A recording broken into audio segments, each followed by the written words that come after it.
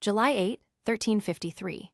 Port Canforth Palace, Moraighth Prince William Devon walked through the palace gardens aimlessly, unsure how he would fill the empty afternoon hours, until he was summoned to dinner with King Kenneth of Moraighth and his court. It was his first time traveling outside of Islaya, and his first time taking part in a diplomatic mission to another country. As a lad of only 13 summers, though, William was not expected to really do much. His role was to stand or sit as quietly as a statue while his father, Prince Johann, did all the actual talking with the great lords of the Moraigthian court. The men spoke of battle tactics, weapons, crop yields, and other things that held no interest for him. William knew, however, that making even the smallest sound during those discussions would earn him a brutal cuff across the head from his father. So he stood silently at his side every day, masking his utter boredom. He was not even sure why his uncle, King Edward of Islaya, had insisted William be part of the foreign visit. Prince Johann Devon was known for his ruthless negotiating skills, and as King Edward's younger brother, he had his monarch's absolute trust. However, everyone knew he loathed his son, and the feeling was mutual.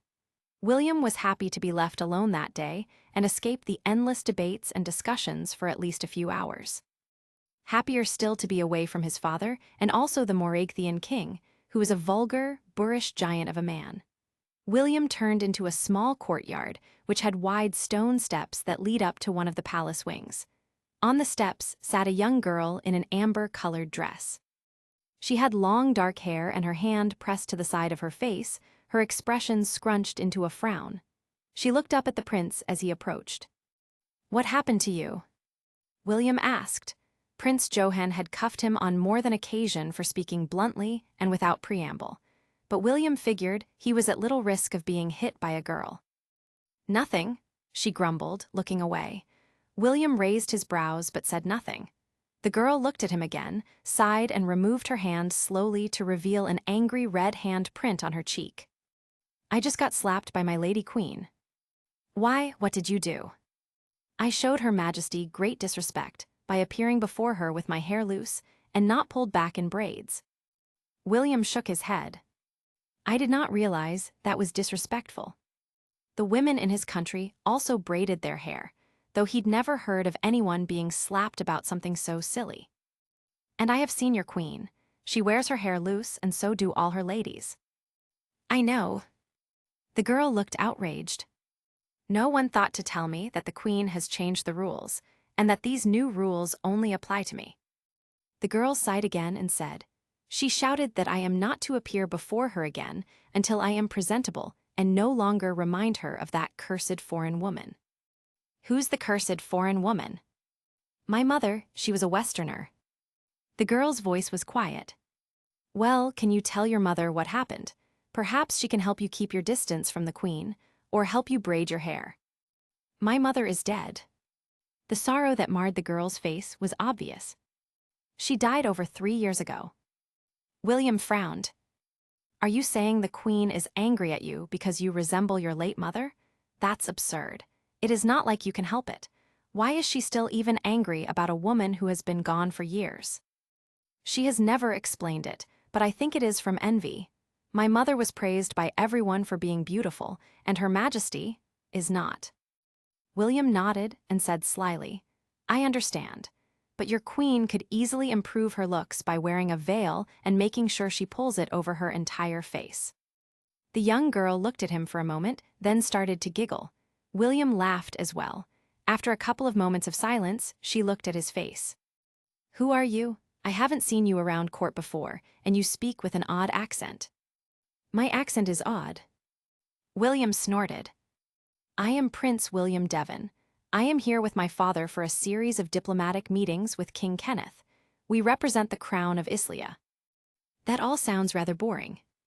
"It is. I'd much rather go riding or practice my jousting with some of the boys I have seen here, but I am not allowed. My brothers would usually be here, practicing at the training grounds as well, but they have all been sent out on campaign in Ipperton Islands." The girl looked sad again as she grabbed a handful of her hair and started braiding it. When she finished all her braids, she stood up. "I should head back inside. Even though Queen Antonia does not like me being around, I do not want to give her any excuse to hit me again. She picked up the hem of her long skirt and started climbing the stone stairs. Pausing before she reached the top, she turned to him and said, "A pleasure to meet you, Prince William." He nodded and replied, "The pleasure's all mine, Princess Camilla." Her mouth dropped open, making him laugh. "What, you thought I had no idea who you are, did not you?" July 12, 1353.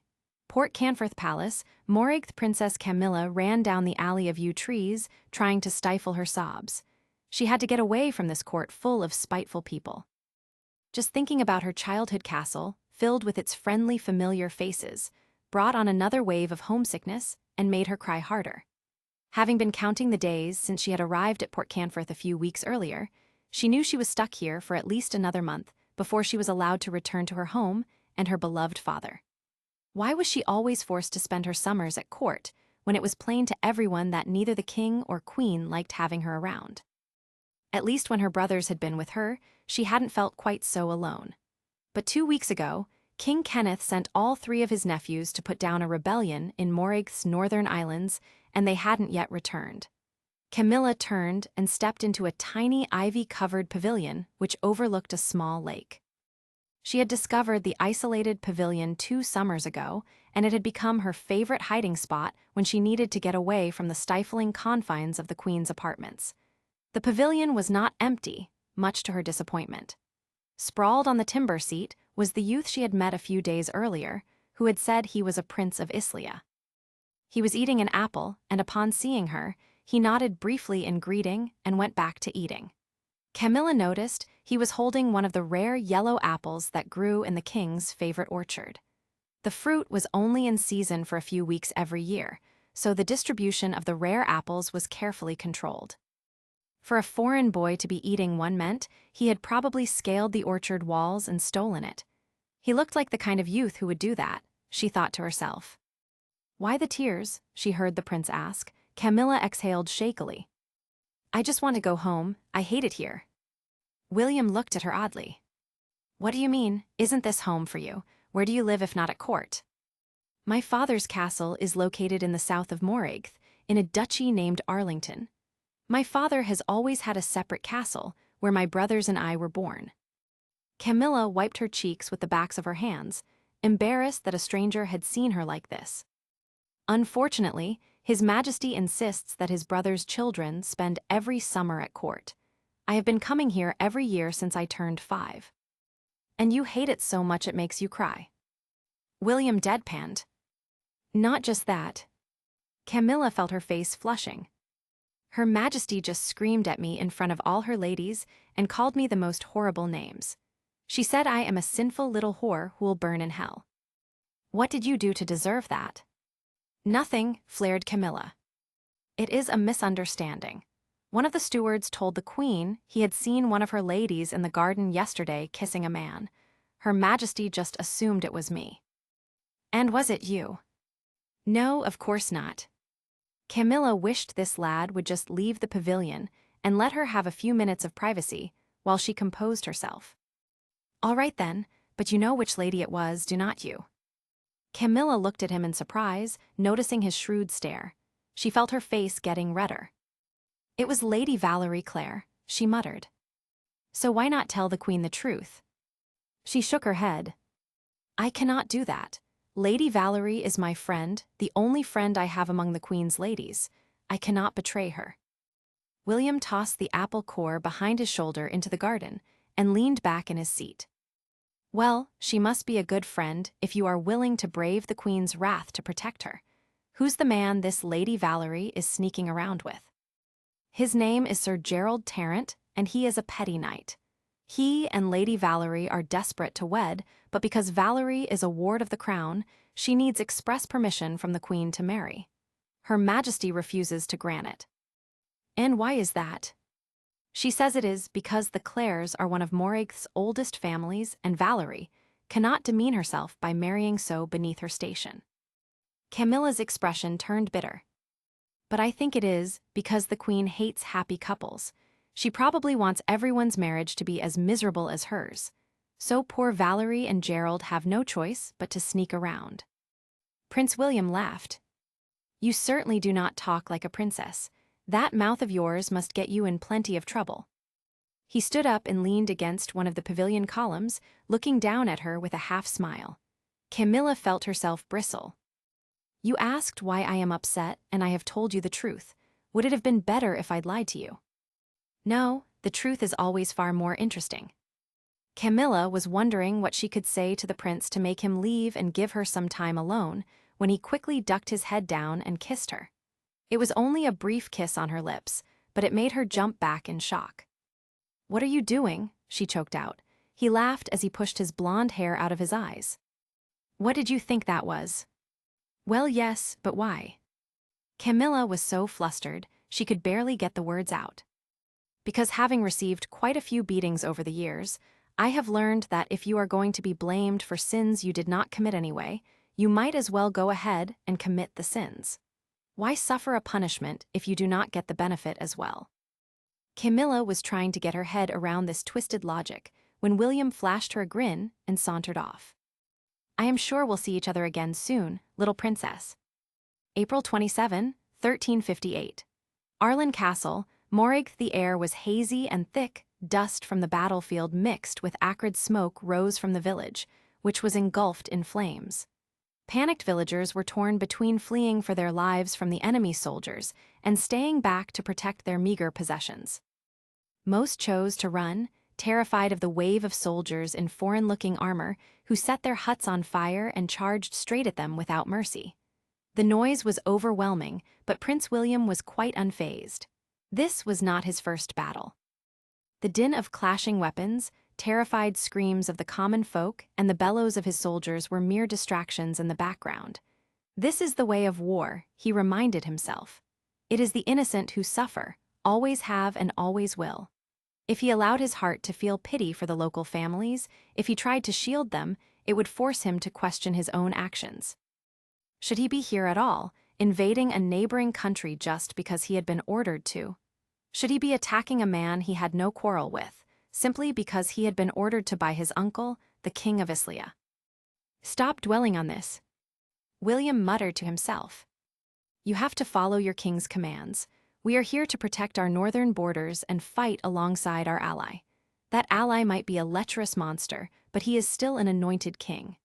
Islia has vowed to protect the rightful king of Morrig, and neither monarch wants my thoughts or opinions, they just need my skill on the battlefield. He surveyed the battlefield from his warhorse through narrowed eyes. His own battalion was fighting alongside several other Islian battalions, and he could see them slowly but steadily driving back the rebel soldiers. It was only a matter of time before the combined royal armies of Islia and Morrig would overrun not just the town of Arlen, but the famed Arlen castle itself. And once the castle fell, the roar of flames echoed through the air as William glanced at the castle made from reddish-colored stone. Fires were licking the base of its tallest tower, meaning it wouldn't be long before the entire structure would catch ablaze. If the rebellious Duke of Arlington was hiding inside the castle and determined to make one final stand, William thought it would be best to find him quickly and kill him before the castle crumpled into a smoldering heap. William gestured at the castle gates, which were being battered open by his forces. Follow me, he yelled to the soldiers closest to him. The Duke must be inside. The quicker we find him, the quicker we can leave this hellfire. William and a dozen of his closest knights galloped down the muddy knoll leading to the castle entry, riding across the drawbridge which had finally been pried open, and into the main courtyard of Arlen Castle itself. His eyes watered behind his helmet visor, stinging from the smoke. The courtyard itself was eerily quiet and abandoned. Most of the Duke's remaining forces were either firing arrows from the castle ramparts or engaged in hand-to-hand combat outside the castle. A few dead bodies were scattered on the ground, all showing signs of intense and bloody combat. Sir Francis Lowell steered his warhorse towards William. His voice was uneasy as he spoke. If Duke Robert has any brains left in his head, he should have fled by now. It wouldn't surprise me if there's still rebels hiding in the castle, though. We'll have to dismount and scour on foot to be sure. We can dismount and leave the horses there. William gestured with his sword to the empty stables to one side of the courtyard. 2 men will stay behind and protect the horses. The rest of us will split into 2 forces and start searching the castle." Jumping down from his steed, William quickly divided his men into 2 groups. Leading one group, he moved stealthily towards the main keep and annex. He wondered what had possessed Duke Robert to finally declare war on his brother and sovereign. The man was either mad or exceptionally brave. An aura of untouchability had always surrounded the Duke, and he was both admired and feared across the continent. He was said to be a great strategist on the battlefield, as well as a reckless risk-taker, though more often than not his risks paid off. He was also said to have 3 brave knights for sons and a young daughter who was destined to become an exceptional beauty when she grew up. Then again, who knew what was true about the Duke of Arlington and what was simply rumor? The sounds of the nearby battlefield sounded muffled and distant. A pang of anxiety thudded in William's chest, not fear exactly, but apprehension. He shook his head to clear his mind. What choice did he have but to fight? He had orders from his king, and he must follow them. Sword drawn, he stepped into a darkened corridor. Prince William and a handful of his men moved quietly down a castle corridor and then into a reception hall, eyes warily scanning for any sudden movements from the shadows. The space looked and felt eerily abandoned. Scattered all around was evidence of the castle inhabitants' panicked escape. Broken plates and furniture strewn around, shattered glass and doors that had been unlocked and opened by force. William frowned. It looked like the Moraigthian army had already swept through at least this part of the castle, judging from the level of destruction. The men turned the corner and saw 3 figures slumped across the flagstone floor, blood pooled beneath them. Sir Robin Sainsbury prodded the nearest one with his foot. When the body was rolled over, the Islian knights could see it was a page, no older than 13 summers. His throat had been cut. The 2 other bodies were young maids who had suffered the same fate. William and Robin glanced at each other and blanched in disgust. Robin sighed. "Remind me again why we are fighting on the side of the King of Moraigth. His soldiers are known to be no better than wild beasts. Who else would strike down innocent servants and children without pity?" Gritting his teeth, William turned away from the bodies and led his men into the next room, moving deeper into the castle. He did not answer Robin's question because he had been wondering the very same thing since the start of the campaign. King Kenneth Stephenson of Moraigth was known throughout the continent as a brutal and volatile ruler, as well as a notoriously unreliable ally. Any treaty signed by him was not worth the paper it was written on. Nevertheless, a fragile peace had existed between the countries of Islia and Moraigth over the last decade. When King Kenneth's younger half-brother, Prince Robert, Duke of Arlington, had incited a rebellion in early spring to try and take the Moraigthian throne for himself, King Kenneth had called on Islia for help. Alliance or not, William been shocked that his uncle, King Edward, had actually agreed not only to side with Kenneth, but to also send him aid in the form of a substantial Islian army led by his 3 eldest sons and nephew. William had been reluctant to help lead the army, but did not dare argue with his monarch. Would it be such a terrible thing if Duke Robert managed to take the crown from his brother? William had finally been brave enough to ask his uncle a couple of weeks ago. Preparations for the invasion of Moraigth were in full swing, but for the first time in his life, William felt no excitement for a campaign. King Kenneth isn't beloved by his people. He seems more interested in taxing them dry than ruling them at all.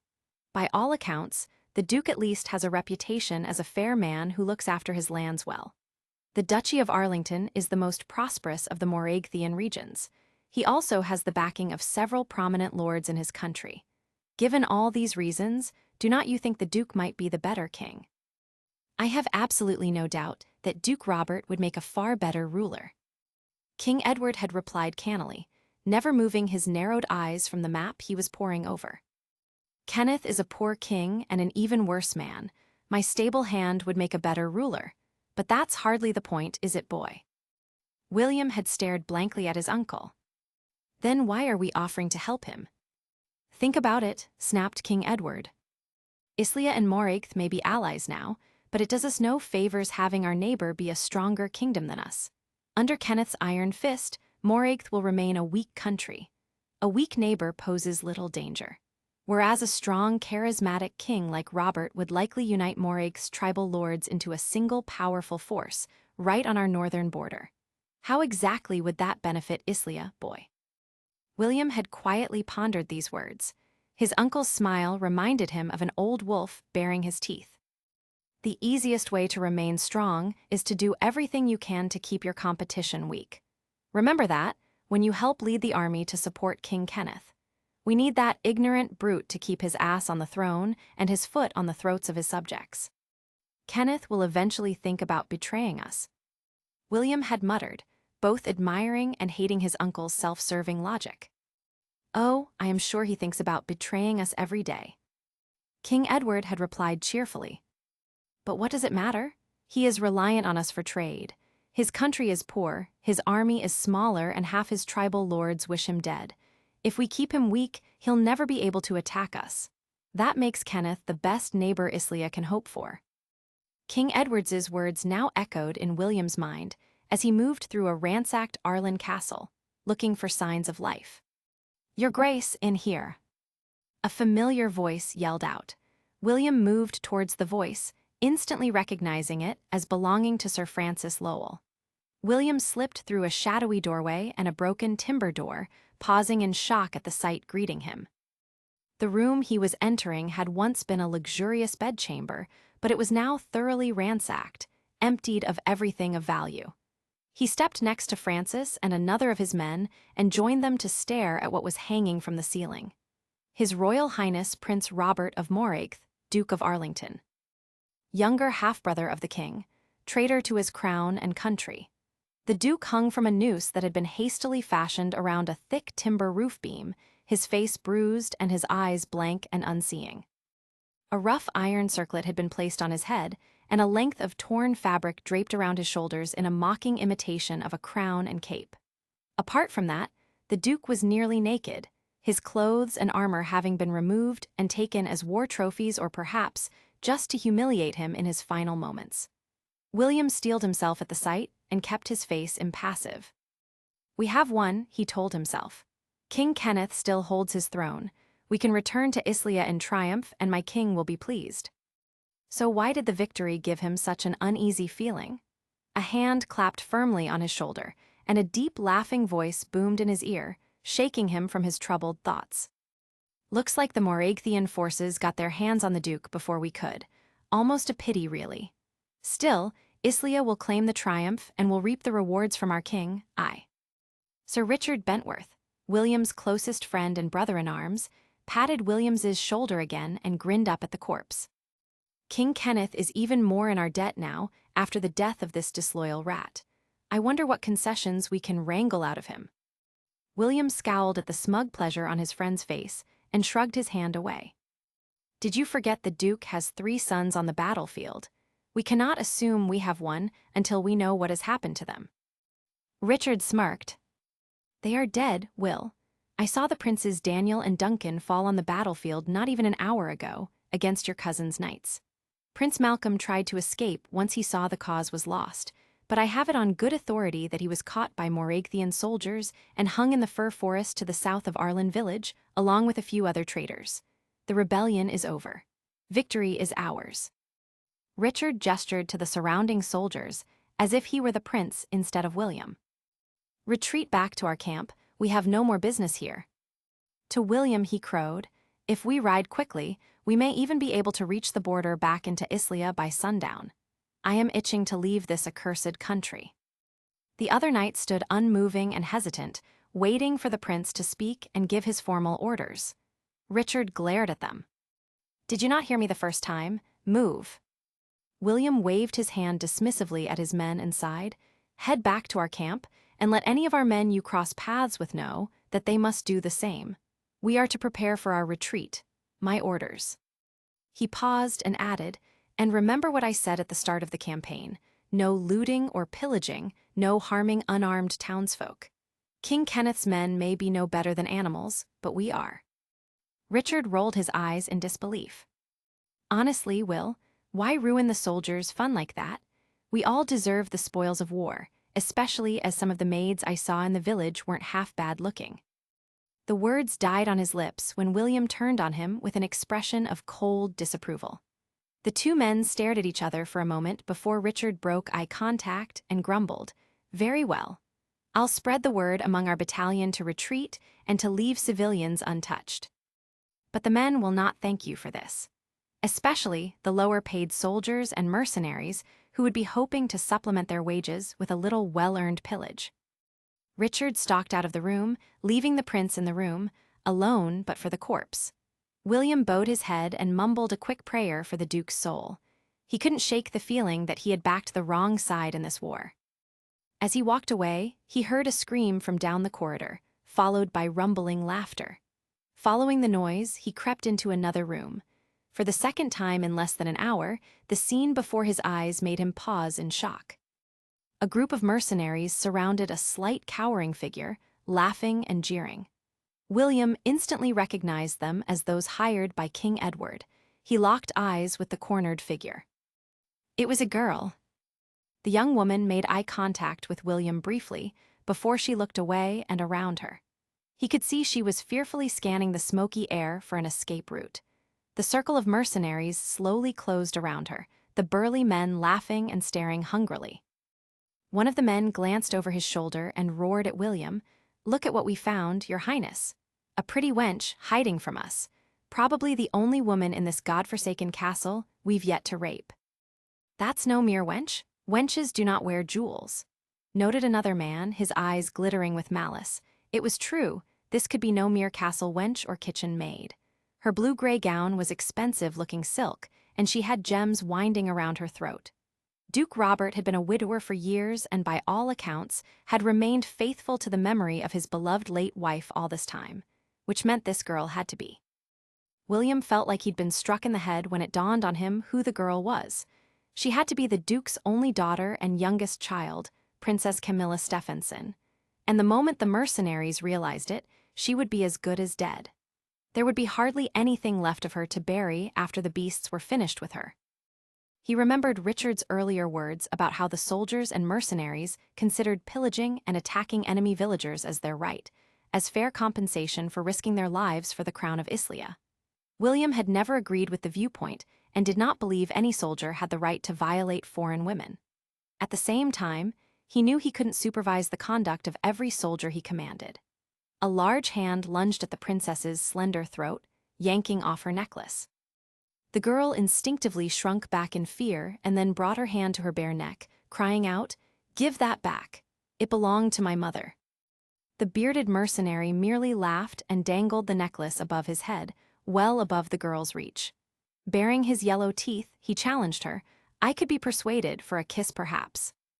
The other soldiers roared with laughter as the ringleader loomed over the princess. "Come on, just a kiss. Promise I'll give your necklace back. You are a pretty little thing." He grasped her jaw roughly between his fingers of his free hand and leaned forward. The princess recoiled and then slapped his face hard. The mood of the crowd instantly changed, the jeering men falling silent. The ringleader let go of her chin, as his own face turned red with rage. "Bitch," he snarled as he swung his fist, striking the side of the girl's head. She crumpled to the floor. William finally came to his senses and reacted. "Enough," he yelled. "Our duty to the King of Moraigth is complete. I have been informed that the Duke and his sons are all dead. We need to leave Arlington immediately and start retreating towards the border, not waste time stealing from innocent women. Now, leave." The mercenaries started trudging out, grumbling to themselves about their fun being cut short. When their ringleader tried to slip out of the room unnoticed, William cleared his throat and gave him a pointed look with his hand outstretched. With an angry glare, the mercenary silently dropped the broken necklace into William's palm and stomped away. The billowing smoke was growing thicker in the room, and the crackling sound of the flames was becoming louder. It wouldn't be long before the entire castle was ablaze. William turned to make a hasty retreat and reunite with his men. They would only be truly safe once they crossed the border into Islia, as there was always the chance of their Moraigthian allies turning against them once they knew their common enemy in the Duke had fallen. William paused and glanced behind him at the unconscious girl on the floor. "She is not my responsibility," he told himself sternly. Why was she even here? She should have fled earlier instead of taking refuge here. Never mind that Arlen Castle had stood proud and unconquerable for over a century, she still should have sought protection somewhere else. Women have no place in a battlefield. William continued walking away quickly, determined to meet up with his knights and cousins. He stopped again and grappled with his conscience. With a resigned groan, returned to the room. He couldn't bring himself to leave a blameless girl to die in a burning castle, no matter who her father was. Crouching over her, he placed 2 fingers on her throat. Her pulse was strong and her breathing steady, even though she was completely unconscious. Lifting her into his arms, he strode out of the room and out of the castle. What was he planning to do? It is not like he could take her across the border and into Islia, could he? How would he explain this to his king and queen? This girl belonged to Moragth, but if her half-uncle King Kenneth knew she had survived, he wouldn't hesitate to execute her. "This is your only hope of survival," he muttered to the girl in his arms. "You can thank me later for saving your life, I guess." April 29, 1358. Magdalene Castle, Islia Camilla cracked her eyes open and tried to raise her head slightly.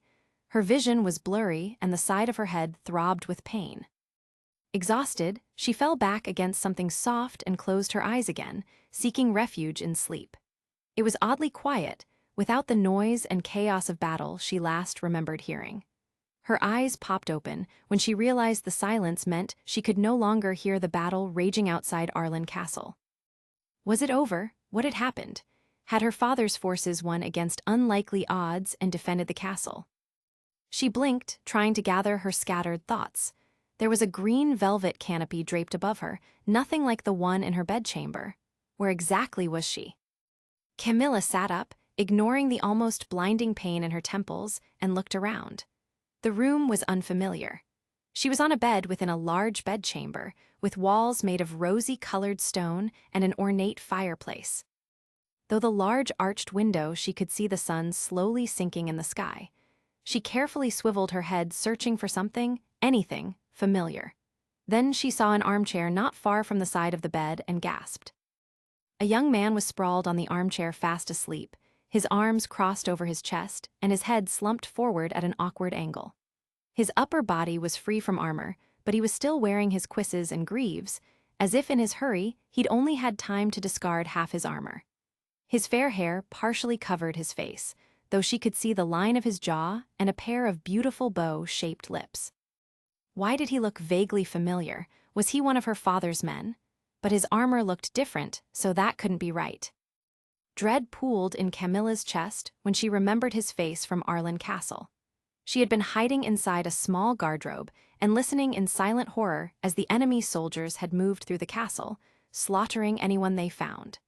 Camilla had stayed quiet even as men entered the room she was hiding in, biting her lip with fear. All until she heard the voice of Agatha, her old nursemaid, begging for her life in the room next door. She heard the clang of a weapon and the sickening sound of steel meeting flesh, silencing Agatha's pleas. Despite her efforts to remain utterly silent, Camilla had whimpered in grief at Agatha's fate, and a few moments later, the guardrobe door had been pulled open. A burly stranger in blood-spattered breastplate peered down at her crouched form and grinned at her. "Hello there," he'd rumbled. Her arm was grabbed and pulled with such force that she screamed, thinking it had surely come apart from her shoulder. She had stumbled to her feet as she was hauled out of her hiding place to avoid being dragged across the floor. Straightening up, Camilla had noticed 3 men around her, with another 2 entering the room. All of them clad in strange-looking breastplates, and all of them staring at her as if she were a small animal about to be devoured. She had started to back away. The men laughed and moved forward slowly in unison, slowly cornering her. Perhaps they were her uncle's men, in which case she had better beg for mercy. Her uncle had no love for the children of his half-brother, even less after the Duke's treasonous uprising. She had no idea where her father or brothers were, and they couldn't protect her now. She had turned her head a little, calculating. Could she reach the window slightly off to the side and leap through it? It would mean falling the distance of an entire floor before she hit the ground, and she could be gravely injured by the impact. But it was still a chance of escape, no matter how slim. Would risking the fall be better or worse than just letting herself be captured and facing her uncle's wrath? A fair-haired young man strode into the room, in silvery armor and carrying his helmet. A pair of pale green eyes met hers, showing not even a hint of friendliness. She glanced at the crest engraved on his breastplate. It looked like a royal crest, but not that belonging to the Stephenson family, the royal house of Moragth. Camilla had grown up surrounded by that crest, with the eagle soaring over a cluster of reeds. But this knight's crest was different. The princess flinched when she realized what the crest represented. Her last glimmer of hope was snuffed out like a candle. The royal house of Islia. These men were Islians, foreigners invited by her own uncle to invade her kingdom and help bring down her rebellious father. And now she would die at their hands. One of the men lurched towards her and she quickly closed her eyes, bracing for the impact of a blow. But to her surprise, the fingers that grazed her throat did not strangle her. Instead, they did something that in a way was even worse by tearing off her diamond necklace. The snapping sound created by the delicate chain breaking filled her eyes with tears. Camilla knew it was ridiculous to cry over a necklace when she was about to die. But it had been her mother's favorite necklace, one of the few reminders she had left of her beloved mother. The brute who had stolen it dangled the diamonds far above her head while his companions howled with mirth. She could have the jewels back in return for a kiss, the brute had told her as he roughly grabbed her chin. Fury flooded through her. If she was going to die regardless, it wouldn't be after being forced to kiss that monster. As he leaned forward, Camilla raised her hand and slapped his face as hard as she could. The incredulous look on the man's red face was the last thing she remembered. And now, she had no idea how much time had passed since, or where that brute was now. She turned again towards the man in the armchair, and paled when she realized he was now awake and watching her quietly. She gulped as he pushed the hair out of his eyes, and then slowly straightened his back. "Do you know who I am?" he asked in a low voice. Camilla stared back at the stranger, unable to make a sound. His green eyes narrowed and regarded her warily. "Are you all right? You took a blow to the head. Can you understand what I am saying?" "Yes." Camilla rasped through dry lips. "Then do you know who I am?" He asked again with a trace of annoyance in his voice. Camilla slowly shook her head. Her first instinct was to run. To run until her lungs burst or until she found her father and brothers again, she did not care which. But she couldn't stay here, not knowing what had happened, and while this stranger eyed her coldly. "I am Prince William Devon, nephew of King Edward Devon of Islia." The young man watched for her reaction. "And I know you are Princess Camilla, the Duke of Arlington's child." Camilla's mind went blank. She couldn't care less who he was or that he knew who she was. The fact that he was an Islian prince and was no longer in full armor made her realize they were likely no longer be near her ancestral home of the Duchy of Arlington. Instead, they must be in. "Yes, we are in Islia," William stated, as if reading her mind. "We are in Magdalene Castle, to be precise. You've been unconscious for over 2 days. I brought you across the border with me." "Why?" William shrugged. "Your father's uprising is over and his cause has been defeated. I could have either brought you with me or left you to die in Arlen Castle as it burned down. I made a quick decision." He paused. When someone saves your life, the correct response is usually a thank you. Camilla did not care if she had forgotten to thank the prince. In her rising panic, all she could think about was her family. "My father, my brothers, where are they now? Do they know I am here?" "They are all dead." William's voice was flat and his gaze steady. "The fortunes of war, I am afraid. You have my condolences," he added dryly. Camilla gaped at him.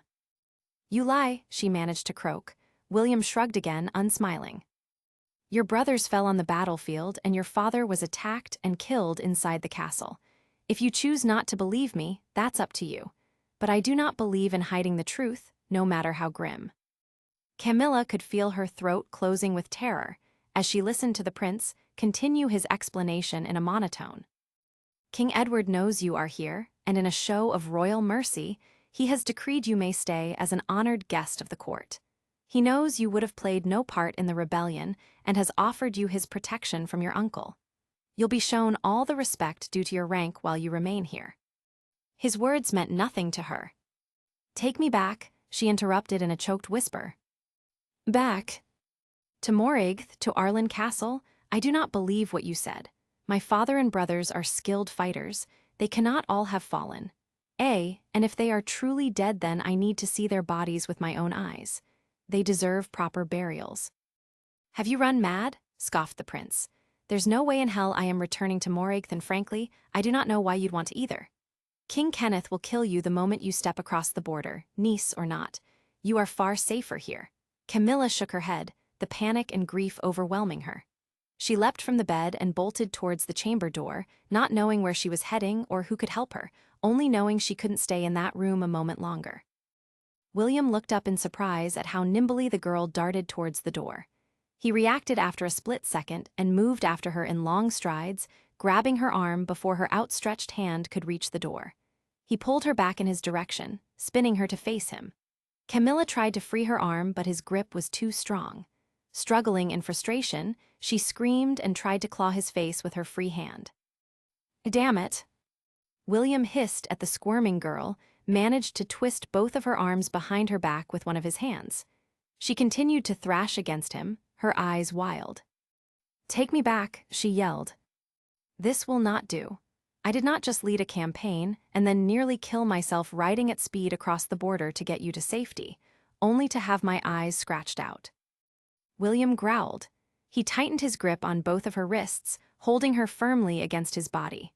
With his free hand, he reached into the front pocket of his tunic and fumbled until he pulled out a small vial of amber-colored liquid. With a quick movement, he uncorked the vial with his teeth and shoved it towards the girl's mouth. Camilla turned her head away, but not quite fast enough. Some of the liquid slid down her throat before she could clamp her lips shut. It burned slightly with a bitter taste. She glared at the prince. "What is this?" "A powerful sleeping tonic." William drawled. "I do not have the energy or the patience to fight with a mere girl. I am tired. Go to sleep and we can talk again tomorrow when you are calmer." Camilla tried to pull away from his iron grip, but she could feel her thoughts going cloudy. Her limbs were getting heavy and her eyes started to droop closed. In another moment, her legs gave out and she slumped against William's chest. William caught her before she slid to the floor. Hoisting her slight weight in his arms, he carried her back to the bed and laid her down. He grabbed a blanket from the foot of the bed and threw it carelessly over the girl's body. "Good night, little princess," he murmured in annoyance as he stalked out of the bedchamber and locked the door behind him, desperate for a meal and a bath to wash away the grime of the campaign. May 1, 1358. Magdalene Castle, Islia William strode towards the chambers where the Moragathian princess was being held, feeling a mixture of dread and intense curiosity at having to speak with her again. King Edward himself had inquired about the health of his new little guest and had ordered William to visit her, to confirm she was being well looked after. In fact, the king had wanted William to visit the princess yesterday, but his hours has been occupied by writing reports on the Arlington campaign, detailing the number of fallen men and provisions spent. Giving the little wildcat another day to cool her temper probably did not hurt either, William thought to himself with a grim smile. She'd better not try to claw him again. He stepped into the presence chamber allocated to the princess and observed two maids quietly cleaning. A third maid emerged from the princess's bedchamber, carrying a tray of food. Upon seeing him, the three maids stopped their tasks and quickly bobbed respectful bows in his direction, heads bowed.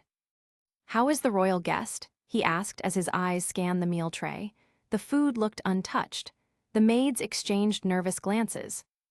"She is well enough, your grace," one piped up tentatively. "Though she will not speak or even look at us. She also refuses to eat, but we are doing our best to care for her, as per His Majesty's orders." William raised an eyebrow. "Is she trying to starve herself?" Without waiting for an answer, he rapped on the bedchamber door and after pausing a moment, swung open the door and stepped inside. The curtains were only partially open, casting a gloomy atmosphere. The princess sat in the window seat with her back against the wall and her knees drawn tightly against her chest. She stared out the arched window above her seat with dull eyes. William slowly walked towards her. She registered his presence with a brief flick of her eyes in his direction, then continued hugging her knees and staring out the window while saying nothing. William stared at her, unsure what he should say. His mind was cast back to several days ago, when he and his men sat around a campfire and ate their dinner rations. It was the last stretch of the ride to Moragth. They would cross the northern border that next morning and join up with King Kenneth's army. For many of the young knights, it would be their first campaign outside Islia, and the men had talked about what they hoped to see in the neighboring barbarian kingdom. One knight wanted to see if the fir forests around the town of Arlen were haunted, as legend suggested. Another knight wanted to see if the Duke's castle was as grand and imposing as he had been told. When it was Sir Francis Lowell's turn to speak, he had smiled dreamily and said, "I wish to gaze upon the face of the Duke's daughter, and see if she is as lovely as the bards sing in their ballads. It is said she is the most beautiful maiden in her entire kingdom." Sir Robin Sainsbury scoffed. "That's hardly a great boast in a country full of barbarians, where most of the women look like horses." The men around the campfire roared with laughter. Chuckling, Francis had replied, "Perhaps that's true enough, but it is said the princess resembles her mother, who was an exotic beauty from the far western lands. In fact, Princess Camilla is said to be so beautiful that the Moragathian bards and poets refer to her as the Dark Angel." The girl in front of William now, however, was no angel. She sat huddled in the window seat in silence, her face half hidden behind long, tangled locks. What could be seen of her face was caked in dust and streaked with dried tears. She was in the same dress she'd worn at Arlen Castle, now smudged with dirt and ragged at the hem. William was taken aback.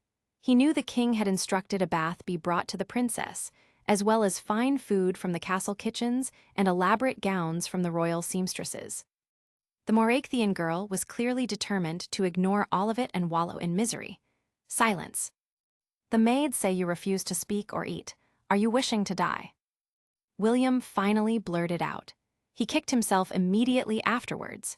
It was probably not the best choice of words to break the ice, but the silence in the room was grating on his nerves. "So what if I am?" Princess Camilla replied without looking at him. "My family is gone, and I am far from home with no hope of finding my way back. There's not much for me to live for, is there?" William hesitated, then lowered himself into the other end of the window seat so he could face the girl directly. "Well, you cannot know that for sure. Who knows what the future might hold? Your family is dead, but you are young, and young people like us can always find something to live for." Camilla finally peered at him through her long matted hair, eyes sharp as daggers. "What would you even know? You are not the one being held prisoner in a court that hates you. You haven't lost your entire kin, so what would you know about being left alone?" "Actually, I am not as clueless as you think." William interrupted her tirade. "Both my parents are dead, and I have no siblings. So yes, I think I know something about what it is like to be an orphan." Camilla blinked in shock and pressed her lips shut. "I am sorry," she whispered, her face flushing with embarrassment. "I did not realize." William made a dismissive gesture with his hand. "It was all a long time ago. My mother died in giving birth to me, so it is hard for me to miss someone I never knew. And my father." William's face twisted briefly. "He was a miserable man and he hated me. Died of fever 4 years ago. I did not mourn the loss." He sat up straighter and shot her a pointed look. "And yet, despite all of this, I survived, so will you give it time?" Camilla felt tears starting to well in her eyes again, but she refused to let them fall in front of this stranger. "It is not the same thing as what happened to you. I actually loved my family. What am I supposed to do now?" The prince sighed, trying to gather his patience. Distressed women had always made him incredibly uncomfortable, but he knew King Edward wanted the princess to remain alive and serve as a valuable bargaining chip in the future. She was not allowed to simply lay down and die. After a couple of moments of silence, he said in a quiet voice, "I met your father once, many years ago. He was a charming man, actually." His stare was piercing. "He struck me as the kind of man who wouldn't want you to just give up. If he were here, do not you think he would tell you to find something to live for, to fight for? Especially as you are his only remaining child." Camilla nodded slowly, reluctantly. Then she found the courage to ask, Did you see him? Were you there when he died?" William shook his head. "I was not there. But I am told by those who were that he fought hard until the very end and met his death bravely. He wondered briefly if lying was the right thing to do. Usually, he was a great believer in brutal honesty. But he thought to himself that this girl did not need to know all the details of her father's lonely, humiliating death. After all the loss she'd suffered, perhaps it was better for her to think he died a hero. Besides, he told himself cynically, King Edward has been very clear in his instructions. The valuable little pawn was to remain alive and well. He pulled out a small velvet pouch from his jacket pocket and held it out. Here, I have something that may cheer you up. Camilla eyed the pouch suspiciously, but made no move to reach for it. William gave a short laugh. It is not another sleeping tonic, if that's what you're thinking. Here, take it. After much hesitation, she slowly took the pouch from his hand and opened it. Inside was a necklace of unusual star-shaped diamonds strung together on dainty gold loops. The princess gasped in disbelief. Where did you find this, and how did you fix it? William shrugged nonchalantly. It seemed important to you. I had one of the court jewelers repair it. A faint smile appeared on Camilla's face as she clutched the precious necklace to her chest. It is, thank you. He nodded in response, then gave her a slow, calculating stare. Well then, now that I have done something kind for you, you must return the favor and do something kind for me, agreed. The ghost of a smile that had graced her lips vanished as quickly as it had appeared. She glared back at the prince. What are you talking about? What favor do you want from me? Ignoring her hostile tone, William grinned. King Edward wishes to meet with you tomorrow. You have been summoned to his presence chamber in the morning, as soon as he has broken his fast. Your favor to me will be to have a bath and get changed out of those rags. You should probably eat something too. He will be unimpressed if you faint from hunger in front of him. Camilla felt a pang of fear run through her. She had no desire to stand before the Islian king or anyone at this strange court. Clutching her mother's necklace harder, she asked, Why does the king want to see me? William laughed again. Because he is curious about you, princess.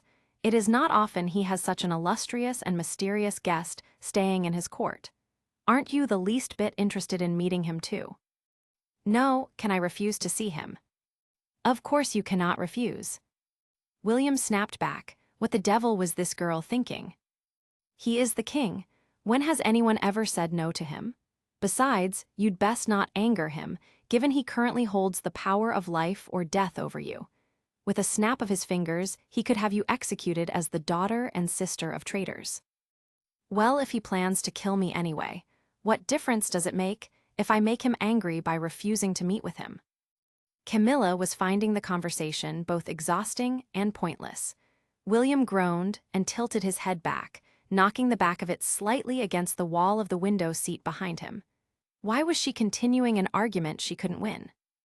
After taking a deep breath and gathering his patience, he replied, He almost certainly will not kill you. King Edward is not a cruel man and he does not persecute women. He will likely treat you quite generously, in his own gruff way. You just need to win him over. Win him over? And how exactly would I go about doing that, as the daughter and sister of traitors? William's eyes were full of sly laughter when he said, Well, that part shouldn't be too difficult. The king is a man like any other, and he likes a pretty face. If you meet him looking like a princess and not a street urchin, you might have a chance. He slowly pinched a long lock of her knotted hair between his fingers and gave it a playful pull. Under all this grime and mud, you may not even be half bad looking. Who knows?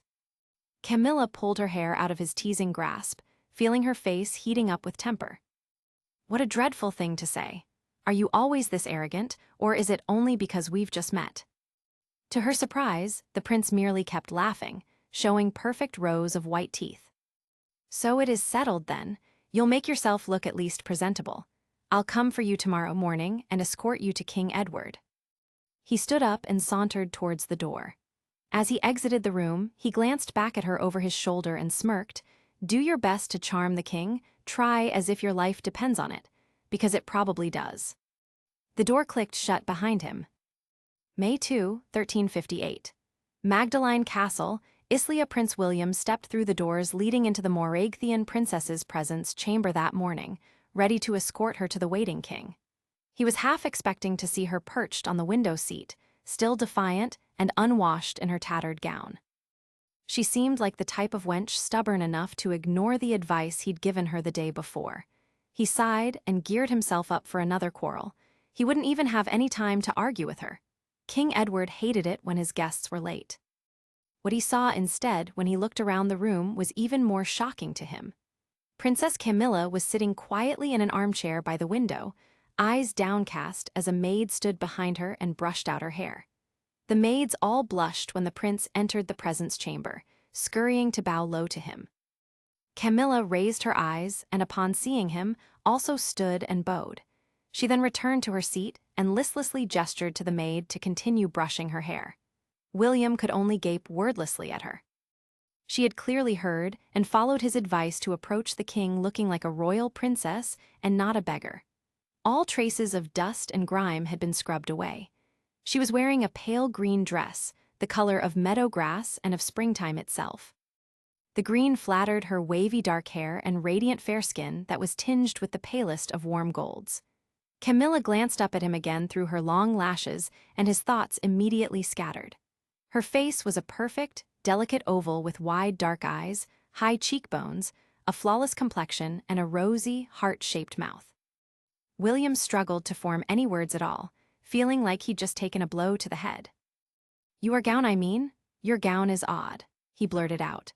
As soon as he heard himself speak, he cringed inwardly. Oh my lord, did he really just say that out loud? It was true that the princess's gown did not have the elaborate puffed and embroidered upper sleeves that were in fashion at the Islian court. Instead, the sleeves fit tightly until they reached her elbows, where they flared out like trailing bells.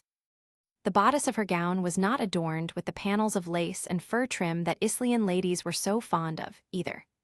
The green gown was smooth, simple silk, which clung to her body and showed off a firm, full bosom, tiny waist, and slim, rounded hips.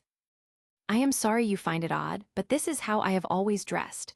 I do not think the local style of dressing suits me very well," she said with a shrug. "Have mercy and just kill me now," William thought to himself. He dug his nails into the palms of his hands, suddenly feeling parched with a strange thirst. He slowly dragged his eyes back to her face and swallowed hard when he realized the princess was now staring back at him, her eyebrows arched in puzzlement. He tried to respond, but his tongue felt frozen. Camilla tipped her head slightly to the side, wondering if her gown really offended him that much. Would King Edward be equally offended by her choice? Perhaps he would. She couldn't really find it in her heart to care. "You told me I needed to charm the king, did you not?" Camilla deadpanned. "I am afraid this is as charming as I get, Your Highness." The maids glanced at each other, looking horrified at the pert response from the foreign girl. Had she no respect? William blinked at her repeatedly. He knew he was supposed to say something to her, but what the hell was he supposed to be saying? The silence stretched out awkwardly. "Is the king waiting for me already?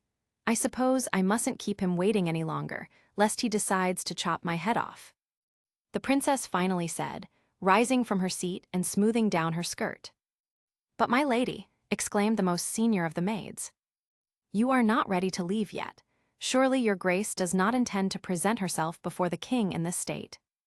Camilla looked down her gown in confusion. "Why not? Is something missing?" The maid heaved a great sigh, and then spoke slowly, as if she were addressing a child or an imbecile. "The noble ladies of our court braid their hair into loops next to their faces, and then cover their heads with a gauze veil and a circlet. Surely your grace has noticed our custom." "Oh yes." Camilla's response sounded indifferent. "But King Edward knows very well that I am a foreigner, a barbarian even. He will not expect much from me."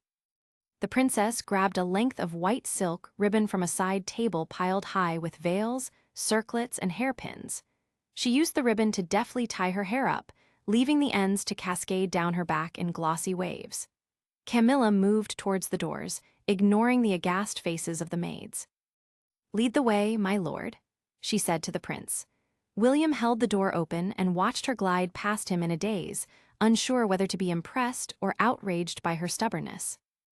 Camilla allowed herself to be led through endless corridors as Prince William escorted her to the king's private chambers.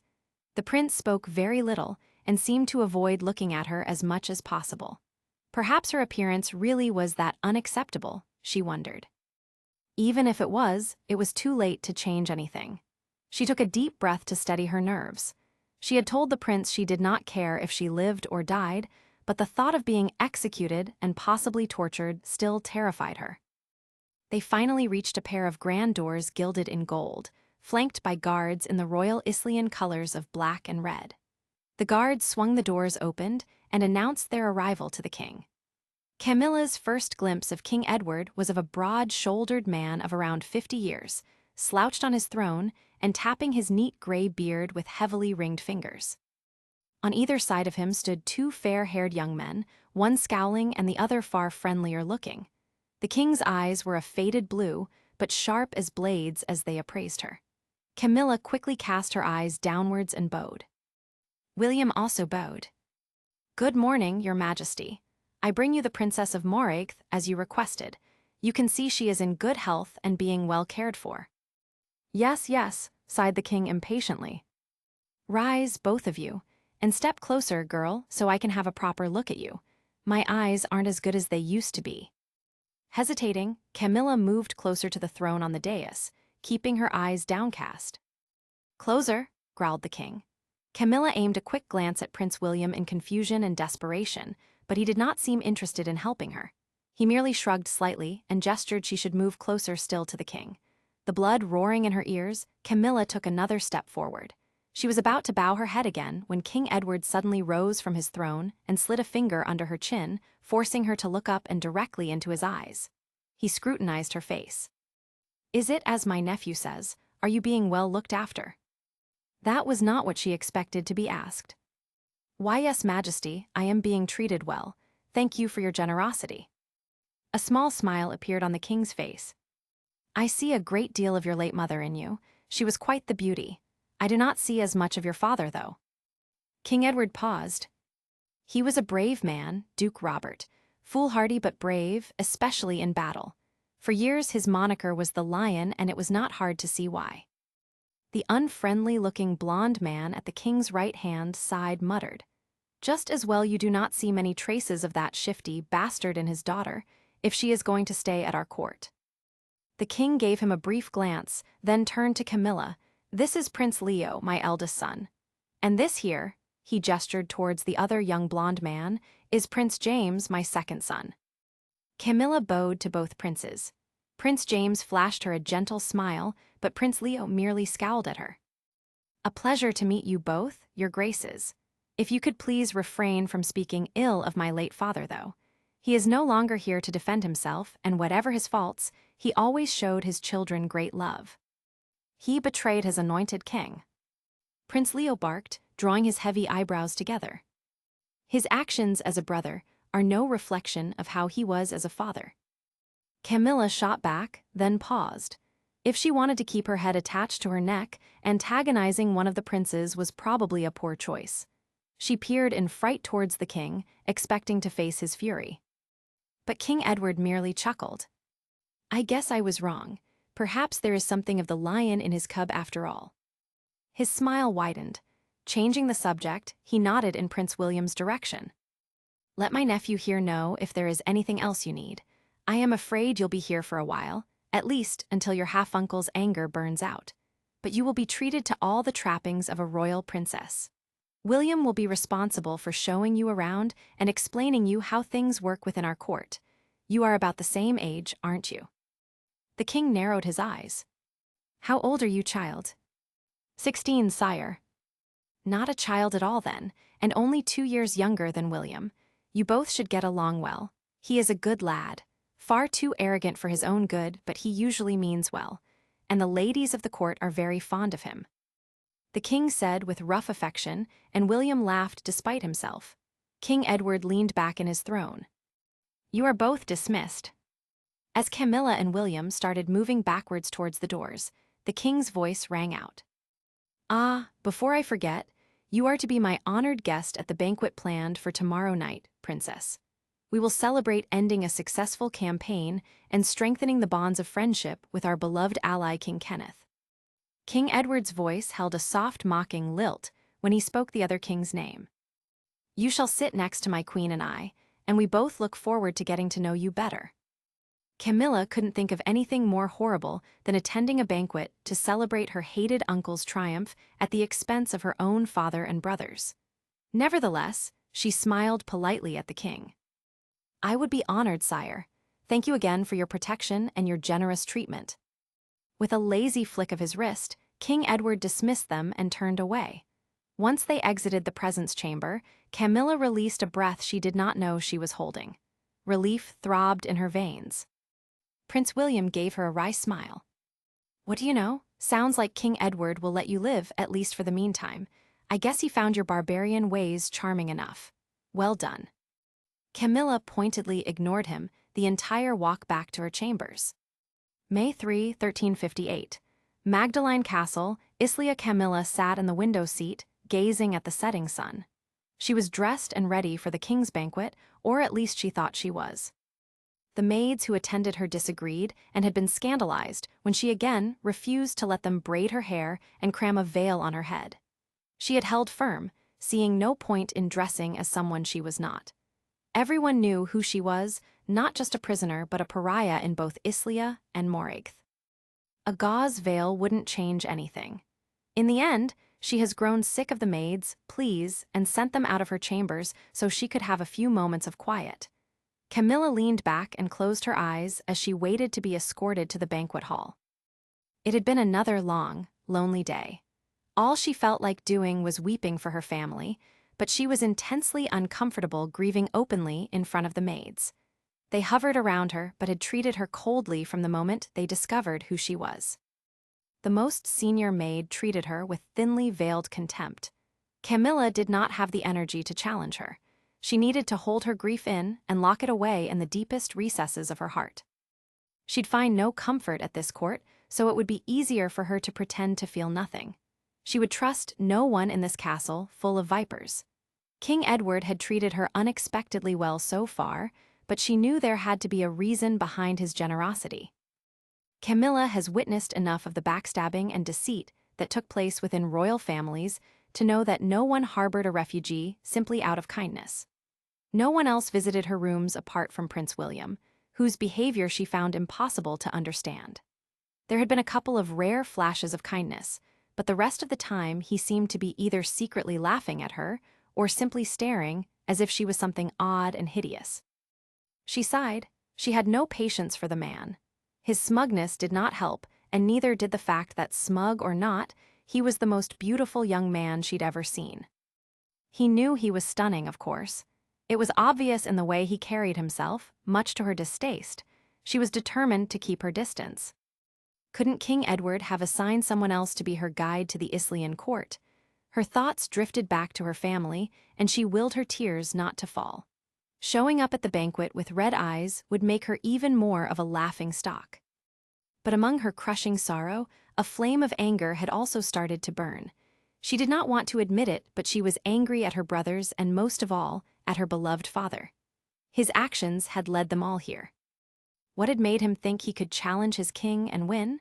Why did he think he could bribe enough tribal lords to take on the royal army of Moragth? Most importantly, why had he been willing to risk his family's future for a crown, when the consequences of failing were so disastrous? Did he not care for his children as much as she had always thought, or was his lust for the throne simply stronger? She cast her mind back to the weeks before the uprising and the constant hushed, excited discussions between her father and his most trusted soldiers. Men had come and gone from Arlen Castle in an endless stream. Caches of weapons and provisions had been smuggled in, avoiding the king's spy network. Duncan and Daniel had both been eager to fight for their father's cause and had spent hours alongside Duke Robert, discussing strategies and poring over maps. When she had expressed fears about them fighting against their king, both had simply laughed and ruffled her hair as if she was a child to be humored. War is no topic that a girl like you should spend time worrying over, Duncan had told her in his warm, booming voice. Just think about what things will be like once we are victorious. Imagine yourself as the daughter of the king and not just of the king's brother. What a grand marriage we'll be able to negotiate for you. Camilla had no interest in a grand marriage or in being a king's daughter. Her youngest brother Malcolm had seemed more hesitant. Only 3 years older than her, he was the brother Camilla was closest to. Sometimes she thought of them as twin souls. Malcolm had dutifully joined all the meetings and training drills he was summoned to by the Duke, but Camilla could tell his heart was not in it. One night when she couldn't sleep, she had slipped out of her bedchamber window and onto the castle ramparts. As she walked slowly around, she noticed her most beloved brother sitting on a section of the ramparts, tucked next to the south tower. This had been a favorite hiding place of theirs since they had been children, where they had often sneaked off and hidden to eat hot bread rolls they stole from the castle kitchens. Malcolm looked up and smiled as she tiptoed next to him, but the smile did not reach his eyes. She took a seat and they sat quietly together for a few minutes. That is what she loved best about Malcolm. He never pushed her for her thoughts, instead allowing her to voice her opinions and questions in her own time. She felt completely safe with him, knowing he'd never betray her. Finally, she spoke. "You do not agree with what father is planning, do you?" "No." His voice was low, but had no hint of hesitation. "I cannot see this ending in anything but bloodshed and ruin." He ran a hand through his rust-colored hair, a habit of his when he was anxious. "Then why do not you speak up and tell father you want no part of this? Ask Duncan and Daniel not to." "I cannot do that, sister." Malcolm had sighed in frustration. "My duty is to stand alongside my family and fight for their cause, whatever that cause may be. It is what a knight does. Besides," he had chuckled grimly, "what other option do I have? To turn my back on our family and beg our loving uncle to let me join his side?" Malcolm tipped his head back and looked at the waning moon. "Our uncle may be a terrible person, but he is still our king. We all swore undying fealty to him. If we break those oaths now, what's to stop others from doing the same once father wears the crown? If you topple one king, you just make future kings unsteady. Why cannot our brothers see things the way you do? If the 3 of you could join forces, perhaps you could plead with father to avoid conflict." Malcolm shook his head. "Our brothers are blinded by visions of defeating the king and what it will mean for them. Of course, Duncan in particular is a slave to the cause. If father wins the throne, Duncan immediately becomes the heir and Daniel will be his deputy. They cannot bear to think what losing means." Malcolm suddenly faced her with a fierce expression. "Promise me that when the fighting gets close, you'll flee Arlen." Camilla shot him a confused look. "And go where? Isn't this the safest place to be?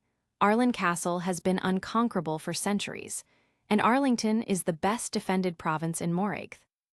He shook his head stubbornly. "Just promise me you'll sneak out before the fighting reaches the village outskirts. Leave the duchy if possible. Head north." Malcolm had been right in the end about the rebellion against King Kenneth ending in ruin. The only thing he'd been wrong about was the timing of that ruin. The Duke and his sons had expected the attack on Arlen to start at least 3 days later than it did. Little did they know that their own spies had been bribed to switch sides and feed them lies about the movements and locations of the king's forces. It was only when Arlen village had been overrun in an unexpected dawn raid that they realized too late that the enemy was upon them. It was too late for Camilla to flee. All she could do was find somewhere to hide in the castle and pray. How she had prayed that morning. The door of her bedchamber suddenly swung open, rousing Camilla from her dark thoughts. Prince William stopped in his tracks upon entering the bedchamber and seeing the princess in the window seat. "Sweet Lord," he thought to himself, "this is a fucking disaster." She had looked lovely the previous day, but now she was utterly breathtaking, clad in a cream satin dress that made her glow like an angel. She wore her diamond necklace in her hair like a coronet. The rest of her hair was left loose to tumble down her back in glossy ringlets. William thought about what it would feel to run his fingers through it. Would it feel as soft as it looked? "I guess this is what all the bards and poets were fussing about," he muttered to himself. He flinched with discomfort when he felt the blood rushing down to his groin and stifled a curse. Oblivious to the effect she was having on him, Princess Camilla rose from the window seat and bowed. "Good evening, my lord." Her eyes flitted away after greeting him, completely uninterested. Her reaction irritated William, who was used to being fawned over by women. Since he had been about 13, the ladies and maids of the court had all cooed over his golden good looks and fought for his attention. But the Moraigthean princess looked at him, as if he were some tedious task she had to endure. "We must go, the banquet has already started." His words came out harsher than he intended, but the girl barely reacted. Instead, she quietly followed him out of her rooms and down the corridor, which was lit with torches that cast shadows on the stone walls. He offered her his arm as they approached the doors to the banquet hall so that he could escort her properly to the high table. After hesitating briefly, she slid her hand around his arm lightly, as if she were afraid to touch him. His irritation rose. The guards were about to swing the giant oak doors open and announce their arrival when the princess called out to them, "Wait!" in a shaky voice. William turned to look at her in surprise. Her face was blanched white from terror, and he could see her trembling slightly. It suddenly dawned on him how difficult her position was. Barely more than a child, orphaned and now surrounded by strangers, who would all stare at her with suspicious eyes and whisper that she was probably just as faithless as her father and brothers. He felt a surge of pity for her. The malicious side of him, though, felt a small stab of joy. William was not cruel by nature, but it gave him a sliver of pleasure to see the princess was not as self-assured and confident as she acted. She was just a scared girl, so why should he be intimidated by her? "A little nervous, are we?" He leaned over and whispered with a cheeky smirk. Camilla stopped trembling and shot him an incredulous look, biting her lip as if to hold back a retort. He then watched her transform before his eyes. She straightened her shoulders and raised her head high. All traces of fear left her face and were replaced with a steely look, as if she were about to face an enemy. "No," she hissed at him between gritted teeth, refusing to look at him any longer. In the same cold voice, she commanded the nearest guard, "Announce our arrival." The doors swung open and they stepped forward, the guards calling out their titles. The crowded room suddenly went quiet as hundreds of eyes turned towards them. William grudgingly admired how the girl refused to lose her composure and ignored all the whispers as she glided serenely towards the king and queen at the center of the royal high table. She bowed to them both. King Edward bestowed her a broad smile as he leaned forward across the table and looked her up and down. "Magnificent," he exclaimed. "A pretty maiden is always welcome here. You shall be a most decorative asset to our court, princess. No doubt by next week, all the ladies here will have cast away their veils and started wearing their hair unbound." William noticed a breeze of critical whispers and frowns work its way through the ladies of the court at the king's remarks.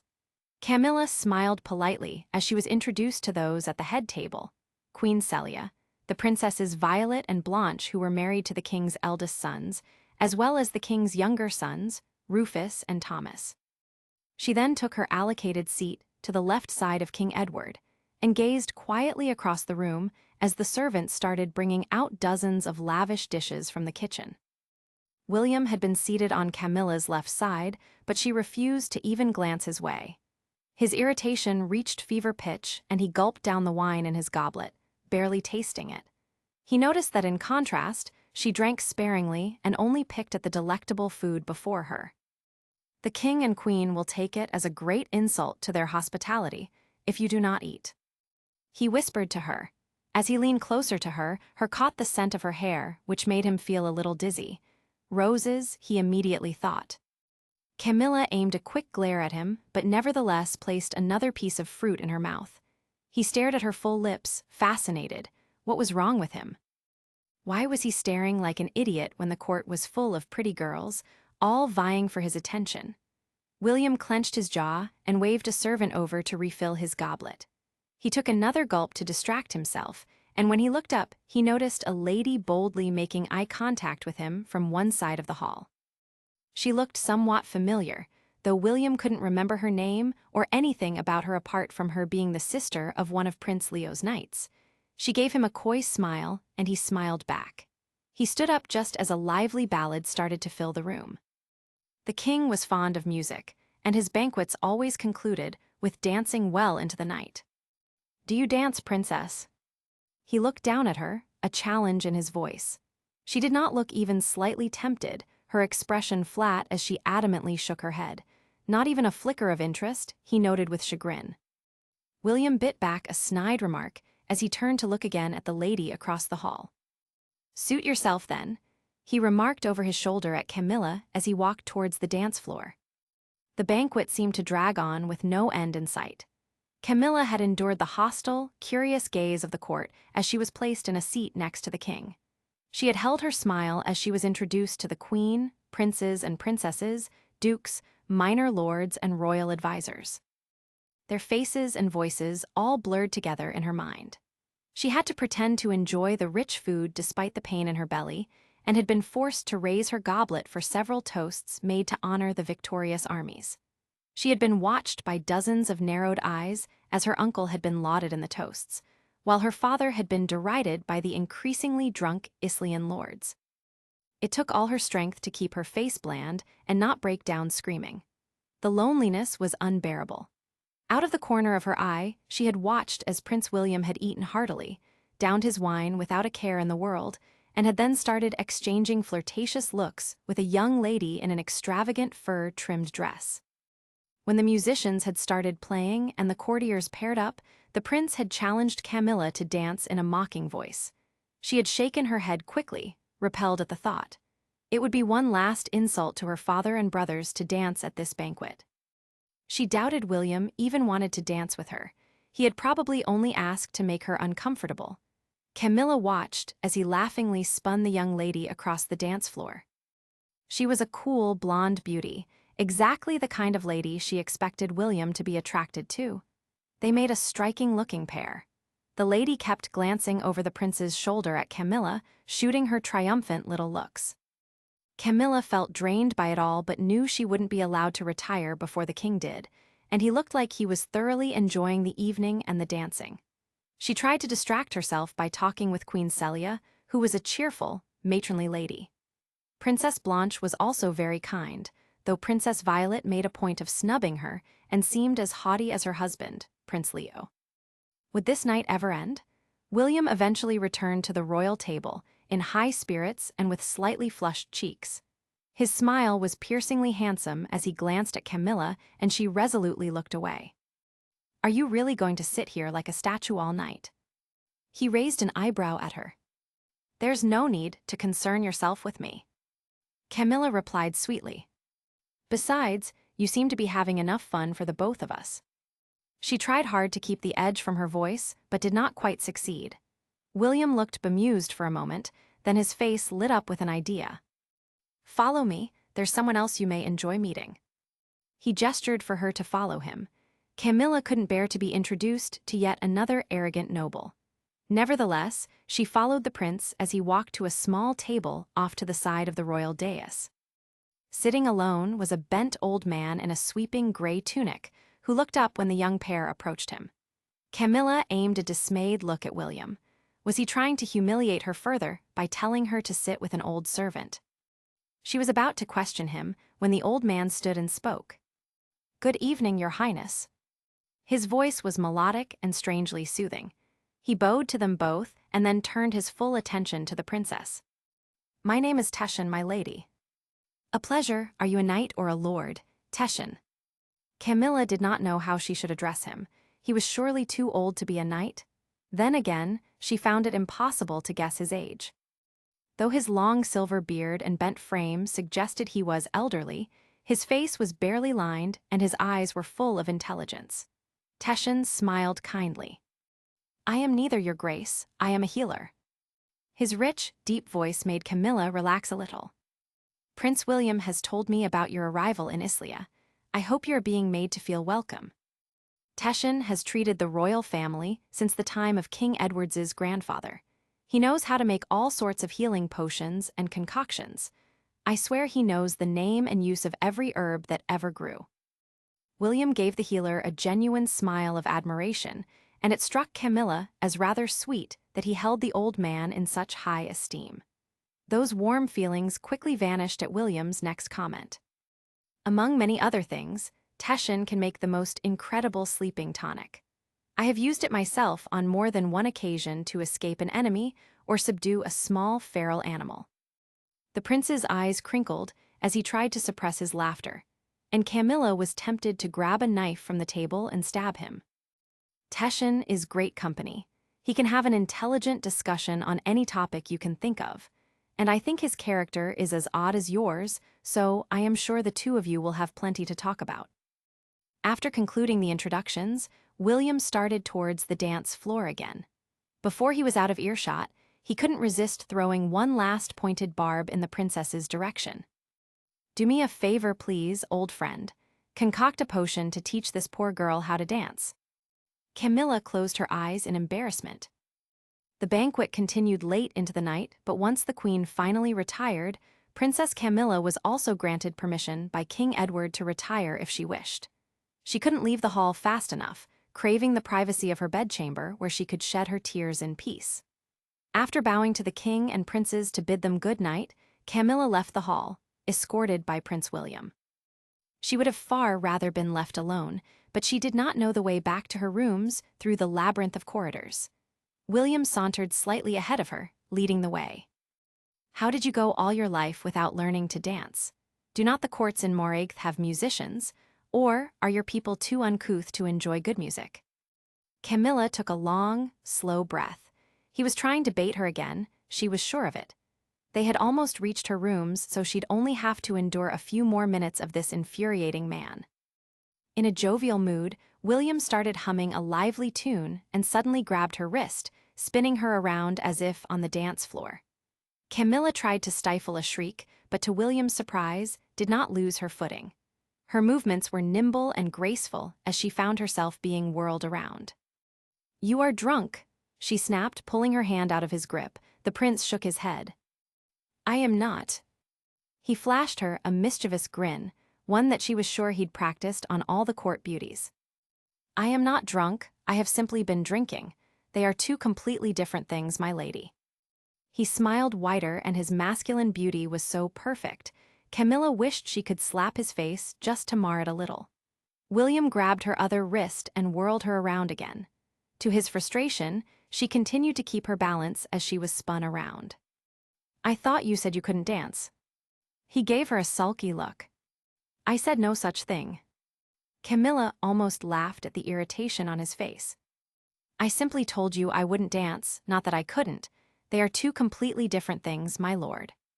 William couldn't believe he had been tricked by this girl. She had ignored him all evening, and now this? His patience snapped, and he pulled her by the hand in his direction until the two of them were facing each other, with only a small distance between them. Camilla found herself locking eyes with the prince, slightly breathless. He suddenly turned serious and held her gaze without a word, making her uncomfortable. His eyes darkened as he lowered his focus and stared intently at her mouth. Did she have food on her face? She bit her lower lip from confusion and nerves, which drew a low groan from him. Camilla backed away from him slowly, completely unsure of what he expected from her. Her back hit the wall behind her, blocking her escape. Now what? All she wanted to do was hide. What was he doing? William slowly stepped towards her, finding the girl's wide-eyed, guileless expression appealing. He gave her a lazy half-smile as her eyes raked his face. "Like what you see, princess." He knew how this scenario went. He had found himself in similar situations on more than one occasion. Ladies tended to act innocent to start with, before readily welcoming him into their arms and into their beds. But Camilla gave him a look that was both bewildered and disapproving, her eyes darting like she genuinely wanted to flee. He realized too late that he had completely, utterly misread her reaction. "I have no idea what you want, Your Grace, but I am sure you'll have no trouble finding a lady to accommodate your wishes. Good night." And with those words, she turned on her heel, opened the door to her presence chamber, and ducked inside.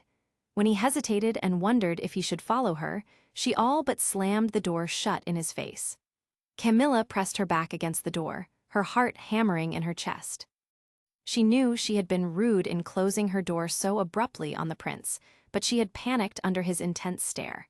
Had he been trying to scare her a little, or was he simply mocking her again? Had the wine gone to his head? She rubbed her own throbbing temples and tried to slow her breathing. The best thing to do would be to just crawl into bed and lose herself in sleep. It had been an exhausting day. On the other side of the door, William stood dumbfounded. A woman had literally slammed her door shut in his face. Not just any woman, but a mere slip of a girl, without a single friend at court and reliant on his uncle's protection for her very life. What was she thinking? Even if he was a little drunk, shouldn't she be grateful for his attention? Never in his life had a woman turned him down. Quite the opposite. He enjoyed having short attachments to various ladies, simply moving on to the next pretty face when he started getting bored. He could feel his slowly anger rising at the rejection, replacing his initial shock. So be it. If she considered herself too good for him, then he wouldn't lift a finger to help her. He stomped down the corridor, vowing to not so much as look in her direction ever again. May 8, 1358. Magdalene Castle. Islia William rapped on the doors of Camilla's presence chamber impatiently, ignoring the curious glances of the guards stationed outside.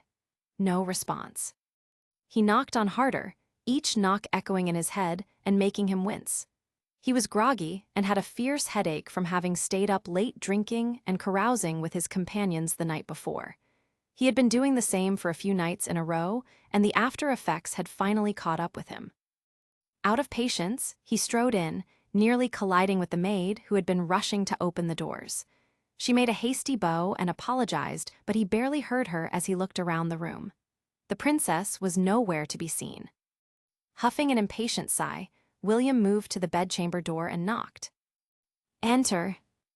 William opened the door and found the princess sitting on the floor in front of the fireplace, dangling a piece of wool at a black and white cat.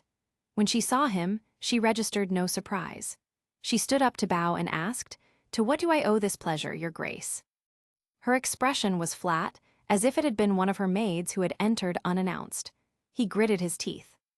"Where did the cat come from?" "She is a gift from the queen. I have named her Sophie." Camilla smiled briefly as the cat rubbed itself against her skirt. "Her Majesty thought the cat would be good company, given the time I spend alone in my chambers." William's eyebrows rose in suspicion. Was her last comment a subtle rebuke because he hadn't visited her in several days? He was not interested in playing mind games with a woman, especially when his brutal headache refused to abate. He had deliberately steered clear of visiting her ever since the night of the king's victory banquet. He cringed every time they remembered how she had fled from him. It would be best if he never had to set eyes on her again. She had made the task easier by taking her meals within her chambers instead of in the dining hall, sparing him the humiliation of having to sit next to her at the royal high table. Every night when he glanced at her empty seat, his chest had filled with a curious sense of relief mingled with disappointment. But the previous evening, King Edward had commented on the princess's repeated absence and told William he expected to see her take her meals with the rest of the court from this day onward. He had also ordered the William to give the princess a tour through the main areas of Magdalene Castle. "The king has ordered me to give you a tour of the castle." He wanted to make it very clear he was only visiting her out of obligation, not because he wished to see her. "He has also announced you are to join the royal family at all formal meals from now on." Why would the king insist on having me there? Wouldn't it make more sense for a foreigner to stay in the background instead of dining at his table or wandering around the castle? William pinched the bridge of his nose and grimaced. He vowed to never touch another drop of liquor again. "You'd have to ask His Majesty for his reasons. I am just following commands. Let's go." He stalked out of the room and waved his hand for her to follow. "Perhaps he is hoping you'll become familiar enough with Magdalene to stop needing to be reliant on me to escort you everywhere. You have taken up a lot of my time."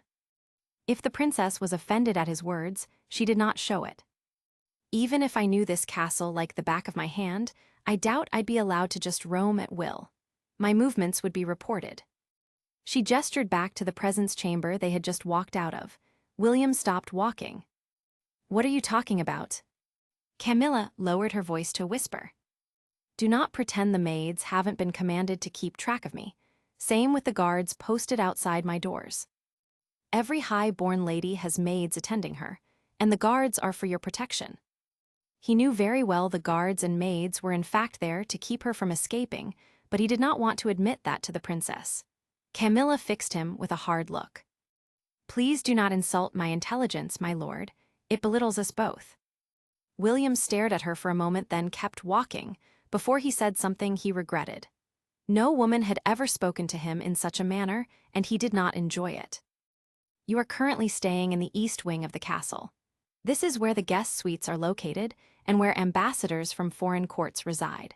However, King Edward has graciously confirmed you are to be prepared a more suitable set of rooms in the south wing, where members of the royal family have their apartments. I expect you'll be moved into your new rooms in the next couple of weeks. He led her through several corridors, halls, and courtyards. It was only when they reached the grand central staircase that the princess showed any interest. She looked at a set of partially open doors and asked, "Is that a library?" "Yes," William replied apathetically.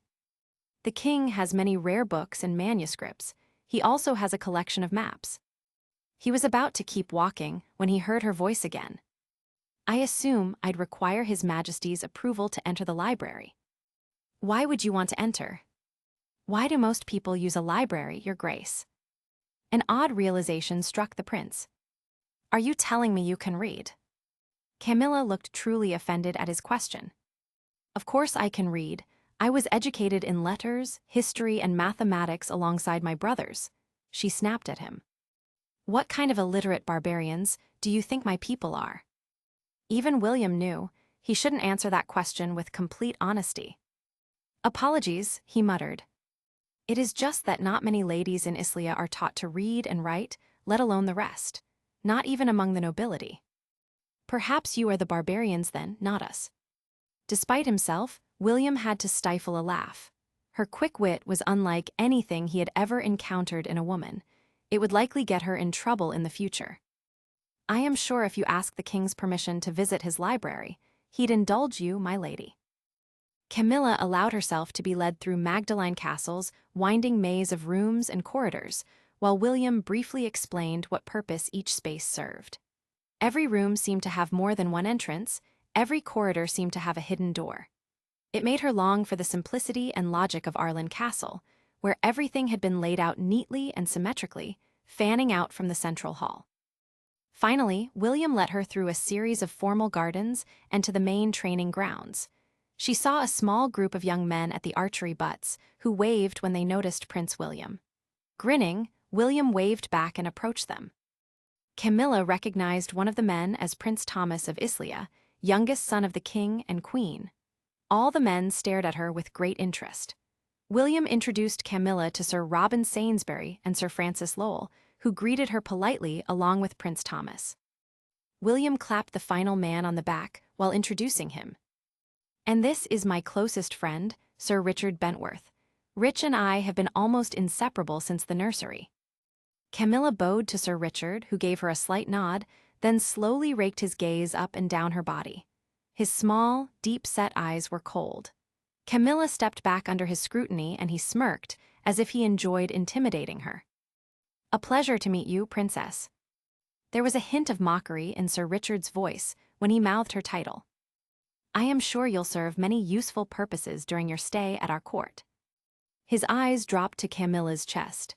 His words seemed to have a second, darker meaning that made her uncomfortable. She crossed her arms protectively. "I am tired and wish to return to my rooms to rest. Thank you for the tour, Your Highness. I think I can find my own way back." Camilla bowed to the group of men and slipped away. She was not entirely confident she'd be able to find her rooms without relying on other courtiers or castle staff for directions. But she would rather stumble around trying to find her bearings than endure Sir Richard's gaze. His eyes reminded her of the mercenaries who had found her in Arlen Castle. The memory made her shudder. She shook her head, hoping she'd simply gotten the wrong first impression of Prince William's greatest friend. Once the princess was out of earshot, Prince Thomas had uttered a low whistle. "What a beauty! I guess you are to be congratulated, my dear cousin. You definitely brought back the most appealing souvenir from our campaign. It is ironic how you order our men not to loot or pillage, then bring home the spoils of war for yourself." Richard noted with an edge in his voice. William burst out laughing. "I haven't laid a hand on her. I'd be giving King Edward a reason to cut my balls off if I got too close to her. I think he wants to use her as a pawn when negotiating the ongoing border disputes with King Kenneth. I feel sorry for her, remarked Francis. It must be hard to lose all your family and your home in a single day. The poor girl looks so young and lost. She is not all that young. She told the king she is 16. William said. Still, she is in a difficult situation. I cannot see her returning to Morigth anytime soon. Her uncle would lock her in a nunnery for the rest of her life or worse. Yes, I expect she'll be here for a while, sighed William. She would be a talking, breathing reminder of the one time in his life that a woman had looked at him with disdain instead of desire. He had spent the last few nights flirting and carousing with several ladies. But no matter how alluring they were, his mind wouldn't stop drifting back to the Moragthian princess. It was simply unbearable. Perhaps he could change that. When the idea struck him, he bid his friends goodbye and explained he had an errand to run for His Majesty. Instead, he hurried to a series of small, interconnecting rooms at the base of the main keep. These were Teshin's quarters, where he spent his days poring over ancient books and preparing various herbs and tonics. Good morning, Your Highness. What brings you here today? Teshin raised his eyes from the manuscript he had been studying and smiled in greeting at the prince, who was breathless from running to the keep. I have a request, old friend. William gave the healer his most charming grin. You can concoct all sorts of potions to fade bruises, break fevers, and so on. I need you to make a potion for me. Teshin's smile vanished. Are you in poor health, my lord? What are your symptoms? No, it is not well, it is not for me exactly. Well, then who needs the potion, and to what purpose? Just a court lady. William wanted to remain as vague as possible, hoping the healer wouldn't ask too many questions. However, the stern look on Teshin's face made him realize that he'd have to admit more details than he wanted. William sighed. Very well, the potion is for the Princess of Moragth. Deciding to be as blunt as possible, he added, I need you to create a potion that will make her desire me. Teshin's eyes widened and his jaw dropped. William hurried to explain, worried the shock to the old man might stop his heart. It is not what it sounds like, but I want her and she is, a little hesitant. Surely you can provide a tonic that will help ease her doubts. My lord, my potions and remedies heal physical ailments, but they cannot change a person's thoughts or emotions. Teshin's face remained troubled. Besides, you've never had any troubles luring the ladies into your bed in the past. What is so different? Teshin paused when the realization hit him and he started chuckling. William began regretting even broaching the topic, as the old man spluttered between laughs. So you finally found a lady immune to your charms, who isn't awed by your royal rank and will not just lie with you. Oh, you've made my day, Your Grace. He clutched his belly. William felt his face burning and gritted his teeth. I am glad you find my problem so fucking amusing. Can you help me or not? Only with advice, my young lord. The heart cannot be controlled with potions. If you feel differently about this princess compared to other ladies, you'll just have to work for her affections. Make an effort for once. Teshin's face had gradually turned serious. She is no different to any other lady. I just want to lie with her once, that's all. If you are not willing to help me, then so be it. I'll figure it out on my own. William turned on his heel and stomped out in frustration. May 14, 1358.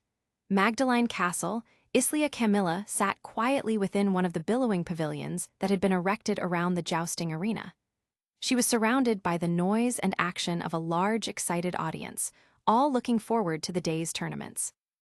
It was an Islian tradition to hold a series of jousts in the month of May to celebrate the glory of spring. Not only would the royal family and the great noble houses raise colorful silk pavilions to watch the spectacle, the gates of the court would be thrown open to the public. The common people crowded around under the hot sun, wide-eyed at the splendor and wealth of the court. Since the year the two princes had turned 16, one of the jousts would pit Prince Thomas and his knights against those of Prince William. The two royal cousins had a friendly rivalry, and the chance to watch each young man lead out his knights to compete made it one of the most popular tournament events, especially among the unmarried ladies of the court. Camilla had managed to avoid the jousts earlier in the month, but had run out of excuses to not attend. When she had been invited by Princess Blanche herself to be a special guest of her pavilion, Camilla had felt she had no option but to accept. She sat in the shade of the pavilion, struggling to swallow the lump in her throat and keep her smile firmly in place.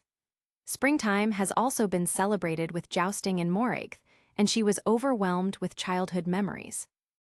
In her earliest years, she had sat at her mother's knee and watched in awe as her father's knights would parade on their steeds and tilt their lances respectfully at the ladies of the castle.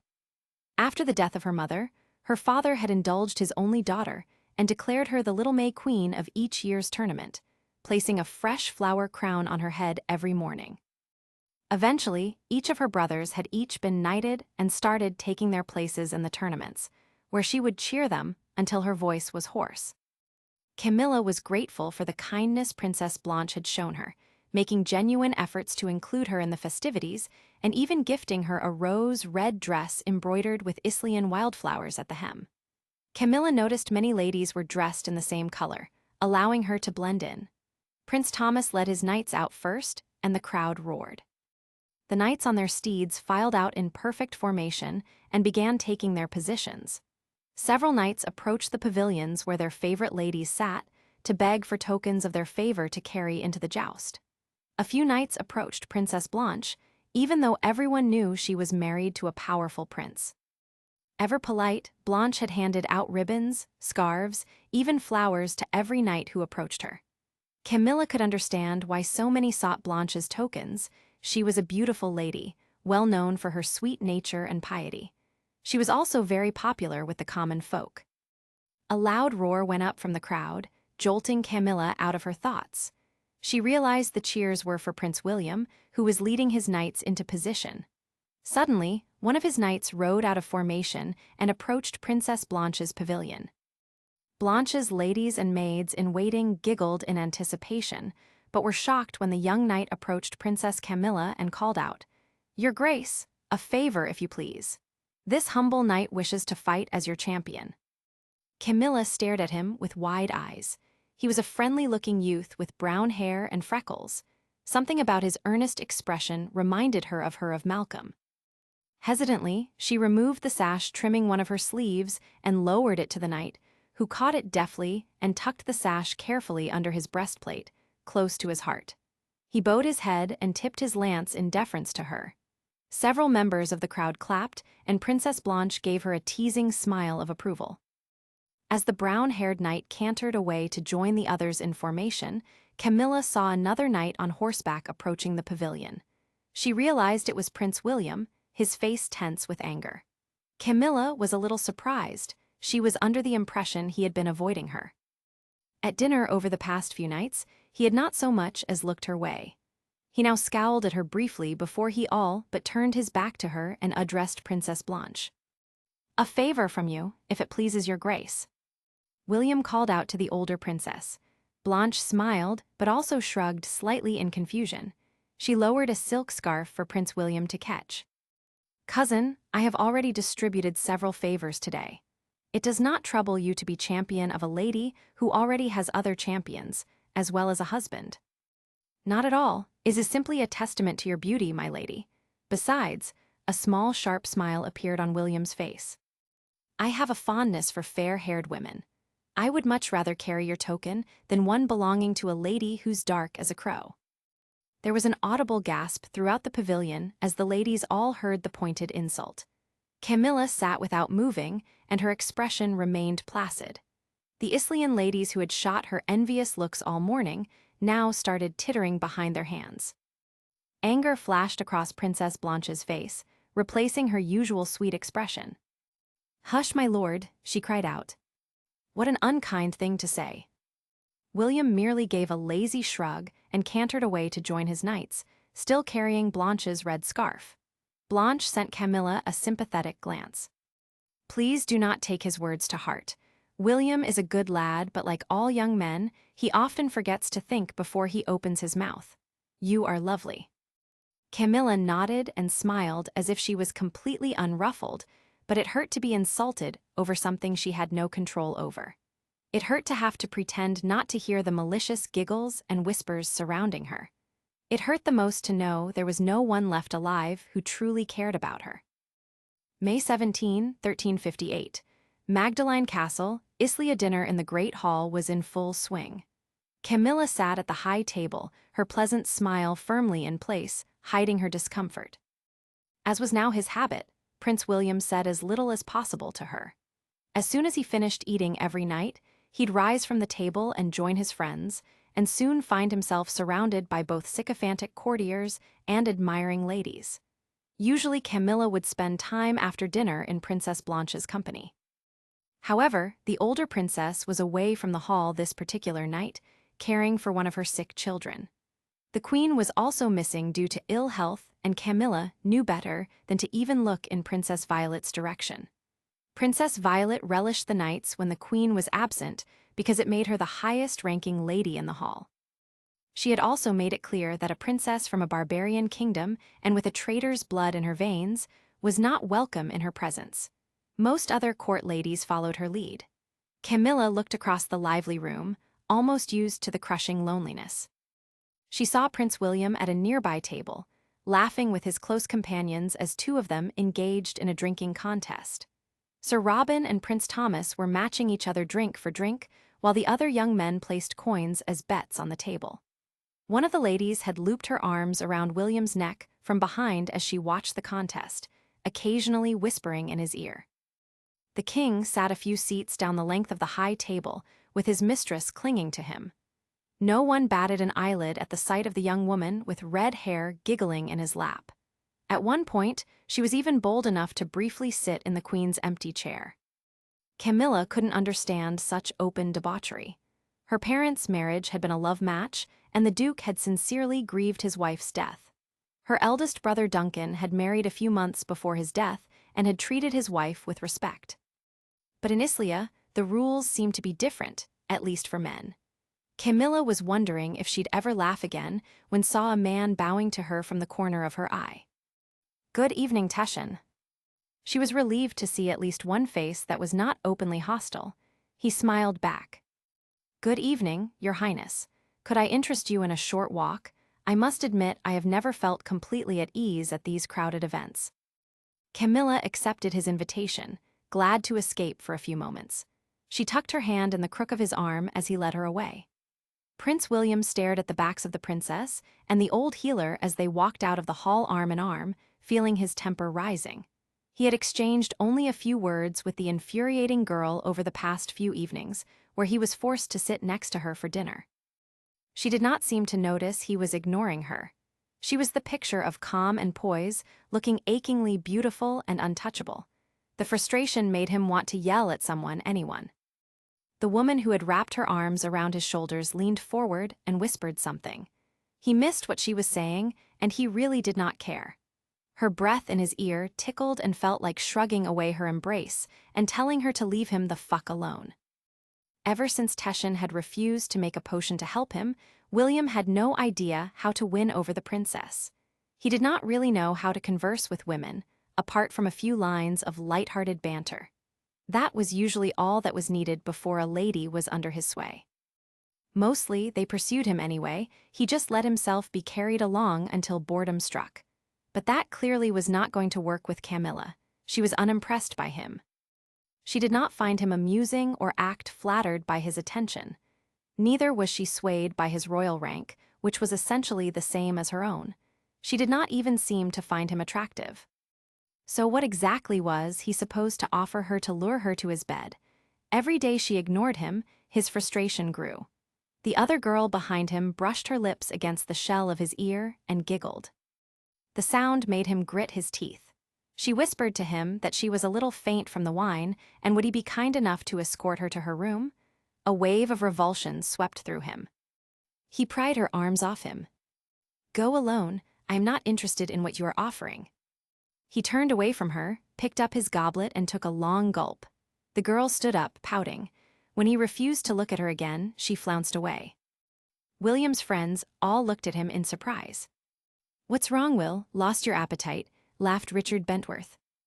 "Why do not we go to the Summer Lotus instead?" suggested Robin, mentioning a bathhouse the young men sometimes visited. "The ladies are fairer there." The other men readily agreed and stood up to leave the hall. William hesitated, not understanding his own reluctance. When had he ever turned down an evening of carousing? His friends looked equally shocked. "You are not ill, are you, Wills?" Not wanting to arouse more suspicion, the prince dragged himself out of his chair and followed the group. Camilla walked along the shadowy galleries with Teshin until they reached his chambers in the keep. Even though they spoke little, she found the silence comforting. Teshin swung the door open, and Camilla looked around in wonder at the collection of books and sheaves of recipes. She moved over to a nearby table and stared in delight at a map he was part way through drawing. Teshin gave her a thoughtful look. "I think this is the first time I have seen you genuinely smile since you joined the court." Camilla beamed. "That's because I have always loved books and maps. I could spend all day surrounded by them." The old man wrinkled his brow. "King Edward has an impressive library, far more than my modest collection. Surely he'd grant you access if you asked him." Camilla's smile turned a little sad. "I have his permission, but I got so many hostile looks the first few times I visited that I do not feel comfortable returning. I do not think the great nobles of the court like seeing a girl touching their king's books, especially not a foreign one. I even heard one lord suggest that teaching women to read was against the laws of nature and that I was probably learning witchcraft." Teshin snorted at the ridiculous comment. "Witchcraft indeed. I think we can both agree that being noble isn't necessarily a sign of intelligence. I cannot afford to make enemies here, though. I live only under the king's good graces. It is better for me to stay in the shadows and not risk angering anyone." Teshin wanted to say that it would be impossible for her to remain in the background like she wished, but kept his thoughts quiet. He knew that her arrival had attracted a great deal of gossip. He'd also heard several ladies cattily comment on her appearance, voices dripping with envy.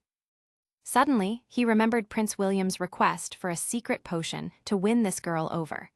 Was she truly oblivious to the beautiful, spoiled young man? "You are not completely without friends at court, Your Grace. You get along well enough with Prince William, do not you?"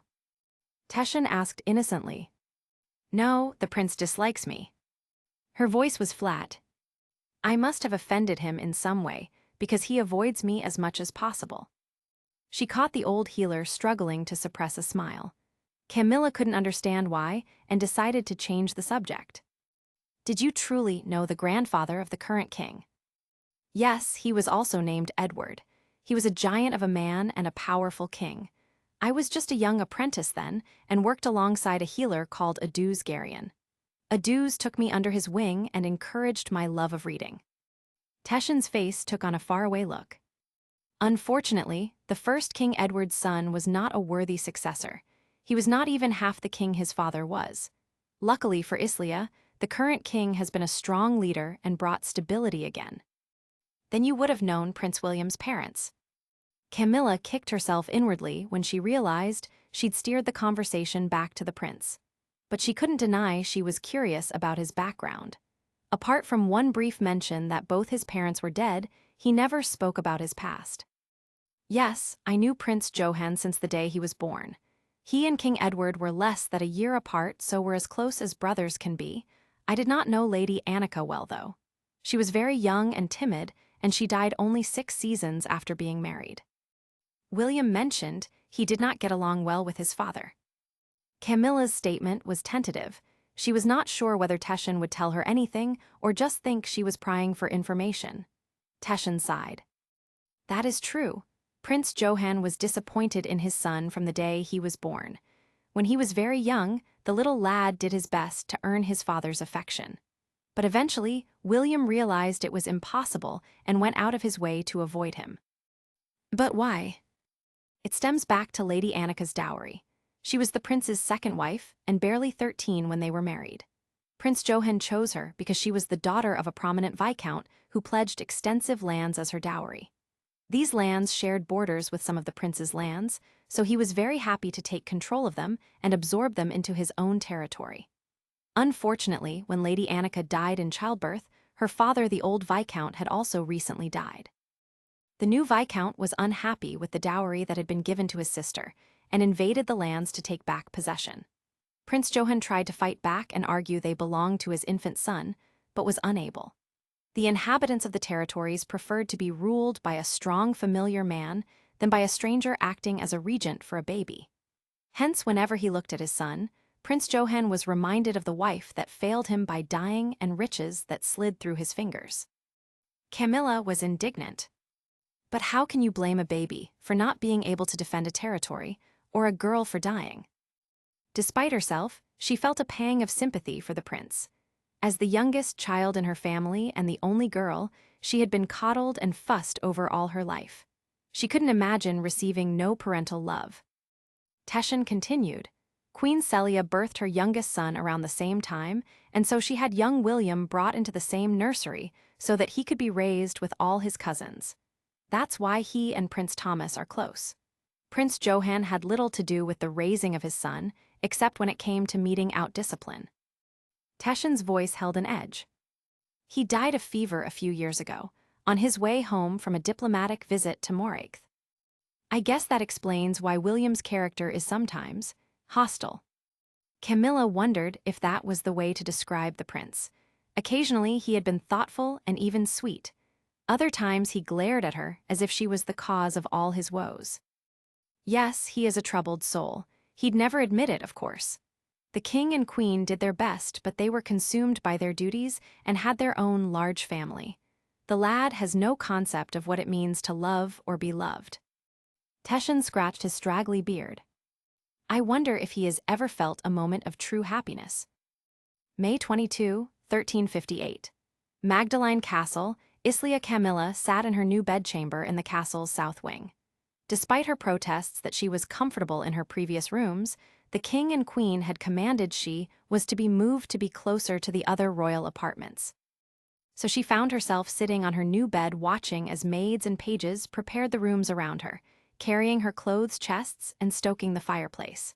Her new bedchamber was larger, with rose-colored silk hangings from the bed canopy.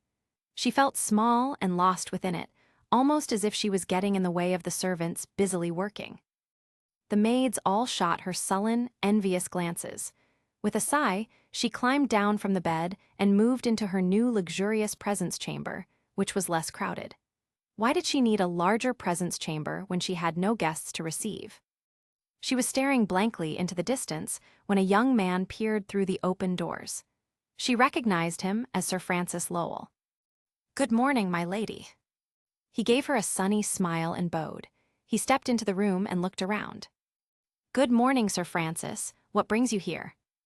No one had ever deliberately sought her out in her chambers apart from William, and he always pointed out it was due to royal orders. "I was delivering some documents to Prince James and wondered what all the commotion was in the corridors. I see you've been relocated to be closer to their majesties." "Yes."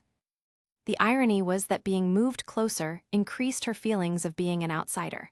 She was growing accustomed to spending her days in quiet solitude. It was actually at dinner when she felt the most lonely, when she was surrounded by a sea of people, but most of them seemed to take pleasure in ignoring her. "Do you enjoy archery, Your Grace?" Camilla nodded. "I am not especially good, but I do like it." The young knight's smile widened. "Come join me for practice then, I'd like the company." Camilla hesitated but let herself be led to the archery butts, where several courtiers were already enjoying the spring sunshine. The two talked about endless topics that morning as they kept a tally of their scores. Camilla told him about what her mother and brothers had been like and of a childhood spent in the Moraigth's southern lowlands. Francis spoke about his life as the youngest of 5 rowdy boys, as well as about his betrothed, Lady Anne Farrington, his childhood companion. Francis was clearly the better archer, but he was gracious in victory and tried to pass on tips to help improve the princess's technique. "You must turn your left shoulder a little more towards the bullseye, my lady. I think your current stance is skewing your aim." He placed a hand tentatively on her shoulder and spun her in place ever so slightly. Camilla felt no threat at all from his touch. Everything about Francis struck her as warm and friendly. She felt herself relax in his company. He was adjusting her posture again when she heard someone clearing his throat. She turned and faced a pair of green eyes staring at her suspiciously. William was walking through the training grounds, only half listening to Richard boast about his latest conquest. He was never quite sure when Richard shared these kinds of stories, given he was prone to exaggeration. Sometimes, it sounded like the only women Richard hadn't yet claimed to have bedded at court were either the royal ladies or the old crones that served as midwives. He smirked. His thoughts were interrupted by laughter, musical-sounding, feminine laughter.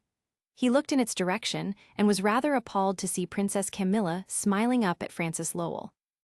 And not even her polite smile, but a genuine expression of enjoyment. Something in his chest burned. She never smiled that way in his presence, let alone laughed. She was always wary around him, as if she couldn't trust him to know her true sentiments. She was a mystery to him, but was happy enough spending time with one of his best friends. Richard followed William's gaze and clicked his tongue. Well, that did not take long. Why's she alone with Francis? I have heard from different sources that Moraigthian women are known for their loose behavior. The talk must be true. Though William did not like the sight of Camilla spending her time with Francis, his first instinct was to defend her from Richard's words. I do not think a round of archery in broad daylight, surrounded by dozens of people, qualifies her as loose. Besides, Francis isn't really the kind to get involved in dalliances either.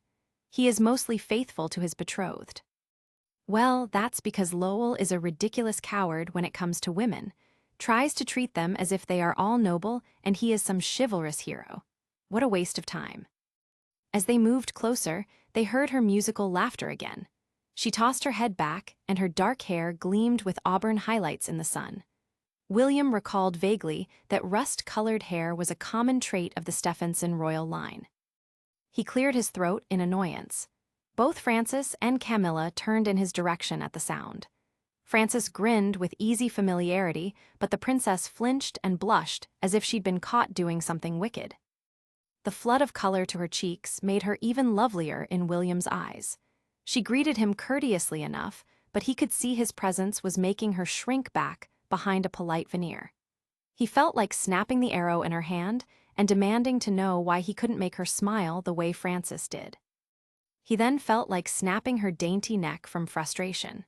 He opened to mouth to speak, knowing the words were going to spill out in an angry torrent, but being unable to stop himself.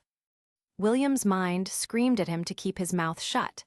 Anything he said at this point would only make him sound immature and jealous. It was just a round of archery, nothing more. King Edward himself had expressed disapproval of the princess spending day after day alone in her chambers, in self-imposed exile. She was finally starting to interact with other people, and at least Francis was a gentle soul. Despite this reasoning, the petty side of William wanted to lash out. Why had she been ignoring William all this time, but was suddenly smiling away with Francis? Why was not she seeking William's attention? Granted, he knew he had other court ladies hanging around him a lot of the time, all clamoring for his interest. But shouldn't seeing that other women wanted him serve to make him more desirable in Camilla's eyes? Why did not she want to fight them for his attention? Women were truly impossible creatures to figure out, he sulked. But before William could say anything at all, it was Richard who spoke first. I am quite surprised to see you alone and unescorted here, Your Highness. You should have brought one of your maids to chaperone. Do you not care about what others will say about you? But I am not alone. I am with Sir Francis. Richard glowered. He thought very little of women's intelligence and hated when one spoke back to him. Despite your precarious position at our court, it seems you are willing to risk your reputation and be considered a light woman. Our noble ladies in Moraigth taught no better. Camilla gave him a smile of piercing sweetness. I am not risking anything by spending time with a chivalrous knight. Sir Francis has been a perfect gentleman, and I have enjoyed talking with him. William did not miss the subtle suggestion in her words, that there were knights she did not find chivalrous or enjoy talking with.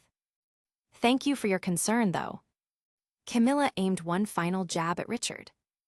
Do not know why you are suddenly atop your moral high horse, Rich. Francis aimed a sour look his way. Given you are always talking about the different wenches you are bedding, I am surprised you have time to even finish your meals, let alone worry about who's talking to who. Despite himself, William had to laugh at the retort. Francis and Richard had bickered since they were boys. Sometimes he felt stuck in the middle, having to act as a peacemaker.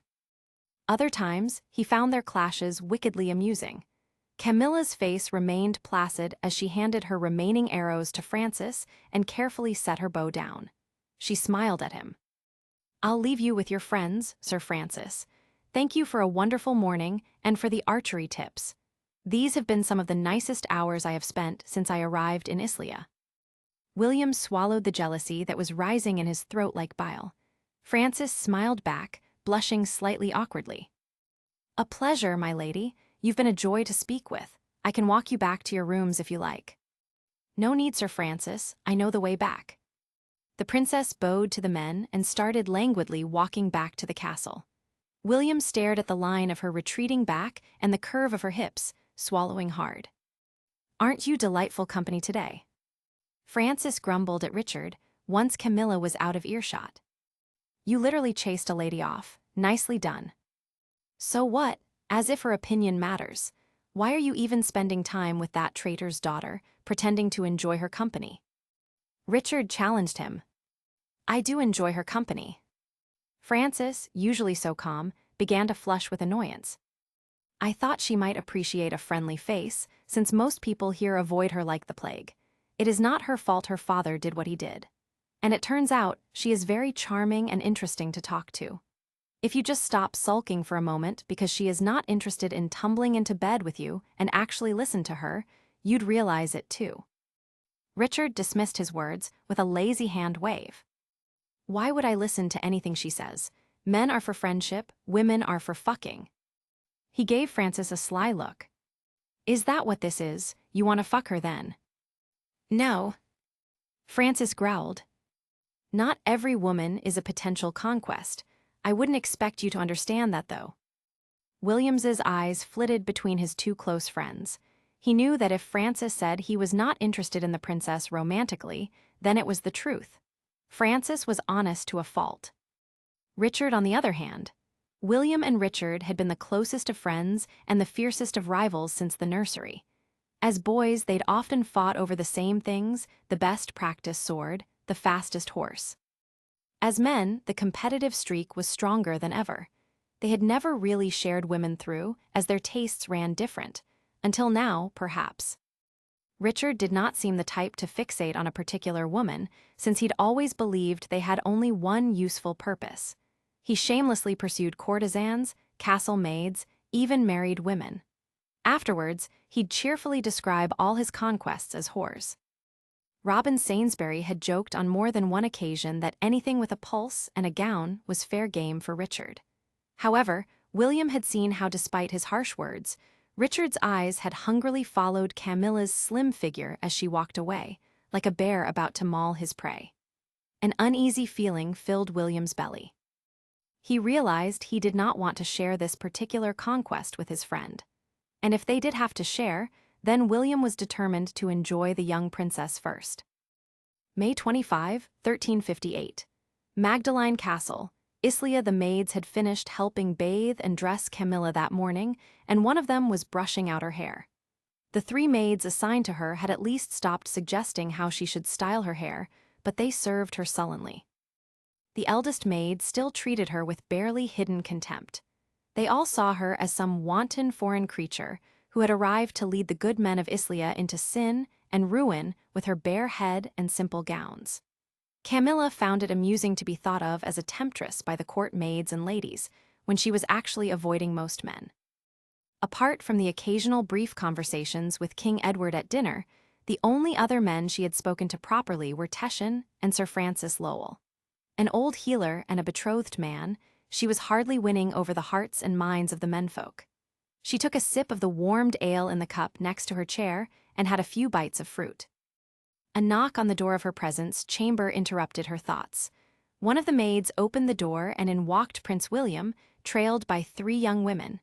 He was dressed in a white tunic and looked as flawless as ever.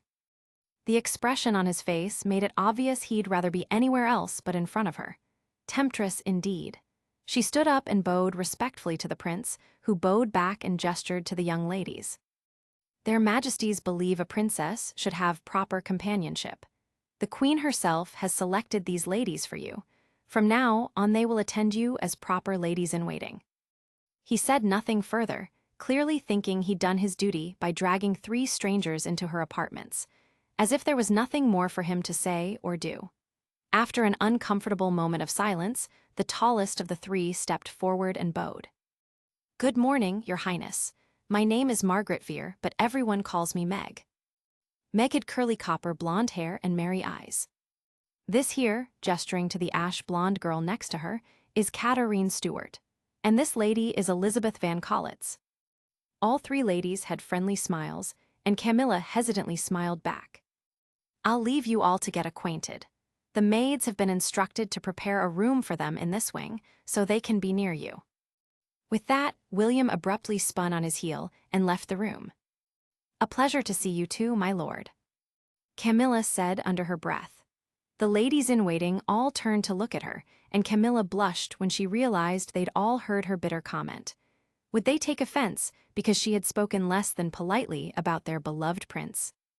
To her immense surprise, the girls all burst into giggles. Camilla started to laugh as well. "Who pissed in his ale this morning?" Meg, who Camilla would soon learn had the bawdiest sense of humor of them all, asked out loud.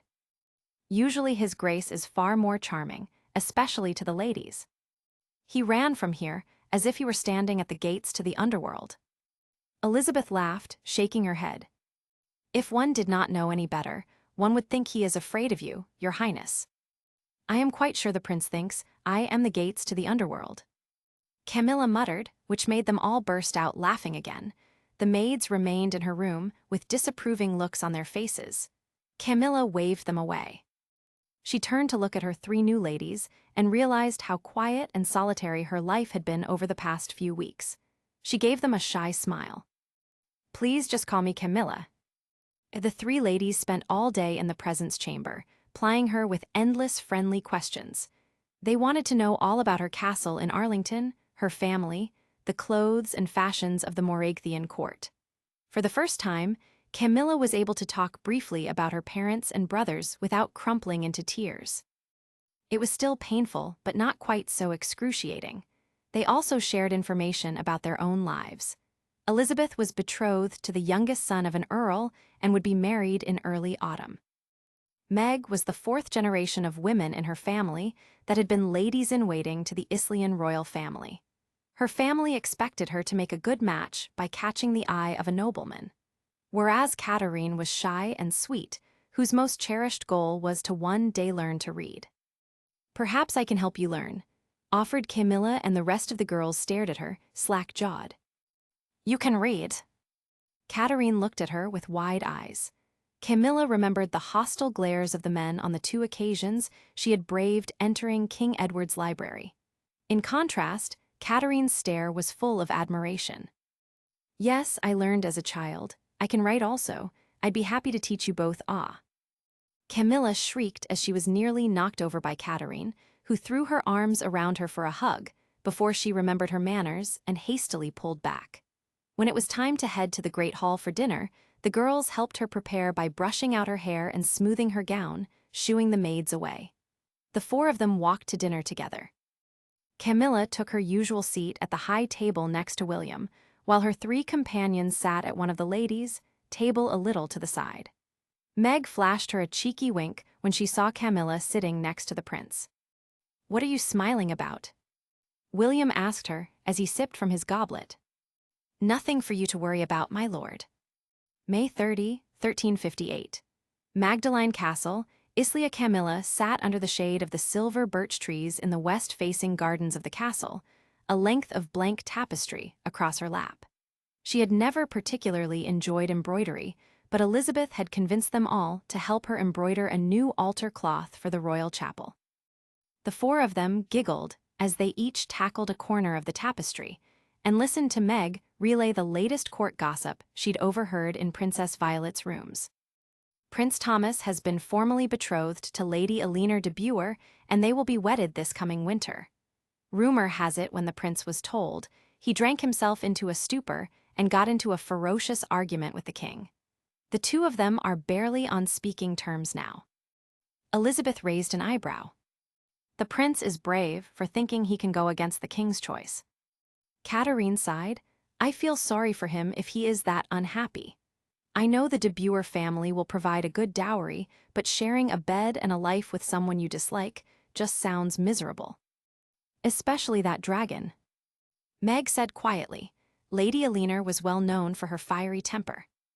King Edward considers the matter settled, though. I guess that means that by the end of winter, the king will have no unmarried sons left. Elizabeth nodded.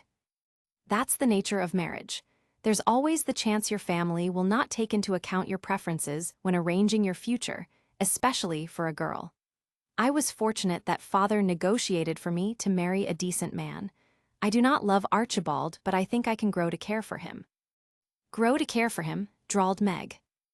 Oh my, you make marriage sound so appealing. Archibald treats me very kindly, he listens to my opinions, he does not drink or beat me. All things considered, I could have ended up having to marry a lot worse. Elizabeth clapped back, then paused. Princess, were any betrothals ever discussed for you? Surely your father and uncle had plans in mind. They could never agree on which Moraigthian lord I should be wed to. Half of the tribal lords are allied to my uncle, and the other half despise him. You can guess which pool of lords my father looked at for my future husband. Camilla smiled ruefully. Though I think my father would have done his best to find a good man for me. But if I were to return to Moraigth now, I am sure my uncle would marry me to someone despicable, just for spite. Catherine sighed. Do you think a love match is too much to hope for? Yes. The other three responded almost in unison. It is almost unheard of in royal and noble circles. Then again, my parents had a love match. Camilla admitted. But in some ways, that makes things harder though, because I know any marriage I eventually make will never compare. I also saw how much father suffered when my mother died a few years ago. At least when you marry someone you do not know or love, you are protecting your heart from the possibility of such pain. Meg shrugged. And even if you start a marriage with the best of intentions, there's always the chance that the love eventually fades. Take the king and queen, for instance. Apparently they were quite besotted with each other in their early years together. Camilla couldn't imagine the gruff old king as either young or besotted. She looked across the garden, where a group of young knights were loitering. All strangers. She shuddered at the thought of being bound for life to a stranger and vowing total obedience to him. For a girl, marriage was little more that slavery. The best you could hope for was a benevolent master. William noticed a few of his men standing around the garden fountain, obviously trying to get the attention of a group of ladies sitting under the trees. One of them tossed a silver coin to his companion, snickering. "What are you doing?" William asked. "Making a wager on who will successfully deflower the Princess of Moraigth," said the younger of the two men. "That's if there's anything left to deflower. I hear the women from the countries of the north are terrible whores," scoffed another knight. "Well, once I have had her, I'll let you know if she has been sampled before. She looks like the type to faint with terror if a man so much as laid a finger on her. Then again, that could just be an act. Wouldn't be the first woman to act the virgin." William fired a look of exasperation at his men. He was somewhat irritated that the men were speaking disrespectfully about Princess Camilla. He was more irritated at the thought that one of them might be successful in seducing her. If he had been unsuccessful in getting her attention, surely these other men would fail as well. He looked over at her, looking young and pure and endlessly tempting as she stitched the large piece of fabric on her lap. They had barely spoken the last several days because he did not trust himself not to make a fool of himself. He thought back to Teshin's words a few days ago, when the old man had told him to make an effort to win the princess over instead of looking for a potion. How did one make an effort, exactly? Did Teshin mean he should try to befriend her? Court her properly? William was not remotely interested in either of those things. He just wanted to taste her and feel her bare skin against his. Shaking his head in disgust, he realized he was no better than the knights currently placing wagers around him. "Would you care to join our wager, Your Highness?" he heard one of them asking. "No." June 3, 1358.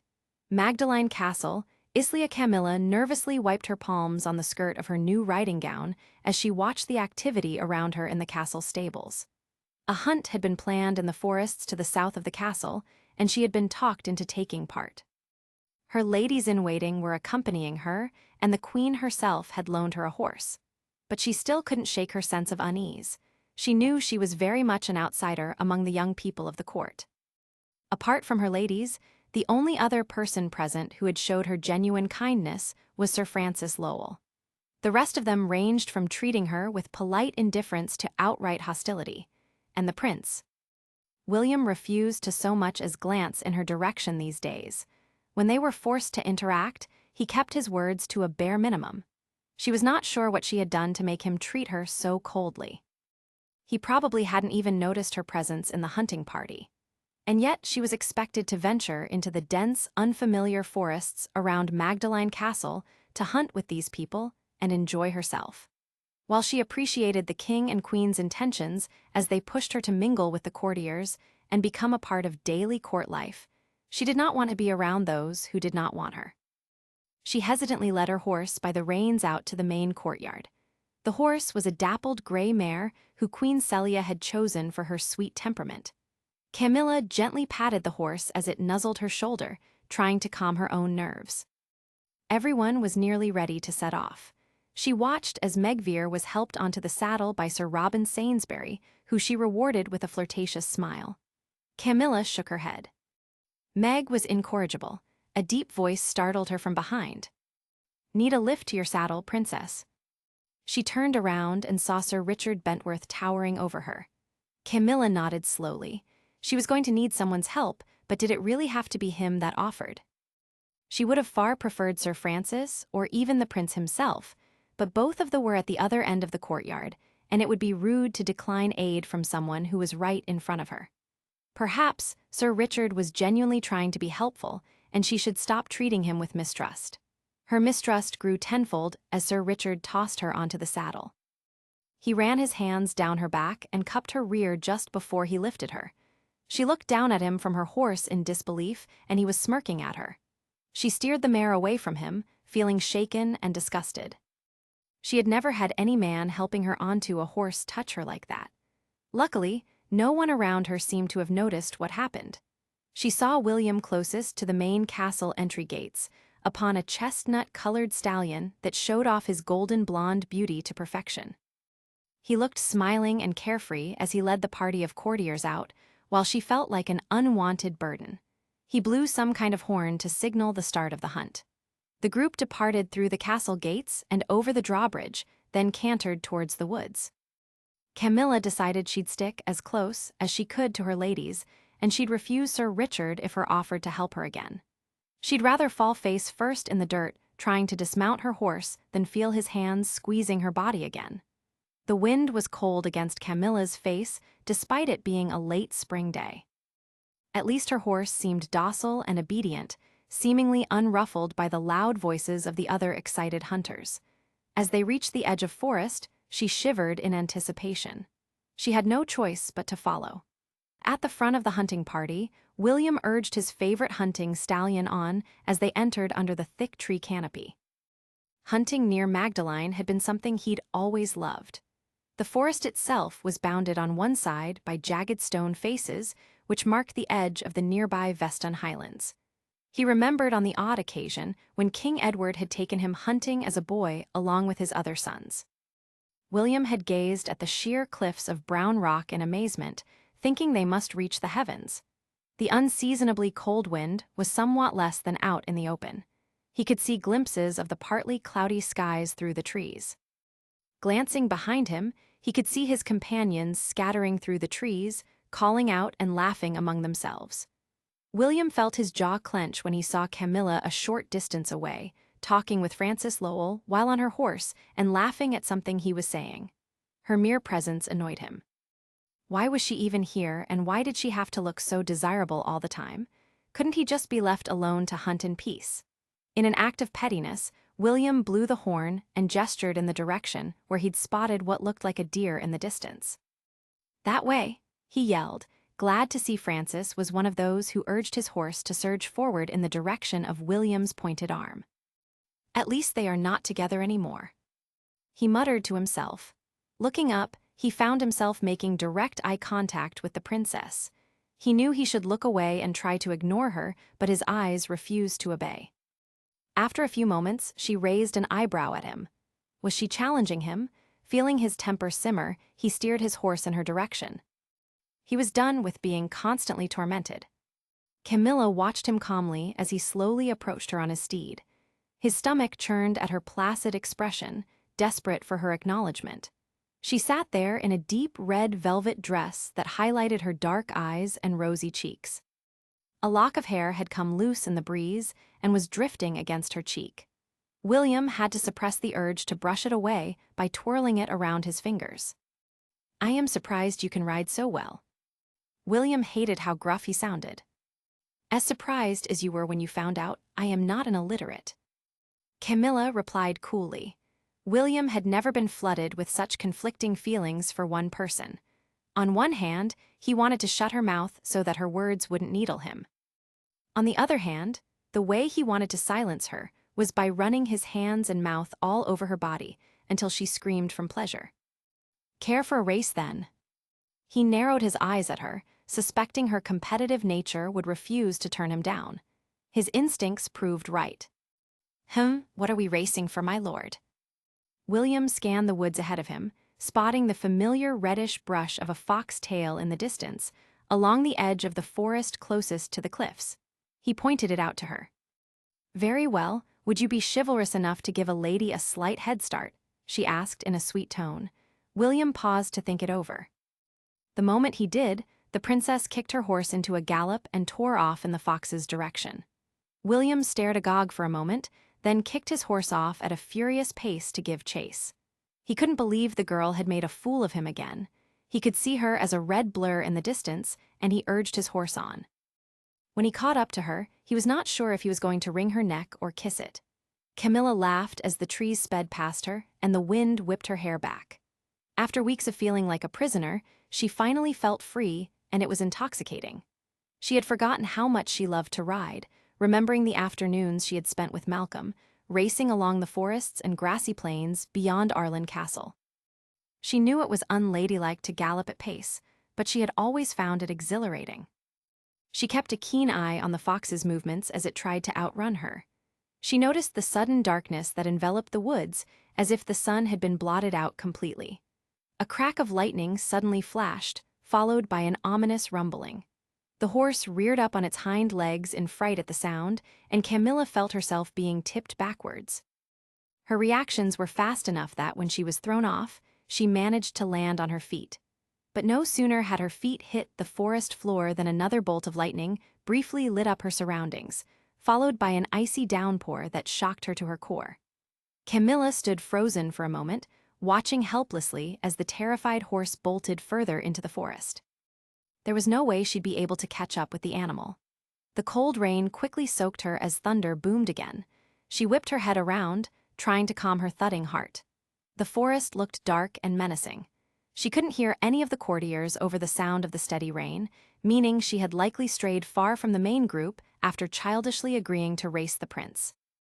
Now she had no idea how to find her way back, and she'd likely be alone for hours before anyone realized she was missing. Now what? The wind started picking up a little, chilling her body even further. She knew she should look for shelter, but her rising panic was making her feel even more disoriented. "What the hell are you doing?" a voice eventually called out behind her. "Take shelter before you risk being struck by lightning. Do not you know that the forest is the worst place you can be in during this kind of storm?" Camilla turned around and saw William, still on his stallion and completely soaked. "My horse," the thunder scared it. She tried to stammer, feeling weak with relief to be found by someone. "Never mind that." William snapped. "Come on." He maneuvered his horse next to her, and before she could say anything else, he leaned down and grabbed her firmly by her waist, hoisting her onto the saddle in front of him. He directed his horse to canter alongside the cliffs until he spotted something and stopped. He dismounted quickly and turned to lift her from the saddle. He pulled his hands away as soon as her feet touched the ground, as if being in contact with her repulsed him. He gestured towards the cliff. "Get out of the rain while I tie the horse nearby." Pelted by the rain, Camilla's eyes skimmed the rock face wearily, watching the water cascade over the sheer slope. Suddenly, she realized what William had been pointing to. There was an odd formation on the cliff face where a thick rock ledge jutted out, sheltering a small space. "What the fuck is taking you so long? It is freezing out here." William glared at her impatiently as he moved past her quickly to step under the rock ledge. But Camilla could only move slowly. Her riding gown, which had felt so warm that morning, was now soaked and so heavy that it was like wearing a suit made of rocks. Lifting the cumbersome wet skirt, she managed to reach the ledge and leaned against the dry rock face, shivering uncontrollably. The time passed as she vacantly watched the water pour in rivulets from the ledge, sheltering them. She heard William speak to her, but his voice sounded distant and muffled, as if she were underwater. Slumped against the cliff wall, she rubbed her face to try and clear her foggy mind. She felt encased in a block of ice, the cold so piercing all over her body that it almost burned. When she opened her heavy eyelids, she saw William's face only inches from hers. His eyes glittered. "Take your clothes off."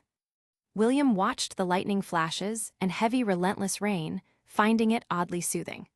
Wild storms were common this time of year, but tended to blow over fairly quickly. "We just need to wait it out, but it shouldn't be too much longer." He shrugged out of his outer tunic and wrung it out, then donned it again. The fabric was light, so he managed to squeeze out most of the water. It is unusual for the temperature to drop so suddenly, though. He turned to Camilla when she did not respond. She had her back pressed against the rock face and was racked with violent shivers.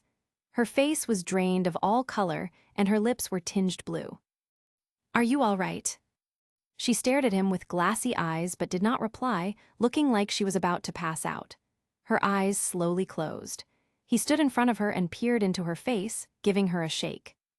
When he placed his hands on her arms, he was taken back by the freezing fabric of her sleeves.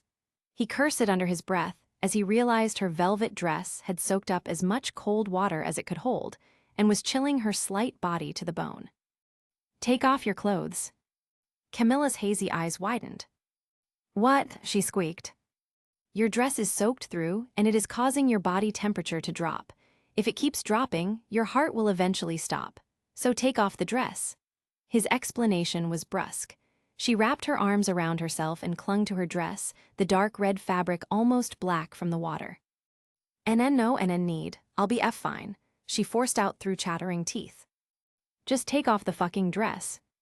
He spun her around impatiently and started unlacing the back ties. "You are turning blue, which is a very bad sign. I refuse to be blamed for your death just because your shyness cost you your life." All right, but why you need to face the other way?" She conceded weakly, feeling a numb drowsiness wash over her in waves. William turned away from her and he heard her struggling as she peeled the dress off. After what seemed like an eternity, she whispered that he could turn around again. He found her wearing only her linen chemise and sitting on the ground with her legs tucked against her chest and her arms hugging her knees, shuddering pitifully.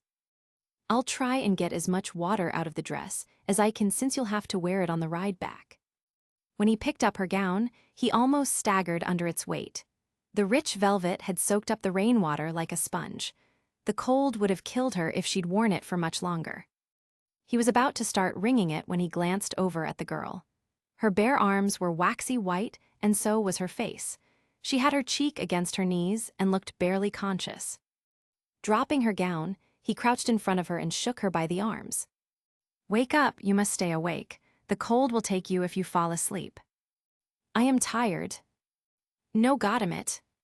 He growled and kept shaking her. "Keep your eyes open." He pressed 2 fingers against her throat and felt her slow, sluggish heartbeat. Panic started to build in his chest as he lightly tapped her cheek. If the princess died or became gravely ill under his watch, he knew there would be hell to pay from his uncle. If word of it reached Moragth, King Kenneth might even use the harm to his niece as a pretext to invade Islia's northern borderlands. Even though he'd probably rejoice at her death, William knew that sly bastard would use any excuse to invade. Cursing again, he pulled off his outer tunic and shirt and positioned himself behind her, sitting with his legs astride her body. He started rubbing her back and arms with firm, steady strokes. Camilla flinched and tried to pull away, but he wrapped his arms around her and pressed her back against his bare chest. "What or why you doing?" Her voice was drowsy. "Warming you up? It would be better if we could light a fire, but we have no dry timber. Sharing body heat is the best option we have, so sit still and stop fighting it." She felt fragile in his arms, as if her bones might snap if he squeezed too hard. She turned a little so that she was on her side while he continued rubbing her icy back and shoulders. Curled up in a ball, her head fell to rest on his chest, and her breath tickling his bare skin was maddening. He gritted his teeth. "You are not falling asleep, are you?" "Sleepy." "Stay awake and talk to me then." "About what? Cannot think of anything to talk about." "Really? You seem to have no problem finding things to talk about with Francis earlier." William tried to keep his jealousy out of his voice and failed miserably. "Who's Francis?" "Francis Lowell?" he snapped. He pressed her tighter to his chest, feeling her wet chemise. It would have been better to remove that as well so he could press against her skin directly, but he knew there was no way she'd ever agree to be naked in his arms. And no way in hell I'd ever survive it either, he thought to himself. "I like talking to Sir Francis. He is kind to me." "Do you find him attractive then?" William dreaded knowing, but at the same time, he had to know. Camilla slowly raised her head from his chest and looked at him confused. At least she was starting to look slightly more alert, and her lips weren't quite as blue. "What kind of question is that? Sir Francis is my friend." "So because he is your friend, you do not find him attractive?" He could see his questions were starting to annoy her, forcing her to focus on his face to reply. He took it as a good sign as he kept rubbing her arms. "It is a completely different thing. If someone is your friend at D, does not matter what they look like." Camilla frowned. "Do why you only have female friends you find attractive?" William paused, unsure whether it was because her question was difficult or because having her pressed against him was stirring up all kinds of feelings in his body he'd rather ignore. "I do not know. I cannot say I have any female friends." He adjusted his position slightly so that his rock-hard aching groin was no longer pressed against her. He swore what sounded like a small giggle escaped her lips. "No female friends, I am truly shocked." Was she teasing him, even while half dead from the cold? William clenched his jaw. "Well, yes, it is just that men are for friendship and women are for—" He clamped his lips shut before he said something truly vulgar in front of a princess. Camilla giggled again, sounding half asleep. "I feel dizzy." "Yes, that's the cold. When your body temperature drops too low, it can make you feel like you are drunk." William noticed that at least her teeth had stopped chattering quite so hard. "Never been drunk." "I should hope not." William felt as if his body was on a knife edge. Having a barely dressed girl pressed up against him was agony. He knew she desperately needed the heat from his bare skin to survive, but all he could think about was his own craving for her body. He felt her arms gingerly slide around his waist, her fingers brushing his bare abdomen as she wrapped her arms around him. He felt his muscles clench under her feathery touch. She shifted in his arms, and when he looked down, he realized he could see part way down her chemise to the luscious, smooth skin of her cleavage. He tipped his head back and shut his eyes tightly, wondering what grave sin he had committed to deserve this kind of punishment. She shifted again slightly as she buried her face in his neck, shivering. "Stop squirming so fucking much." William growled, both loving and hating the feeling of the curve of her hip pressing against his aching groin. "Why cannot you just sit still?" "Sorry, am I making you uncomfortable?" Her lips brushed against his neck when she spoke, and her innocent question nearly broke his resolve. Despite his best efforts, William groaned, feeling the blood churning through his body feverishly. He tried to shift away slightly in desperation and bit his lip so hard he tasted blood. Suddenly he felt the girl shifting slightly again, mumbling drowsily, "Ouch, what's this hard thing?" against my hip. Her hand brushed against his inner thigh. "No." William gave a panicked yell, feeling her startle. "Fuck no, do not touch me there." He quickly grabbed her hand and pressed it to his chest, his breath heaving. "Sorry," Camilla whispered, her head dropping back down to his shoulder, with no understanding of the chaos she'd nearly caused. She eventually turned still, and he felt her relaxed, even breathing against his neck. She was no longer ice cold. He placed his fingers on her throat and felt her steady pulse. He figured there was no harm in letting her sleep for a while now. At least asleep, she wouldn't be rubbing her delicate curves against his body and making him want to scream. William shut his eyes, praying the rain would stop soon before disaster struck. Camilla slowly opened her eyes, groggy and completely disoriented. She felt warm and cozy, vaguely recalling being cuddled in her father's arms as a little girl. She closed her eyes again and nestled against the hard warmth pressed to her. Then her eyes popped open. Where was she? She could see the woods around her, misty through the light drizzle still falling. Looking down, she saw a pair of bare arms locked around her waist and a long leg stretched alongside her. Too scared to make a sound, Camilla very slowly eased out of the embrace and looked behind her. Prince William was sitting propped against the cliff wall, fast asleep with his head tipped to one side. He was completely bare-chested. When had he taken some of his clothes off? With his expression relaxed and the intensity of his stare shielded, he looked younger. Camilla felt the heat rise to her face as her gaze drifted over him, feeling like she shouldn't be looking. At the same time, she was fascinated by his body.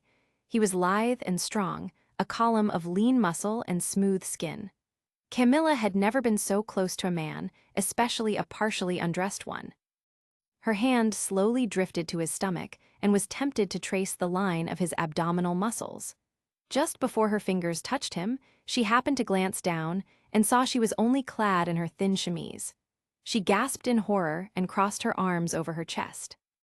William was jolted awake by her sharp intake of breath. He blinked slowly at her, then yawned and sat up. "How do you feel?" "Fine." Camilla curled up into a ball, mortified. What had happened to her dress? How did we end up here?" "We got caught in a storm, and you nearly died from the cold, because your dress got so wet." He stood up and languidly stretched his neck, either not noticing or not caring he was shirtless. "How much do you remember?" Camilla shook her head weakly, desperately trying to unscramble her foggy mind. She could remember getting caught in the storm and losing her horse, but she could only recall vague snippets after that. William picked up his shirt and tunic from the ground and pulled them on. "The rain has almost stopped. We should be all right to ride back to the castle." He looked down at her, frowning. "Why are you just sitting there? We have to head back before sundown. Otherwise, I'll have a lot of explaining to do to the king." Camilla knew her face was fiery red. "But I do not have a dress." William clicked his tongue in irritation. He picked up her dress, which was in a sodden pile on the ground, and started slowly wringing the rainwater from it, section by section. Camilla was amazed at the amount of water that poured out. "Goddamn ridiculous dress," he muttered. After a few minutes, he said, "This is the best I can do. It is still wet, but not so much that you cannot wear it to ride back to court." He dropped the gown on the ground next to her, then turned his back so she could get dressed. Camilla shivered as she tugged on the gown, the cold, clammy fabric sticking to her skin. William had to help her secure the ties at the back. She noticed his tense expression and how he did all he could to avoid touching her. She couldn't even blame him, knowing she must look a feral mess. When they stepped out from under the rock ledge, she spotted William's horse tied to a nearby tree. It was then she remembered that she had lost the queen's horse, and her heart sank. "I do not have a horse to ride," she said quietly. "What should I do?" "The horse will not have run far. I'll send a couple of servants to search for it at first light." William impatiently gestured she should mount his horse. After helping lift her onto the saddle, he mounted and sat himself immediately behind her. Feeling thoroughly chastened, Camilla ducked her head in embarrassment, and the ride back to the castle began. "I am sorry for causing all this trouble, my lord." "More trouble than you'll ever know," she thought she heard him say behind her. June 6, 1358. Magdalene Castle, Islia. William leaned back uncomfortably in his chair at the royal high table in the banquet hall, trying to mask his profound boredom. A troupe of traveling bards were passing through the court and had now taken center stage, singing a ballad in the strange language of the lands to the west of Islia. The king and queen were listening attentively, as were most other people. William was willing to bet his entire fortune that many in the audience were feigning interest, simply because the royal couple were fond of the music. William did not care for bards or foreign ballads. He especially did not care for having to sit still next to Princess Camilla and pretend to be indifferent to her, when he could feel his body throb with hot longing. Ever since they had been forced to spend time together during the storm in the forest, his desire for her had increased tenfold. He hadn't even thought that was possible. But his mind was now flooded nonstop with thoughts of her, keeping him awake at night and on edge during the day. He found himself obsessed with the lines of her slim back and the lush, flawless curves of her cleavage. How her skin had smelled sweet, like summer peaches and honey. The way her body had felt so goddamn good pressed up against him. He had to bite the inside of his cheek to stop himself from groaning out loud. She was now sitting next to him, poised and elegant like a perfect lady, so near but so far. He couldn't help but notice small details about her. The small freckle below her left ear that he longed to kiss, the set of her shoulders. The way her dainty hands were free of rings apart from one slender gold band on her little finger, studded with tiny pink pearls. She did not notice him at all, of course. She seemed to genuinely be paying attention to the bard's singing. He vaguely remembered someone once mentioning that Camilla's mother had been from one of the Western kingdoms. Perhaps she understood the odd-sounding, sharp language. William fumed silently, wanting to pound his fist on the table. How could she not feel his gaze boring into her? Or maybe she did feel it but was just ignoring him. As he felt his temper rising, it dawned on him how ridiculous his situation was. He was sitting there, brooding in anger at someone who hadn't been anything but perfectly polite to him today. What the fuck was wrong with him? He hated feeling so out of control, like he couldn't keep a tight rein over his thoughts or emotions. He had never been at the mercy of another person this way, especially not a mere woman. She is the cause of all my problems, he seethed to himself. He was starting to hate her for it. Camilla sat quietly and listened to the ballad being performed before the court. The language and melody reminded her of her mother, who had hummed similar melancholy tunes as she'd brushed out Camilla's hair and tucked her into bed every night. Concentrating on the music brought her a measure of bittersweet comfort, letting her mind drift to happier times. She remembered her mother's warm embrace and the way her hair was always scented with honey blossoms. The music also helped keep her focus away from the young man sitting to her left. Camilla had been trying to avoid William as much as possible after the disastrous episode in the woods a few days earlier. The only time they really had to cross paths was during dinner when they were assigned seats next to each other. Even then, they barely spoke. He continued to coldly ignore her. She in turn was utterly mortified at how recent events had panned out. First, she had gotten lost during a silly race and ended up with no horse. Then her predicament had left them both stranded and sheltering from a storm. Worst of all by far, she'd nearly frozen to death, and this had forced William to remove her wet clothes and warm her with his own body heat. Camilla closed her eyes briefly at the memory, wishing the earth would open up and swallow her whole. No wonder the prince had been avoiding looking at her even more than usual. He did not enjoy her company as it was, yet he had been forced to sit pressed against her for hours when she was barely dressed and had probably looked like a drowned rat. He had said so himself. He simply wanted to avoid King Edward's wrath if anything had happened to her. Of course, he would be disgusted by her. Camilla turned her attention to the crowded hall again. The bard had finished singing, and the king and queen clapped with enthusiasm, forcing the rest of the audience to follow. The court musicians then took their usual place and started playing a lively tune. People started pairing up to begin the evening's dancing. Camilla knew that apart from Sir Francis, no one would approach her for dancing. The realization no longer hurt quite as much. She was getting used to being excluded. She noticed out of the corner of her eye that the prince hadn't risen from his chair either. This surprised her. William was always the first to join in the merriment, always surrounded by admiring ladies. the ladies would practically argue among themselves over who would dance with him first. Camilla watched the crowd, reconciled to yet another night of watching everyone else have fun around her when all of a sudden, a tall black-haired man approached her. Bowing respectfully, he held out a hand and asked her to dance. She was taken aback. She did not really want to dance with a complete stranger, but couldn't think of a good reason to refuse on the spot. Then again, she asked herself, was not this what she was hoping for? Did not she want to stop feeling so much like an interloper? She smiled and nodded, allowing him to lead her to the center of the hall. The man started spinning her in time to the music and grinned down at her. "You sure are a beautiful lady, Your Highness." He slurred his words slightly. "Thank you," Camilla replied as she was whirled around again before being pulled back into his arms. He pulled her against him far too close for her comfort, making her flinch. The first time it happened, she thought it might have been an accident, but it happened again and again. As she was pulled and held against his body again, she could smell liquor on his breath and quickly realized he was drunk. How could she extricate herself from this without causing offense? Camilla did not want to make a public scene the very first time she was asked to dance at this court.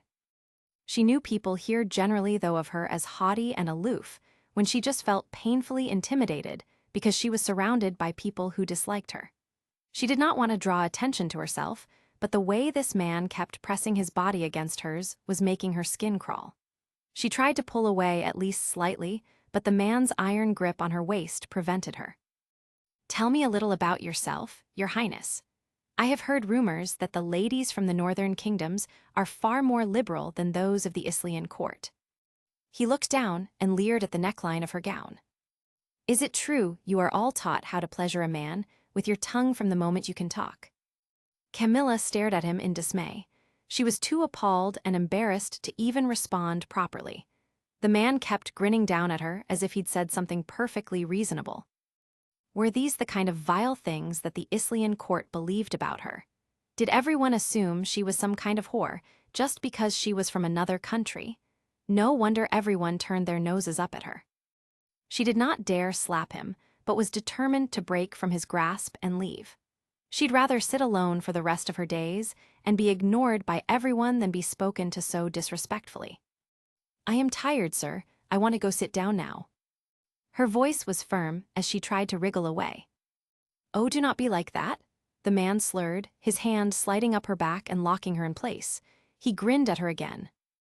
"No need to be so coy about enjoying yourself, my little princess." Camilla's patience ran out. She had to escape even she did end up making a scene. Realizing a slap might be her only option, she was about to raise her hand when she suddenly noticed another man standing next to them. She heard him clear his throat. She turned to see Prince William glaring at them both. Looking as beautiful and as cold as an avenging angel, William fixed her drunk dance partner with a hard stare and said calmly, "I'll be cutting in now." He plucked the man's hand from the small of her back with evident disdain and pulled Camilla away slightly.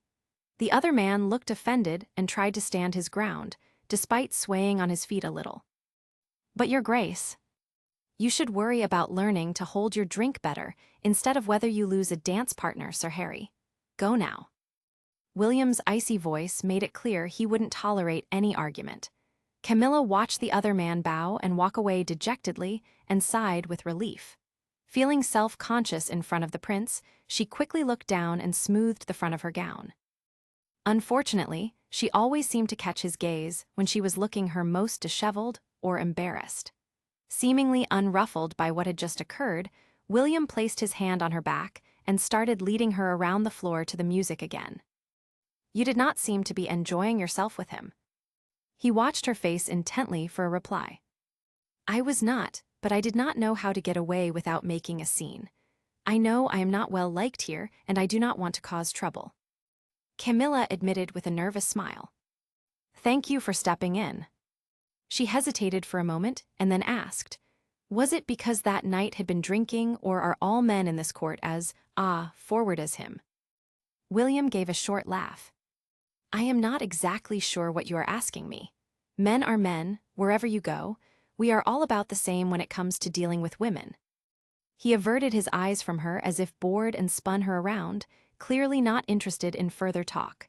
But you are not all the same, she thought to herself. William did not press her against his body shamelessly while dancing, nor stare at her chest. His touch was hesitant, as if she were made of delicate glass. Camilla figured he was trying to avoid touching her as much as possible, probably still displeased about their encounter a few days ago. She felt her face heat up with embarrassment again at the thought, sitting there in nothing but her wet chemise. "Why are you blushing?" William eyed her. "Did Sir Harry say something inappropriate to you?" She nodded, glad for the plausible explanation. She'd rather pluck her own tongue out before telling him what she'd been really thinking about. It was ironic, she thought. It was precisely because William did not like her very much and tended to mostly ignore her that she actually felt safe next to him. She tried to stop thinking about how warm his arms had felt around her, that day in the forest. William watched the tall knight drunkenly paw at Princess Camilla and felt his hands clench into fists. He couldn't believe Harry even had the nerve to ask her to dance in the first place, or that she had agreed. He watched them, fuming, until he saw the distress on her face. He could tell by the way she squirmed that she was discreetly trying to free herself from Harry's grasp, but the oaf wouldn't let go. It was embarrassing to realize how relieved he was that she was not enjoying the other man's attention. At the same time, there was something about the knight trying to run his hands all over her body that made his temples ache. He then saw Harry say something to Camilla that made her face turn white with horror. Without further thought, William stomped through the dancers until he was standing right next to Harry and Camilla. They both turned to face him. Harry scowled, but Camilla looked both shaken and relieved. She gave him a tentative smile, and he felt his heart almost stop.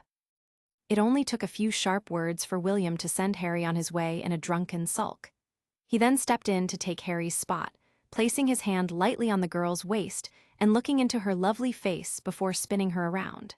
She looked up at him wide-eyed and asked, was it because that night had been drinking, or are all men in this court as forward as he was? William thought about how he should reply.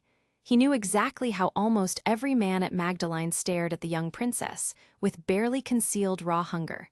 Then again, was he any better? There was something about Camilla that made him want to punch any man that tried to get near her. But when she was close, all he could think about was how to corrupt her in the most delicious ways possible. The fact that she was so pure made his craving for her even worse. No, all men are the same, he realized. No point pretending otherwise. He told her as much. She started to blush, and the sight of the color rising on her face was enthralling. He tore his eyes away with difficulty. Feeling his self-control close to snapping, he touched her as lightly as possible as they danced, fearing what might happen next. What he wouldn't give just to bite her heart-shaped pout and discover whether she tasted as good as she smelled. Sweet Lord, why has he gone in and tried to rescue her? Now, he was the one that needed rescuing before he mauled her, in front of the entire court. "Are you all right, my lord?" She looked up at him with such innocence that he wanted to hit something in frustration. She had no idea. He was almost wild with lust next to her, and she had no idea. "I am fine," he snapped in irritation. Looking taken aback, she kept silent for the rest of the song. As soon as the music ended, he turned on his heel and left the banquet hall. June 8, 1358. Magdalene Castle, Islia. William lay back on the soft grass, one arm tucked behind his head. He squinted his eyes against the bright afternoon sunlight, feeling pleasantly drowsy. He and a few of his friends were in the middle of an impromptu picnic in the Western Gardens. They were accompanied by a handful of ladies, most who William vaguely knew, and none of which interested him in the slightest. Their chatter was lulling him to sleep. He heard Robin's merry laugh as well as his cousin Tom's voice teasing one of the ladies about something. Ever since Tom's betrothal had been announced, the young man had thrown himself headlong into carousing with the ladies, as if trying to deny his upcoming reality. William felt sorry for him, being forced to marry a woman he fiercely disliked. He dreaded the day King Edward started scouting around for his bride. William hated the idea of being shackled by marriage. Just as he felt himself starting to drift off, he was jolted awake by Richard's deep voice curtly ordering one of the ladies to slice a pear into wedges for him to eat. "Are you incapable of cutting your own fruit, Rich?" William's voice was low and sleepy, and he opened one eye to glance at his friend. "You will not be much good on the battlefield with a sword if you struggle with a knife at a picnic." All the ladies giggled. Richard, however, did not seem to find the jest funny. William shrugged. Richard had always treated women as if they should be honored by his rough attentions. William did not agree with that approach, and he did not think most women did either. He noticed that many of the ladies seemed to spend time around Richard only reluctantly. "Oh well," he thought to himself, "it is not my job to school Rich on how to handle the gentler sex. If he wants to be a boor, good luck to him." William's eyes drifted closed again. Muddled half-thoughts floated through his sleep-addled mind. Minutes ticked by, or it could have been hours. William had lost track of time. He felt fingers running through his hair, relaxing him. He vaguely wondered if they belonged to the Moragathian girl and sighed in contentment at the thought. His pleasant reverie was interrupted by a woman's voice, the tone sharp and rude. He blinked, startled. Who knows what she spends her time reading? Why does a royal lady even know how to read? The woman's voice jolted him fully awake. Another lady spoke, her voice equally catty. "I heard from Lord Mitchell that she was caught in His Majesty's private library at least once, searching for books on spells." The first lady replied, her voice annoyingly loud to William. "It wouldn't surprise me. Maybe she wants to find a spell to raise her rebel father from the dead so he can rescue her from here. I do not even know why our king wants her at our court. He should hang her as a witch and a traitor." William shifted, realizing his head was resting on something soft. Looking up, he realized his head was on a lady's lap. How had that happened? It was that lady's voice that had awoken him.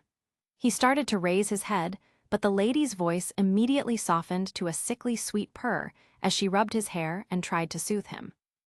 "Apologies for disturbing you, my prince. Go back to resting." He ignored her and swatted her hand away, struggling to prop himself up on his elbows. Looking around, he saw Princess Camilla walking in the distance while carrying several books, her long, wavy hair loose. He remembered Teshin mentioning how he'd been letting her borrow his books. The old man had said he was impressed with how quickly she seemed to devour them. The two ladies nearest him continued their conversation, their hostile eyes focused on the princess. "Look at her, the way she walks and dresses," seethed one of them, always trying to draw men's gazes. William almost laughed out loud when he saw Camilla's simple green silk gown. The princess was probably the only lady at court who did not deck herself like a peacock in lace and jewels and who barely set foot on the dance floor. She was always courteous to anyone who crossed her path, despite knowing people were suspicious of her because of her father's actions and because she was not Islian. She did everything to stay quietly in the background, and yet these women couldn't hide their jealousy. Beauty is a curse to some women, he supposed. As Camilla walked closer, she suddenly looked in his direction. William realized she had just seen him with his head practically buried in another lady's lap. Goddamn, why was his luck so terrible? Her eyes flicked over him briefly, but she kept walking at the same pace. Her expression was untroubled, as if seeing him laying his head on another woman was exactly what she expected from him. She gave him a brief nod, then turned to give a quick, friendly smile to Robin and Prince Thomas. Turning a corner into one of the galleries, she was gone.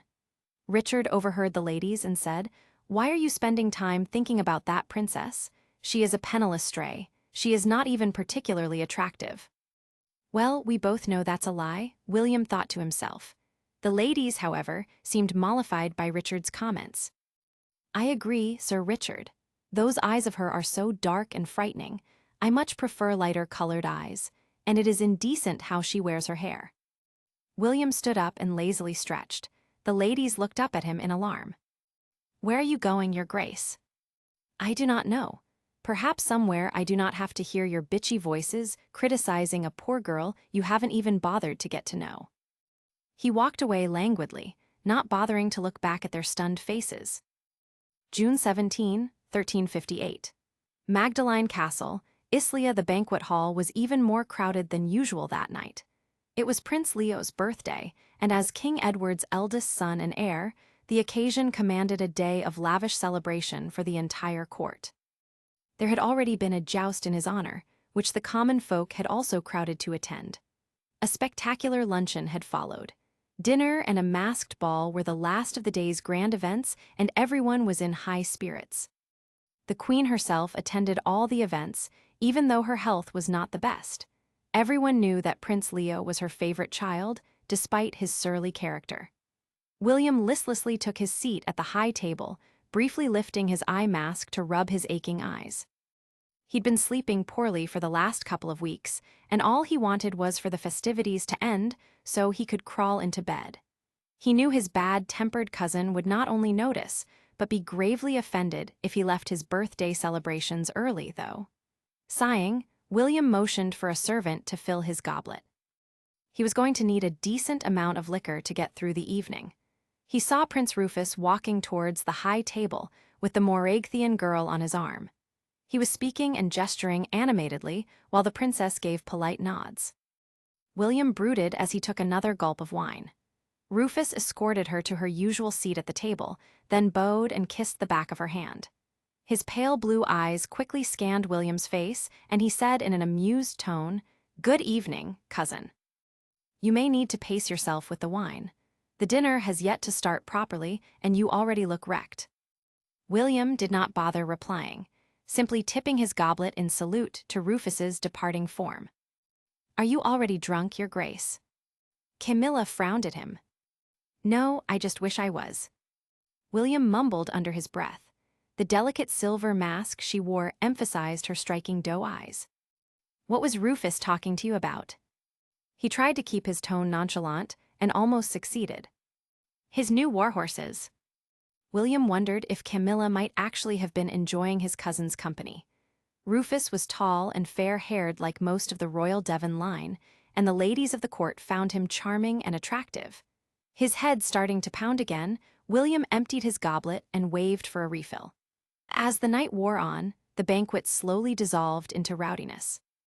The Queen had long retired to rest while the King was huddled in a far corner of the hall, drinking with his oldest advisors and ignoring the boisterous young people of the court. The guest of honor, Prince Leo, was slumped in his chair in a drunken stupor. His wife, Princess Violet, had tried desperately to shake him awake, but when she couldn't, she simply left the hall and retired to her rooms in embarrassment. Several young noblemen were crowded around a table where a series of wagers were lined up, with ladies peering over their shoulders. All watched the contest taking place with keen enthusiasm. The game itself was simple, but risky. One man would place his hand on the tabletop palm down, fingers splayed. The other player would stab a knife in a pattern between the splayed fingers, the blade moving faster and faster while avoiding cutting into flesh. William silently watched the game for a while. Normally, he would have been happy enough to take part, but that night, he knew he was both too drunk and too melancholy to enjoy the challenge. Princes Tom and Rufus were leading the points tally so far, with Richard a distant third, much to his chagrin. The rest of the players had already ruled out their chances of winning. The unspoken rule was that every knife wound an opponent inflicted on you, you had the right to inflict back at a time of your choosing. Rufus sat down and spread his fingers on the oak table, laughing. "All right then, who will challenge me now?" He was a little drunk, but still the most sober of the players by far, and William figured he'd probably planned it that way. Rufus was 5 years older, and William considered him a decent enough man, though rather sneaky and unscrupulous. Being only a third son had made him canny in a way his elder brothers did not need to be. The crowd around Prince Rufus was quiet, none of the men being brave enough to pick up the knife, which had been left with its edge digging into the tabletop. "Sweet lord, if you men are all too cowardly to match me then I guess I have no choice but to choose an opponent from one of these fair ladies," Rufus declared as his eyes scanned the crowd. Due to its violent nature and the skill needed, it was unheard of for women, especially noble ladies, to take part in such a contest. Nevertheless, Rufus's calculating stare skimmed the ladies' faces. His eyes slowly stopped on Princess Camilla, who had been warily observing everything while standing next to Francis Lowell. "Will you do me the honor, Your Highness?" Rufus tipped his head at her in obvious challenge. Camilla smiled faintly. "I am afraid I'll have to pass, my lord. I do not fancy you stabbing my hand sometime in the future because my aim tonight was not true." Rufus grinned. Oh, do not worry about that. I could never injure a lady. I'll make you a deal. If you do accidentally wound me, why do not I take my revenge in a more chivalrous manner? The crowd went completely silent, agog at the exchange of words between prince and princess.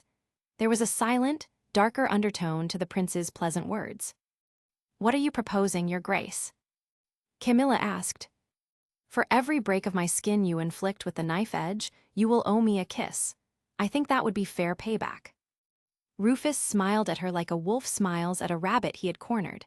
The spectators murmured. I do not see how that payback is chivalrous or fair at all, my lord. Camilla's voice was cool. Aren't you a married man? William turned his face away so no one would see his lips twitch. This girl was no fool, he noted silently. Rufus's smile dimmed a little. Yes, but everyone knows my lady wife is enjoying a few weeks of repose at one of my countryside houses. She will not take any offense, I can assure you. The men all exchanged knowing looks and smirks. Everyone knew Rufus had ordered his wife to the countryside because she was with child. He could no longer lie with her, and since he was not interested in hearing her complain about her sore back or aching joints, he just sent her away so he could spend his days uninterrupted. Rufus raised his chin at Camilla, his gaze boring into her. Do not be shy, princess. Join in the festivities. You cannot hide in the shadows of the court forever. Camilla tipped her head to the side as if she was thinking deeply about the offer. After slowly nodding, she approached his prince's side and leant over to pick up the knife. Rufus followed her movements with his eyes, raw desire on his face. She looked at the knife in her hand for a moment, then placed her other hand on Rufus's wrist to keep his hand from moving. Before anyone could react, Camilla then started stabbing the tabletop between the prince's fingers in the required rhythmic pattern. The smug smile on Rufus's face quickly changed to one of sheer nerves as the knife moved faster and faster, Camilla's hand stabbing the table in a swift blur. That's enough. Rufus called out in a strained voice, but Camilla continued stabbing undeterred. Everyone knew the rules were that you must have an unbroken string of 100 stabs, or else you were considered to have forfeited the round. William saw his cousin's wrist twitch under Camilla's grasp and knew he was tempted to pull his hand away altogether, but did not want to risk a worse injury by making a sudden movement. Camilla continued wielding the knife with astonishing speed and accuracy, counting under her breath. William had no idea a girl could have such quick reflexes. When she counted out 100 stabs, she stopped, leaving the blade jammed into the tabletop. Rufus jerked his hand out of her grip quickly and checked it, but it was completely unharmed. He stared wide-eyed at her, his confident smile completely gone. No one around the table made a sound. William saw there was a grudging respect in some of the men's faces. Thank you for the game, my lord. Good night. Camilla bowed to the princes and walked away from the table and out the hall, not bothering to collect her winnings. William followed her. William found himself stumbling after Camilla down the dimly lit corridor that linked the banquet hall to the shortest route to the castle's south wing. Princess, wait, he called out, his eyes following the trailing hem of her silvery gown.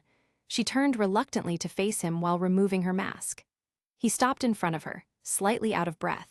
Now that he caught up to her, he realized he was not sure what he actually wanted to say. She was so unlike any other woman he knew that he had no idea how to talk to her. You forgot your winnings, he said, his words sounding like a lame excuse even to his own ears. You defeated the player with the highest number of points. That means at least half the wagers on that table are now yours. Oh, that? Well, you can keep the money, my lord. I have no use for it. What? Why not? I mean, it is not like you have any other money of your own, so.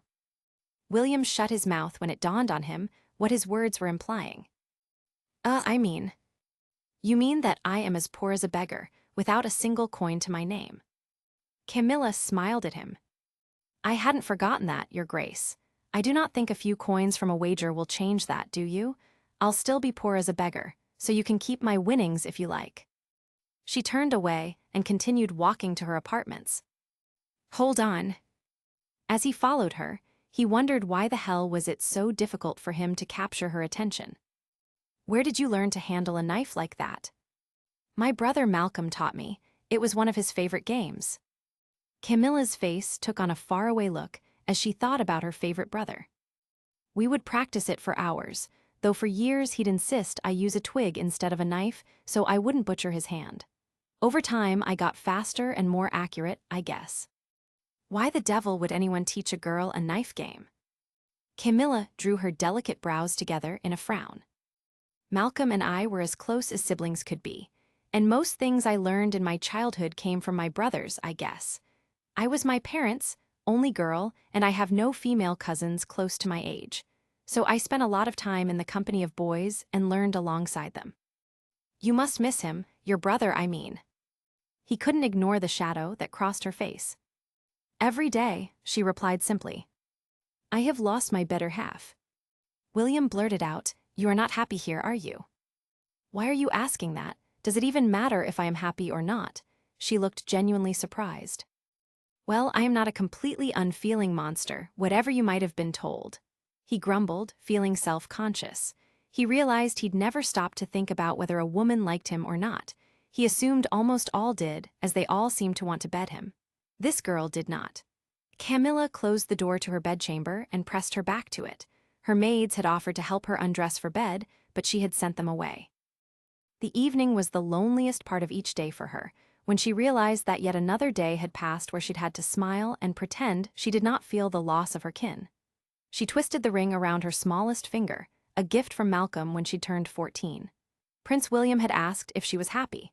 Oddly enough, she appreciated him asking, despite his bluntness. No one else here had bothered asking, assuming she'd be grateful to just have escaped her family's fate. Perhaps death would have been the easier option than a lifetime pretending happiness. After pulling on a nightgown, Camilla lay on her bed and closed her eyes, letting troubled dreams slowly consume her. When she opened her eyes again, the sun was starting to rise. She groggily sat up in bed, watching the skies glow behind the drawn curtains slowly changing from indigo to fiery orange. A knock at the door interrupted her thoughts. Your Highness, something has been delivered to your door. Camilla immediately recognized the voice of Bonnie, her youngest maid, who seemed to resent her slightly less than the other two. She called Bonnie into the room. The maid carried a tray of breakfast food and placed it on Camilla's lap. Wedged between the small plates of food was a box, wrapped in red and black tissue. She carefully lifted the lid and looked inside to reveal early summer cherries, the glossy little fruits a dark, lush burgundy shade. Cherries were almost impossible to find in Moragth due to the climate, but she was quite sure they were a rarity in Islia too. Who delivered these? I do not know, Your Grace. Bonnie peered curiously into the box. Camilla handed one of the cherries to the maid, then popped another one between her lips. Tart sweetness filled her mouth as she bit into the soft flesh. She sighed with pleasure despite herself. She'd have to find out who gifted her such a luxury so she could thank them properly. Of course, she did not have even a single thing to thank them with. Her mind briefly thought of the coins she'd won at the previous night's banquet that she hadn't bothered taking with her. She noticed a scrap of paper that had been tucked against the underside of the box's lid. Camilla carefully unfolded it and read the words scrawled on it. Thought these might make your morning slightly less unhappy. Well, Camilla smiled slightly. She started to laugh when she read the postscript scribbled at the bottom. These were almost impossible to find and fucking costly. Do not get carried away and think I am being generous, though. I used your winnings from last night to buy them. September 12, 1358. Magdalene Castle, Islia. William leapt down from his stallion the minute he entered the main courtyard and handed the reins to one of the stable hands that had rushed over. Sweat stung his eyes, and he pulled the gauntlet off one hand so he could swipe at his sunburned brow. He had spent the last several weeks in the wild sun-baked plains of southwestern Islia, arbitrating disputes between squabbling lords and helping clearing some of the roads between the villages of armed robbers. Last year's harvest had been poor, and this year did not hold great promise either. The instances of thievery and grain smuggling had grown alarmingly among the poorer regions of the country, and the local lords had started accusing each other of unfairly hoarding grain stocks. As a precaution, King Edward had commanded Princes William and Thomas to travel to those regions with a contingent of soldiers to pacify the people. Neither prince had wanted to leave the ease and luxury of a summer court at Magdalene to play peacemaker for a bunch of petty lords. It had been a bad-tempered campaign. The heat had been stifling, spoiling much of their supplies and fodder. A fever had swept through the forces in mid-August, adding to everyone's misery. William felt like he had spent as much time keeping his own men from each other's throats as he had mediating between lords. William was relieved to be back at court, feeling drained. He figured the only silver lining of the southwestern campaign had been the distance it had placed between him and the Moraigthean princess. He felt like he had his sanity back. There had been little time to concern himself with women during his time away from the court, though his soldiers would always somehow manage to sneak in local doxies and prostitutes into the army camps wherever they traveled. On several nights, William had found women in his tent who had sneaked inside to try and seduce him. He tried amusing himself with one or two, but the encounters had been brief and unsatisfying, leaving him filled with an odd sense of guilt. After that, he had gotten into the habit of sending all the doxies he found sneaking into his bed, straight to Richard's tent instead. But away from the court's trappings, William managed to convince himself he'd somehow been bewitched by the Moraigthean girl, and all he needed was some distance from her to regain a clear mind. The passing weeks had left him feeling more like himself again. He cringed when he thought about how he'd obsessed over a single girl and was confident he could stop it from happening again. After all, there was an abundance of attractive ladies, some single and some married, for him to choose from. Restricting himself to one made no sense, especially one who was so aloof. Women are best as a short-term habit. He murmured to himself, repeating one of his late father's favorite sayings. The man may have been a foul-tempered bastard, but in this instance, he probably had a point. After calling out a few brief orders to some of his knights in the courtyard, William handed his helmet, gauntlets, and vambraces to a squire to clean and polish the armor. He then turned on his heel and started walking towards King Edward's apartments. He would have far preferred to go straight to his own rooms, as he was desperate for a bath and a hot meal. However, he knew his greatest priority was to first greet and report to the king. He crossed paths with several fawning courtiers as he walked, including a number of ladies who smiled warmly and showered him with praise over the success of his recent campaign. William smiled back, basking in the attention. He also ran into Sir Robin Sainsbury, who had been unable to take part in the campaign due to a jousting injury. He looked fully recovered now, though, and he clapped William on the back in affectionate greeting. "While you have been gone, a new batch of girls has arrived at the Summer Lotus." Robin grinned. William smiled back. "I look forward to seeing them all then. The wenches we came across in the south weren't much to talk about. Let Tom know as well, he'll want to join in. Every day brings him closer to his wedding day, and he is one miserable bastard." William kept walking, taking long strides up the spiral staircase that served as a shortcut to the second floor where King Edward's presence chamber was located. At the top of the stairs, he turned a corner and promptly collided with someone. The brunette lady quickly dropped in a bow. "Apologies, Your Highness. I was not watching where I was going."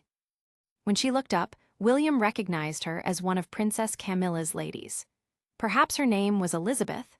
William dismissed the collision with a wave of his hand and was about to keep walking when he heard a familiar voice call out, "Bess, why are you in such a rush?" William felt a thudding in his chest when she turned the corner and stopped short in front of him. They just stared at each other for a moment, though to William it felt like an eternity. Why did he think he could just forget about her? His eyes roamed over Camilla's face, enthralled. There was something about her exotic beauty that always made him feel like he was drowning in a vat of the sweetest honey. All thoughts of visiting the bathhouse that evening with his companions vanished from his mind. He tried to speak, but no sound came out and his vision started to swim. Damn her to hell and back. She bowed, then gave him a faint, enigmatic smile. "Welcome back, Your Highness." Gracefully stepping around him, she started descending the stairs. Elizabeth's eyes had been flicking between the couple, but she turned to follow her mistress. Before disappearing down the stairwell, Elizabeth turned and looked back at the prince briefly. There was a little smile on her face and something akin to sympathy in her eyes. No, that's not right, William told himself. Why would a mere lady-in-waiting have any reason to pity me? September 13, 1358.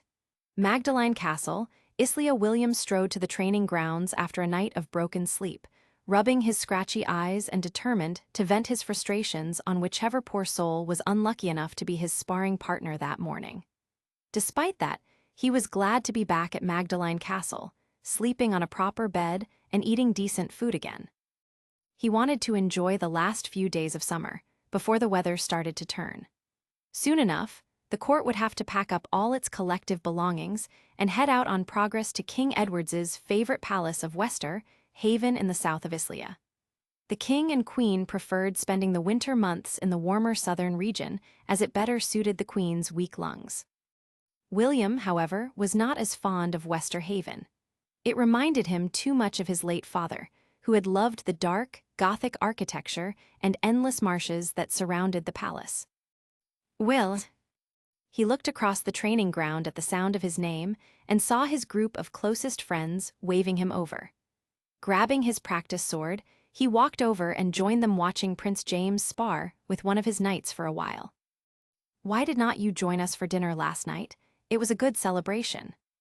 Richard raised his brows at William as he deliberated between two practice swords. We all ended up going to the bathhouse afterwards. William shrugged. I had dinner in my rooms and ended up falling asleep early. That was only partially true. He'd been exhausted after the long journey home, but also incredibly flustered after almost crashing into Princess Camilla. She had run into him when he had been traveling for days on end, covered in dust and reeking of sweat, dirt, and horses. Why did she have to catch him looking at his absolute worst? If it had been anyone else, he wouldn't have really cared. Then again, if he'd run into anyone else, he wouldn't have just stood there and stared like an imbecile. He hated himself a little for acting the way he did around her. He hadn't been able to face the thought of seeing her again, so his only option had been to avoid dinner in the banquet hall altogether. William pushed further thoughts of the girl out of his mind and instead tried to focus on what his friends were talking about.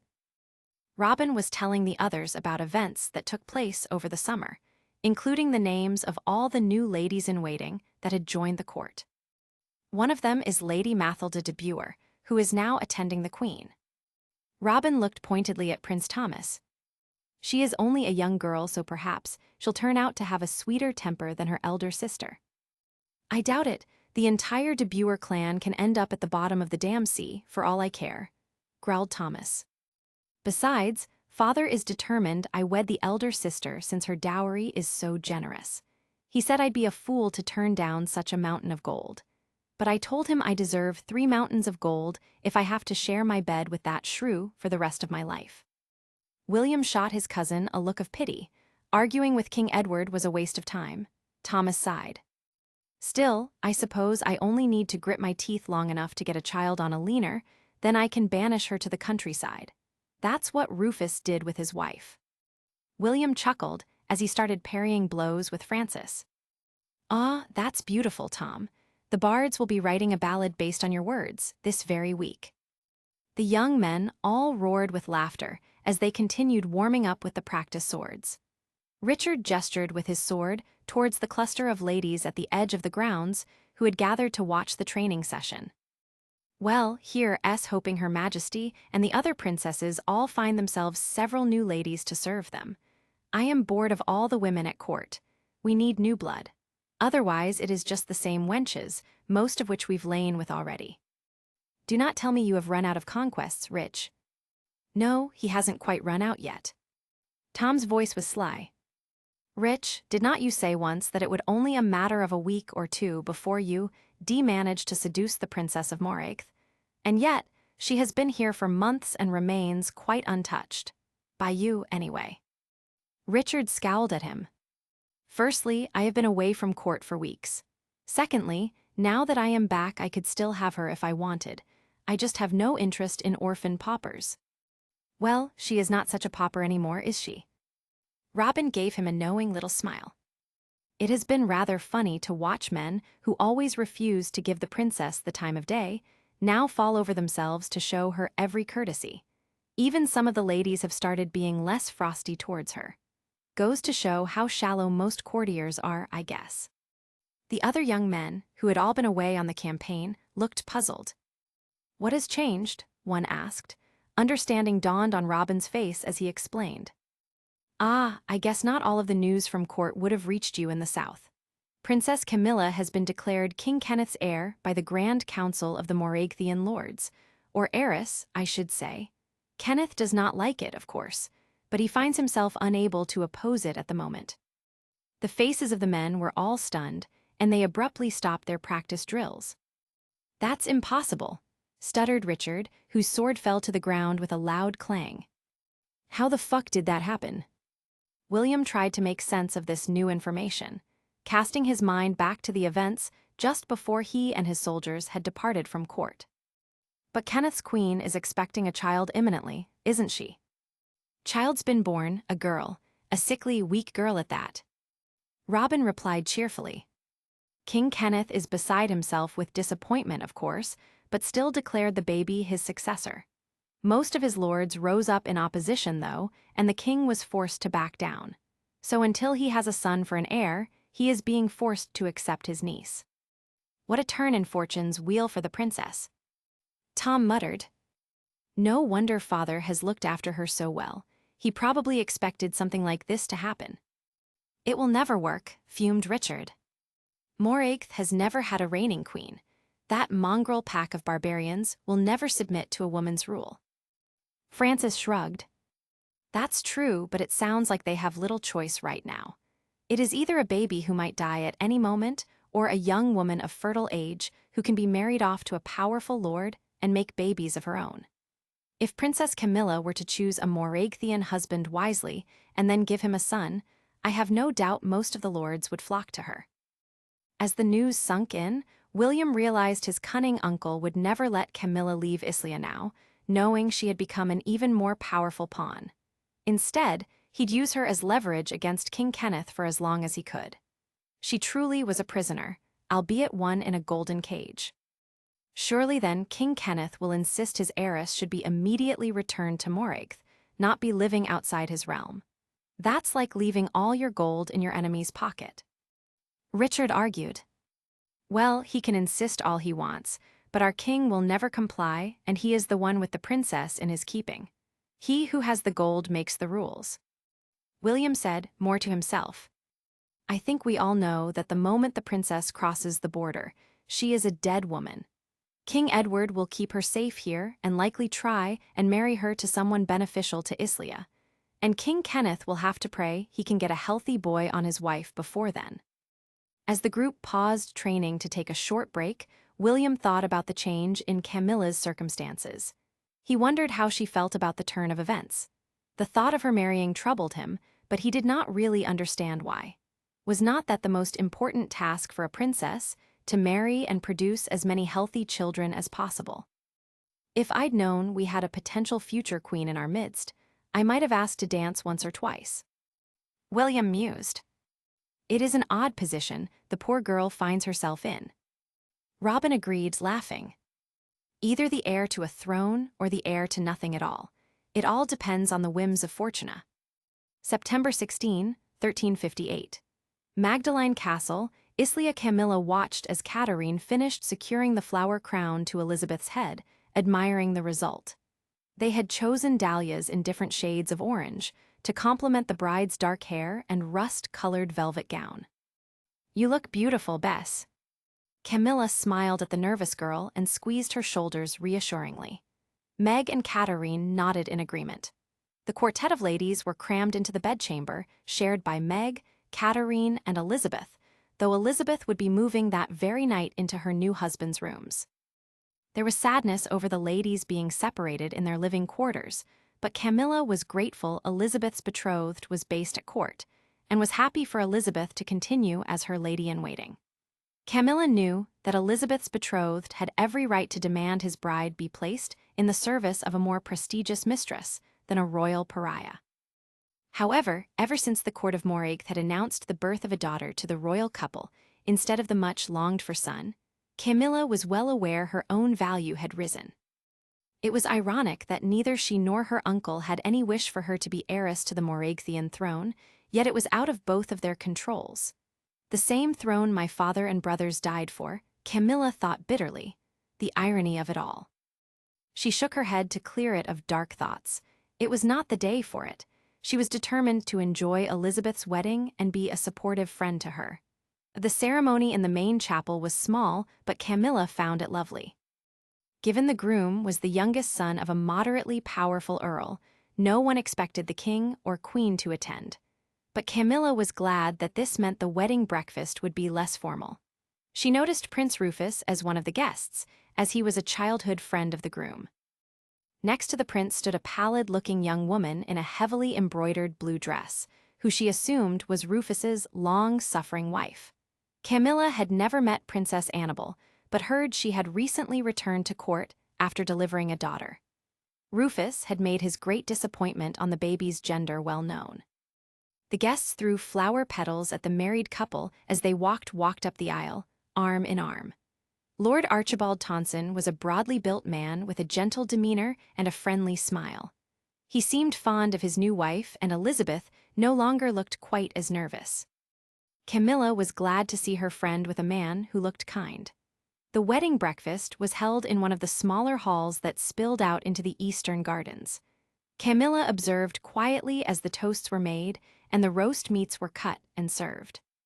She noticed, with wry amusement, that men who had refused to speak to her for months were now clamoring to offer her food from their own plates. The perks of being an heiress, she supposed. Once the main plates were cleared, bowls of sugared plums were placed on the tables and the musicians began playing. Camilla watched as Elizabeth was whirled around firstly by her new husband and then by the other male guests. In Islia, it was considered good luck for an unwed man to dance with a bride and luckier still to kiss her.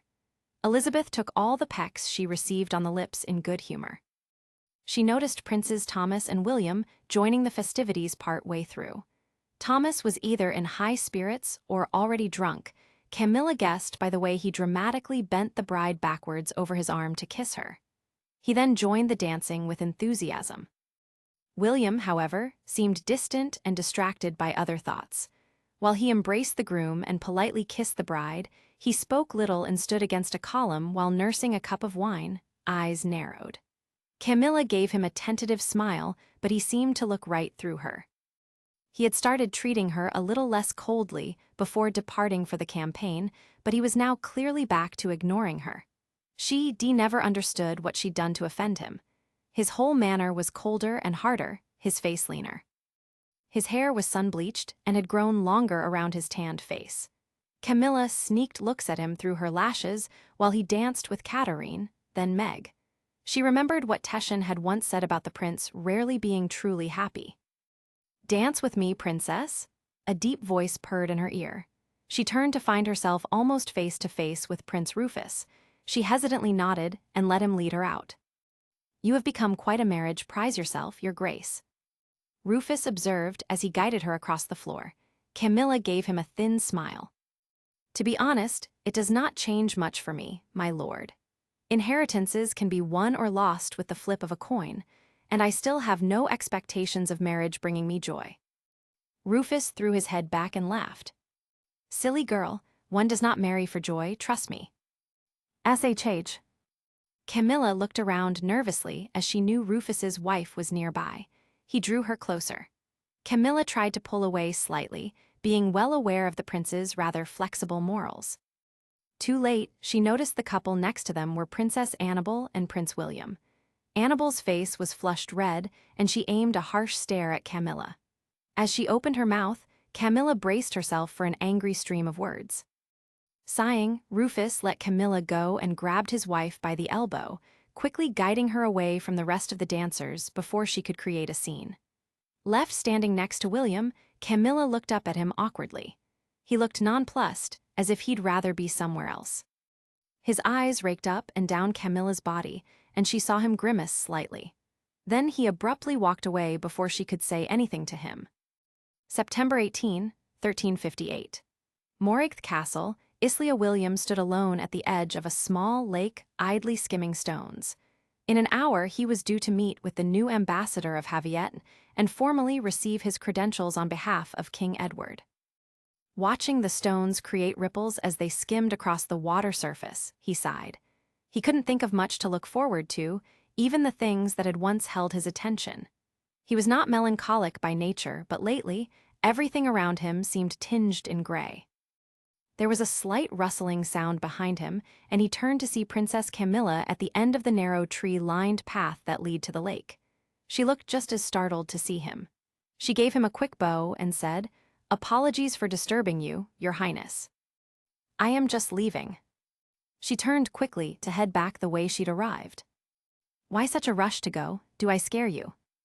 She stopped to glance back at him, over her shoulder. "No, but we both know you do not appreciate my being here, and you look like someone who wants to be left alone." The way she looked at him was like she expected him to start lobbing insults at her at any moment. William sighed again, unable to really blame her for thinking that way. "Actually, I could do with some company. It'll stop me from falling into a rabbit hole with my own thoughts. Stay a while." Hesitating, Camilla slowly turned to face him and join him at the water's edge. They stood in silence for a while as the last of the stones in William's hands skidded across the lake surface. "I hear your campaign in the south was a success." She finally broke the silence. He could hear the hesitation in her voice. Is that what he had done? Made it so that it was hard for her to even strike up a polite conversation with him. "If you call ensuring that lords who hoarded grain for their own profit were properly punished, then yes. If the goal was to prevent peasants going hungry this coming winter, then I wouldn't say we were successful." He tried to keep the bitterness out of his voice. What had he actually achieved during those weeks? He turned his head to look at her, silently admiring her exquisite profile. Then he added, "I suppose I've yet to congratulate you on your change in circumstances, Princess." Camilla faced him, a slight frown on her face. "There's nothing to congratulate me for. Nothing has really changed for me. I am still the same person, still alone and trapped inside the same court." "I do not agree at all. You could be a queen one day." "I should hope not. And if I am, it is not something I have earned or want, just an unfortunate accident of birth." William raised his brows. What the hell was she saying? People since the dawn of time had fought and died and killed for a crown. And yet this girl was saying she did not want it. "Surely you do not mean that." "I do mean it." The look in her eyes was steely. "I do not want to spend my life trying to control a bunch of unruly lords who only think about either destroying each other or destroying their monarch. I do not want to wake up every morning wondering if this is the day an assassin takes my life or a rebel storms my home. I do not know why my father and brothers wanted that life, but they did. I hope for different things." "What do you want then, if it is not glory and power?" William rubbed the back of his nape, trying to make sense of her words. Was it because she was a girl and females were not trained to rule? "Peace," Camilla said simply, looking out over the lake. "My mother was the same. She always said she would have been happiest if my father had been born a quiet country lord and not the brother of a king. She loved him very much but hated his ambition. She always said it would be our family's downfall. Now look at where we've all ended up." Her smile was sad. "But if you take the throne, you will be able to avenge your family's deaths. And if you are a strong ruler, you could help unite your country." William pointed out. Camilla laughed and the musical sound fascinated him, despite her sober tone. "I think it would take more than one person to unite Morag, do not you? I doubt the lords actually want peace, because all they know how to do is fight and cheat each other. And we both know I wouldn't be the one to rule." "What are you talking about?" "Queens do not rule. A queen's husband does. I'd have to make a political marriage and then accept that my husband will take all of my power away. The irony of wearing a crown but still having to pledge my absolute obedience to a man. But if you choose a good husband, it might still be all right." William said lamely, even though he did not believe his own words. Truthfully, no man would be able to resist the lust for power if their wife was a queen regnant. The temptation to take over would just be impossible. Camilla would know it too. "Any man who wants to marry me, because of my crown, is not going to be a good or benevolent husband, is he?" she countered. "A man could promise me the world and the result would be the same. He'd usurp my power and relegate me to the role of serving him and filling a nursery. It is just how it is, and even if he were cruel or violent, there's nothing I could do." Her words triggered an old memory of William's, something he had long forgot. Camilla had once nearly become the wife of a cruel and violent man like the one she had just spoken of. She just had no idea how close to that fate she had been. William furrowed his brow as long dormant memories flooded his mind. July 15, 1353. Port Canforth Palace, Morigth William sat next to his father at the royal high table, only half listening to the conversation between Prince Johann and King Kenneth. He listened hard enough to know the moments when he should nod appropriately, but no more. The atmosphere at the table was tense. Everyone knew the bond between the king and queen was frosty, due to the queen having given birth a couple of months ago to a daughter who had not lived. King Kenneth's lack of a son was a topic no one dared discuss openly, but it hung heavy in the air. Then again, William reasoned, my father has a child and I am a boy. Yet he is not happy either. Why did adults think their future happiness hinged on their children? It made no sense at all to William. His eyes scanned the long table and ended up drifting towards Princess Camilla a few seats away. She was sitting quietly between two stern-looking women who had been introduced to William as the Queen's unmarried younger sisters. I think I know why they are unmarried. Glancing again at the young princess, he could tell she was trying to keep a neutral expression as she picked at the food on her plate. The king was obviously fond of greasy cuts of meat, covered in highly spiced sauces. William discreetly pushed his own plate away. She is just as bored as I am. His mouth curled upward slightly. There was a lull in the conversation, and everyone at the table heard the queen's voice hiss like a snake. Sit up straight, a princess should never slouch. She then muttered under her breath to the king at her side, Lord help me with that one. Camilla sat up and straightened her shoulders at the rebuke. She cast her eyes down as appropriate for a high-born lady, but not before William caught the briefest flash of defiance in them as she looked away from the queen. William idly wondered if her father ever tried to beat the stubbornness out of her the way his own did. Prince Johann glanced down the table and asked the king, Who is the girl, your majesty? Not bothering to swallow the mouthful of food in his mouth, King Kenneth replied, She is my niece, the youngest of my dear half-brother's children. I invite my niece and nephews to spend the summer at court every year. Robert has let them run wild all their lives, so being here provides them with a sense of structure. The king made it sound like he was granting them a wonderful favor by having them at his side. I am trying to make decent soldiers of the boys, so I have sent them away on campaign up north. The girl remains in my queen's rooms, learning how to become a proper lady. A lady, that will be a tall task, husband. Queen Antonia grumbled. The girl is incorrigible, her will needs breaking. The king gave a snort of laughter and shoveled in another mouthful of roast boar. Yes, she is a spirited one, having been terribly spoiled by her father. I should think her future husband will have quite a task keeping her in line. Unable to stand the boredom and discomfort any longer, William decided to risk his father's wrath by speaking out of turn. Father, should I dance with the princess for a while so that we do not interrupt your conversation? He kept his voice low and passive. Fortunately, King Kenneth overheard him and seemed rather pleased by the idea. Yes, yes, go and dance with my niece. That way, the adults can continue talking without distractions. He flicked his hand, lazily in gesture, between the two young people as if to shoo them away. Prince Johann aimed an irritated look at his son, but said nothing further.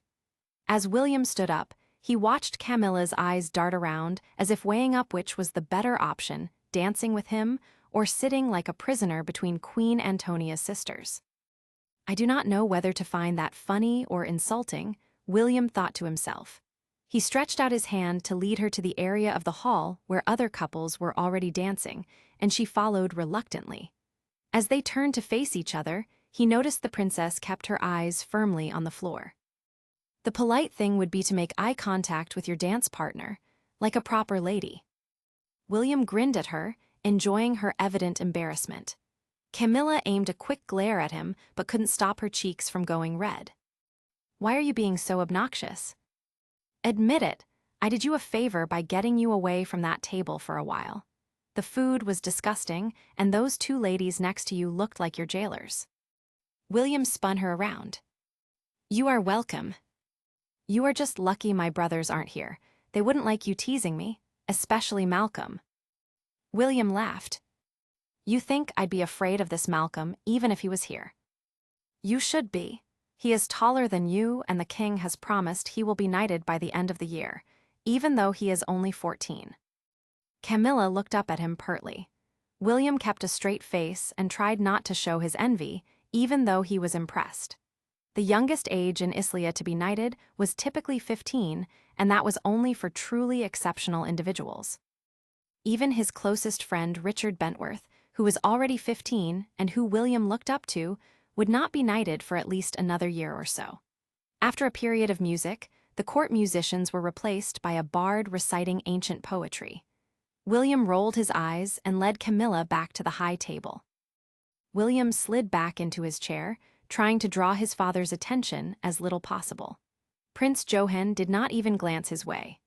William was at first relieved until he saw that his father's eyes were focused on the pretty young girl quietly taking her seat.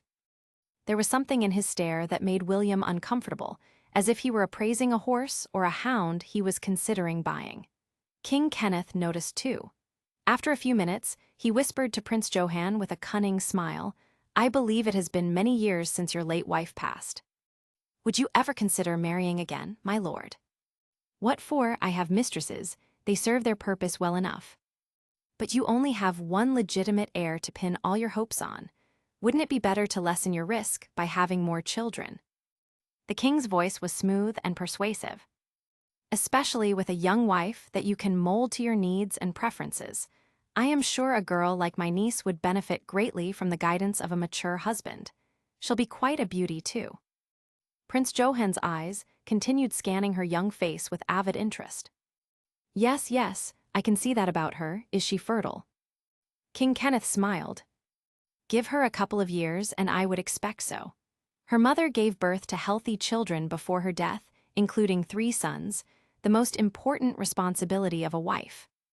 He aimed the last words as a vicious whisper in his wife's direction. The queen pointedly ignored him. Prince Johann smiled slowly and nodded. I do find young girls are easier to train in absolute obedience, sire. It is a shame that we depart home tomorrow, otherwise you and I could have started negotiations for her dowry. Why do not we continue this discussion upon your return to Islia? I am sure we can reach a mutually beneficial arrangement. We still have time on our side, after all. She is currently only 11 summers old. I would recommend letting the flower bloom a little more before you pluck it, wouldn't you agree?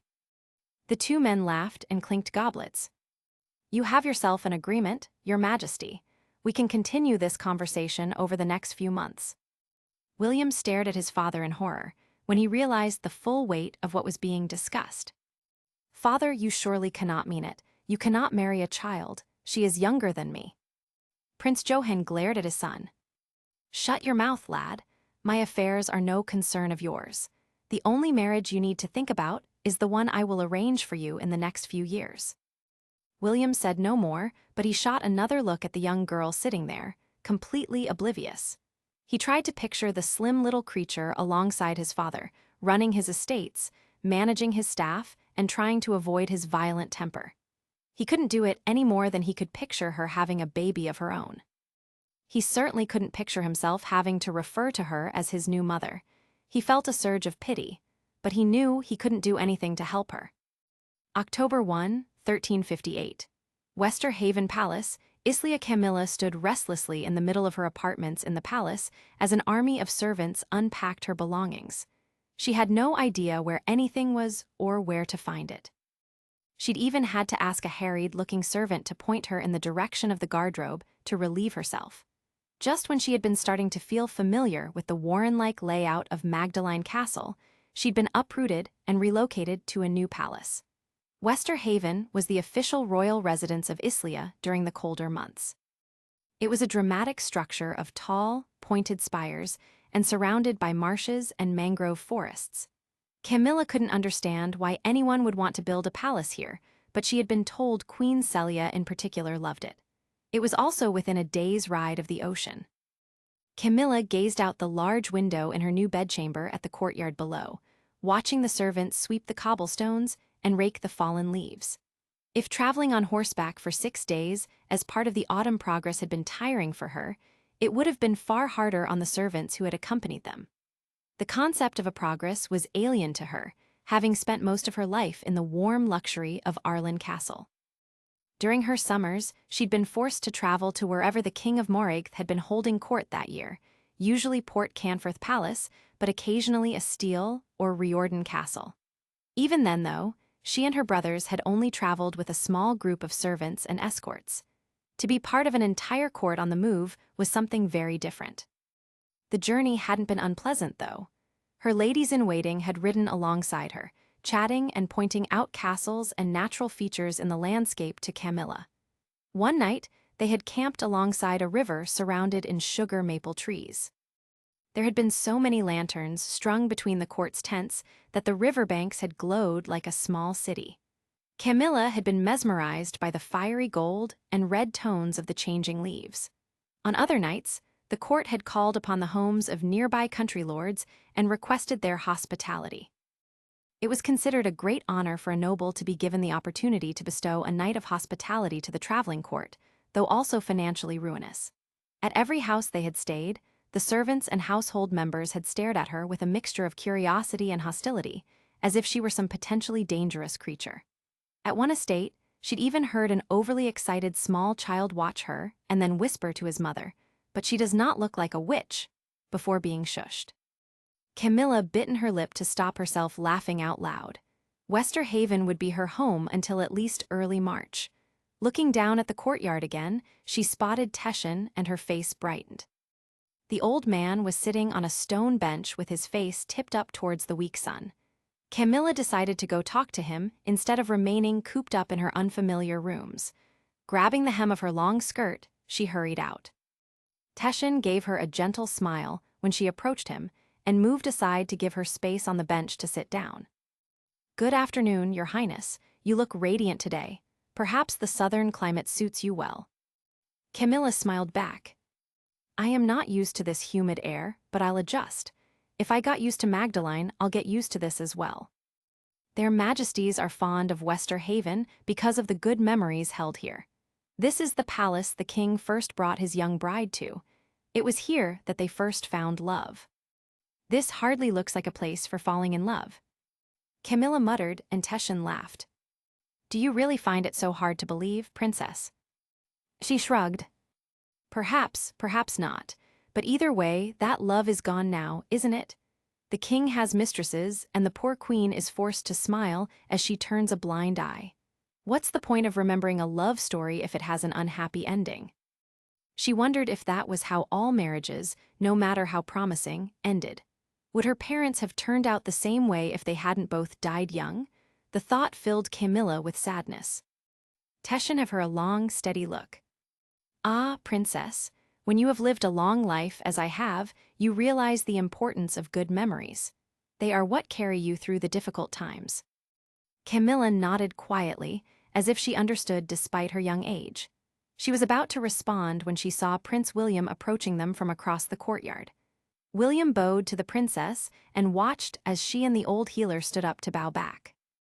Dee never understood what common ground existed between the two, but he had seen them in animated conversation many times.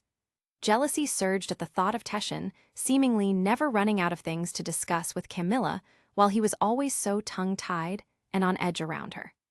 "I really am a miserable son of a bitch if I am jealous of a bent old man who could be my grandfather," William told himself.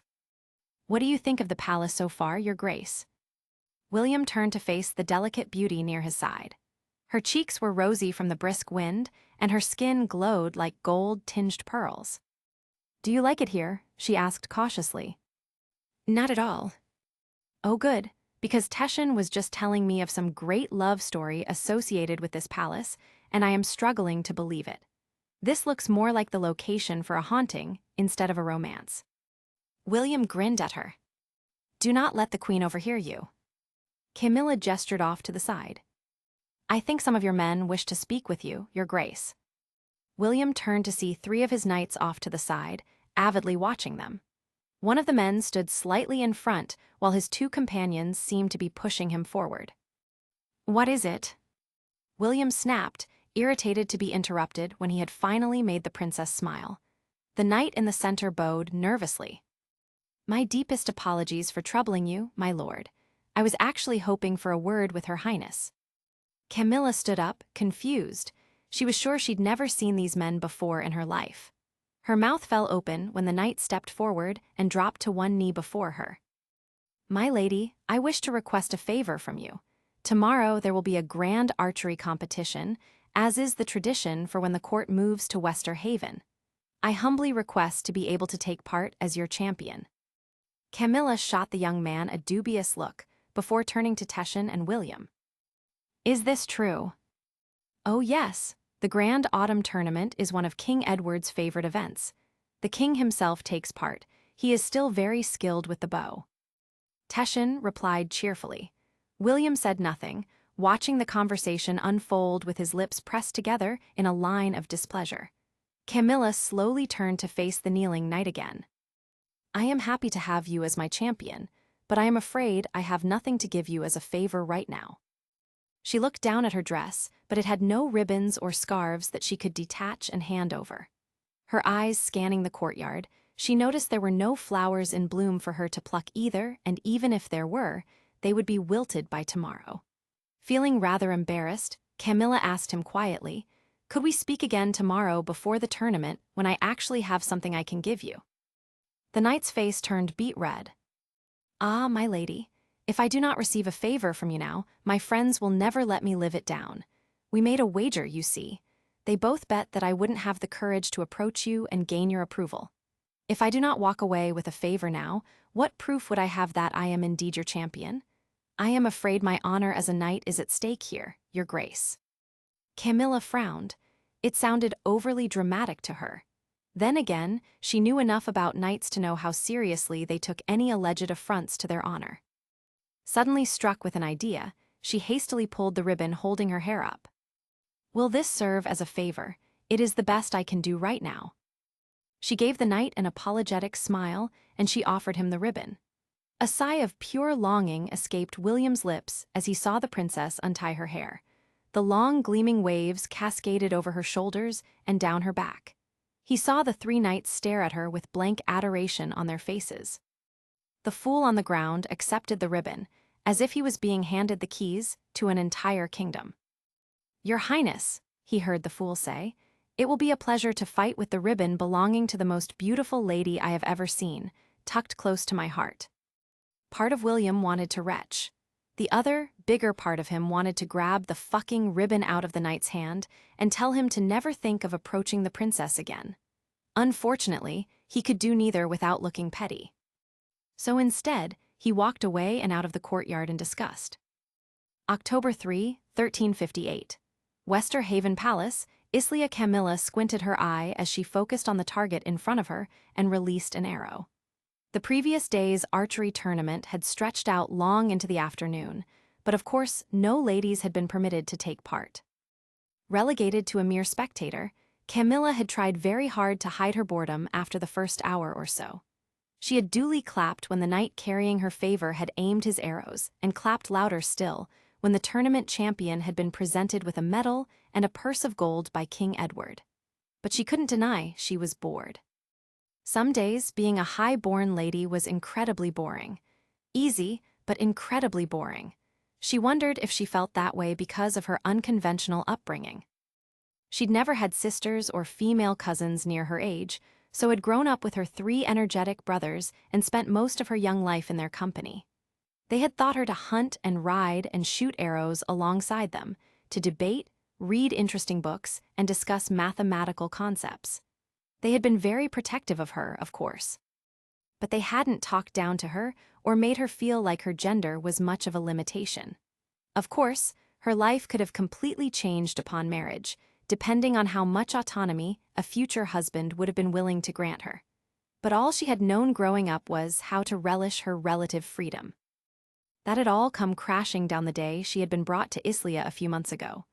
Despite all the polite references to her as King Edward's honored guest, she was for all intents and purposes a prisoner. And as a prisoner, she knew she would have to conform and stifle her independent streak to survive here and not raise suspicion.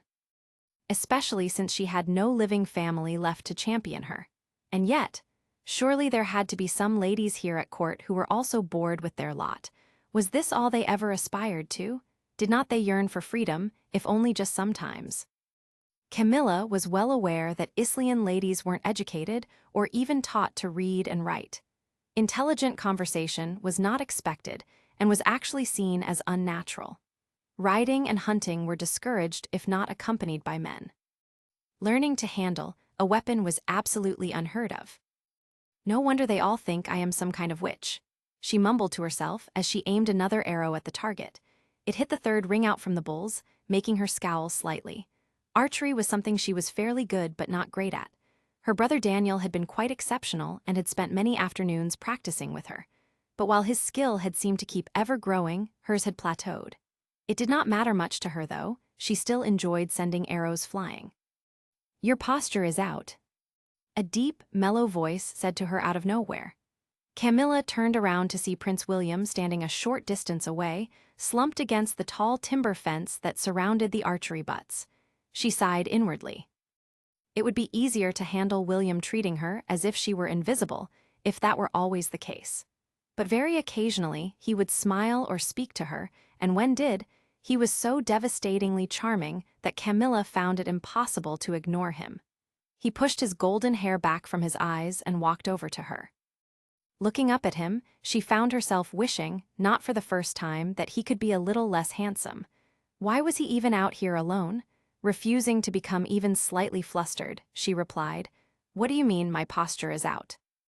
Your shoulders should be squarer to your target."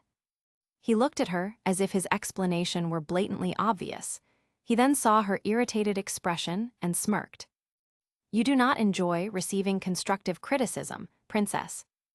"No. At least not from someone who treats me like a leper most of the time and only speaks to me when he wants to land a blow." William started laughing. "Ouch, you make me sound like a tyrant. Surely I am not quite as bad as you say. The ladies usually seem to find me appealing enough." "Perhaps not as many as you think," Camilla said under her breath. William obviously heard her because he laughed harder. "Aren't you a sweet little soul? Do you want me to help you improve your technique and aim? Or are you content with telling me what a monster I have been to you?" He looked like he was desperately trying to keep a straight face, but he couldn't quite wipe his amused smile. "Fine," Camilla gritted out. "What would you suggest to improve my posture?" "You need to twist this shoulder a little this way. May I?" His hand hovered over her, but stopped just short of touching her. She nodded as he adjusted the set of her shoulders slightly. His touch was very hesitant, and she wondered if he really did liken her to touching a leper. "Line up your next shot." He was standing very close to her now, his hand on her shoulder to stop her from breaking position. He stared down towards the line of the target, and his warm breath tickled her ear slightly. Camilla positioned her bow and lined up an arrow. She felt his other hand pressing lightly on the small of her back. "Now aim and shoot." Camilla focused her eye on the target, ignoring the prince's scent. He smelled warm and masculine, almost like spices mixed with fresh pine needles. She quickly pushed the distracting thought from her mind and released the bowstring, careful to maintain her posture.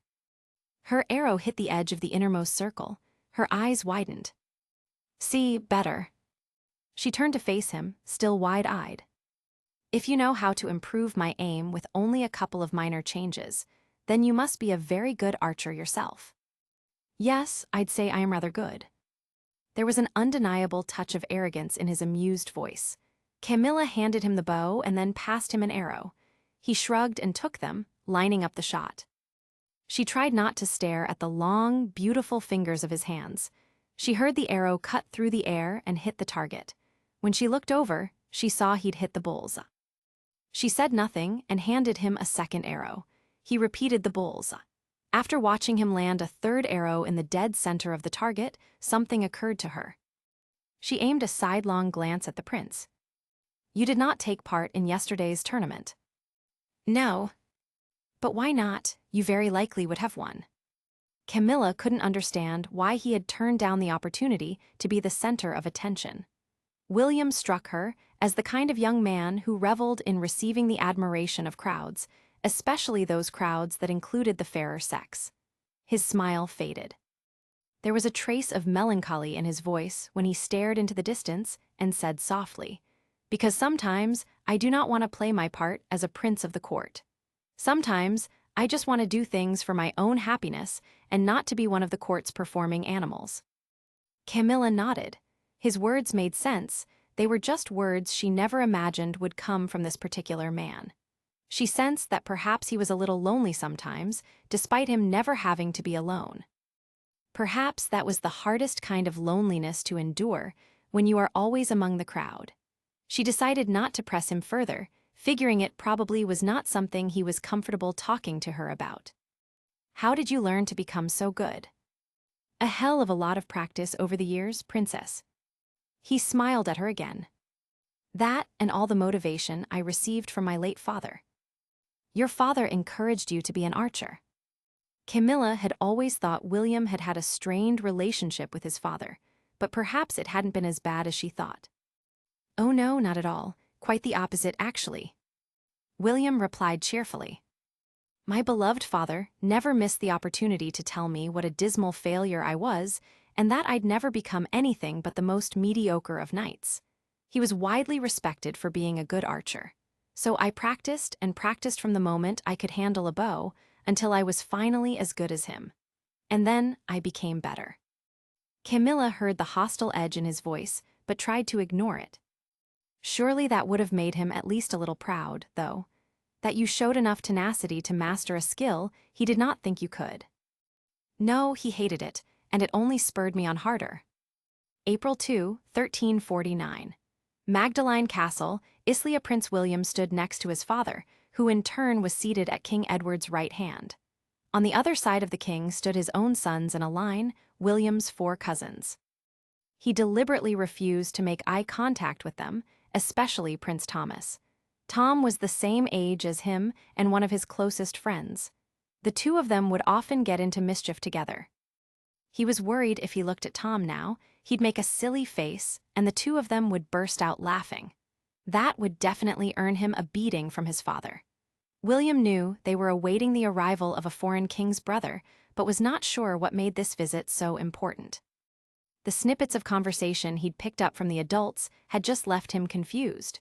This special guest was a prince and a royal duke of some very important foreign kingdom, but William had heard his own father make snide, mistrustful comments about him. This prince apparently was often at loggerheads with his elder brother, who was the king of a country called Moragth. But he'd heard Prince Johann also insult this king several times as well, calling him a barbarian and a disgrace to his family line. So why was everyone at court fussing over this duke coming to visit, if no one actually liked him or his kingly brother very much? Diplomacy made no sense to William. It sounded like spending time with people you did not like and having to pretend to be friends. Why would anyone bother? Did not adults have better things to do? William shifted his weight to his other foot, feeling restless. He'd much rather be spending his time out in the forests that surrounded the castle, exploring with his friends and fishing in the creek. Today was a rare sunny day after weeks of cold spring rains, and he was stuck inside having to greet a guest he did not care a thing about.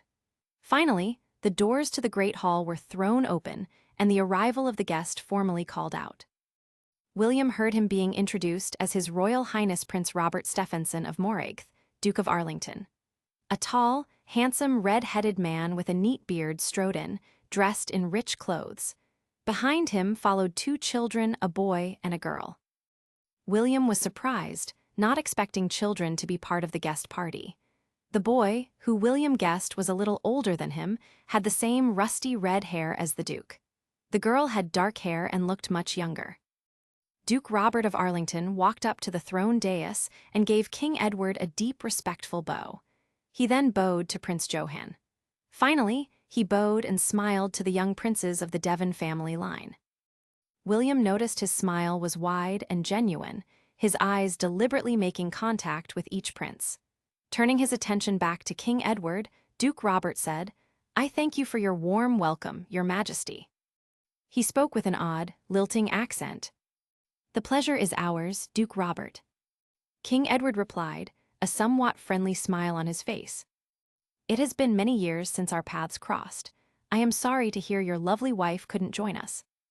Duke Robert frowned slightly. "As am I, sire. Isabella is currently ill, but I have great hopes that with the coming warmer weather, her health will improve." King Edward nodded, then peered at the children behind the Duke. "And who are these young people?" The boy stepped forward to stand next to Duke Robert, though the girl did not.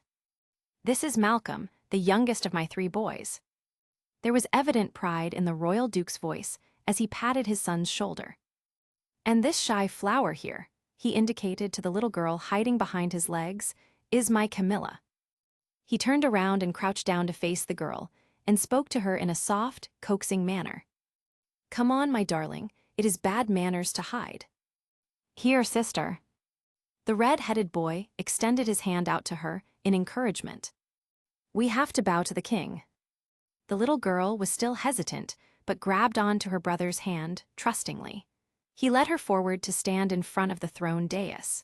Both of the Moraigthean children then bowed to King Edward and to the other royal males of Islia. King Edward's lips twitched in amusement. As the children rose from their bows, he looked over the boy. "You are tall for your age, lad. Your father tells me you are a good student and are showing promise at horsemanship, like your elder brothers." The boy, Malcolm, bowed his head to receive the compliment and then turned to look at his father, who flashed him a warm smile. William was confused. His own father had never smiled at him this way. What made this Malcolm so special? King Edward then looked at the small girl. "And how old are you, little madam?" "I am nearly 7, sire." The little girl piped up and smiled. William noticed she was missing her bottom 2 teeth. Why was his uncle wasting time speaking to a girl who was little more than a baby? To his surprise, King Edward chuckled benevolently. "A magnificent-looking girl child. She shows the promise of great beauty, like her mother." "Oh yes, Your Majesty, my girl here will be exceptional," beamed Duke Robert. "She is also a clever little soul. She shares tutors with her brothers, and they have all praised her quick mind." Prince Johann snorted. "Ridiculous, why does she have tutors at all? Educating a girl provides absolutely no benefits." William cringed inwardly at his father's sneering tone. He hated when his father spoke to him that way. It made him feel the size of an ant. But to his surprise, Duke Robert did not seem insulted at all. In fact, he aimed a merry grin at Prince Johann. "Ah, my lord. A man who criticizes an educated lady is one who has never experienced the great pleasure of being married to one." King Edward laughed. Prince Johann clenched his jaw but said nothing further.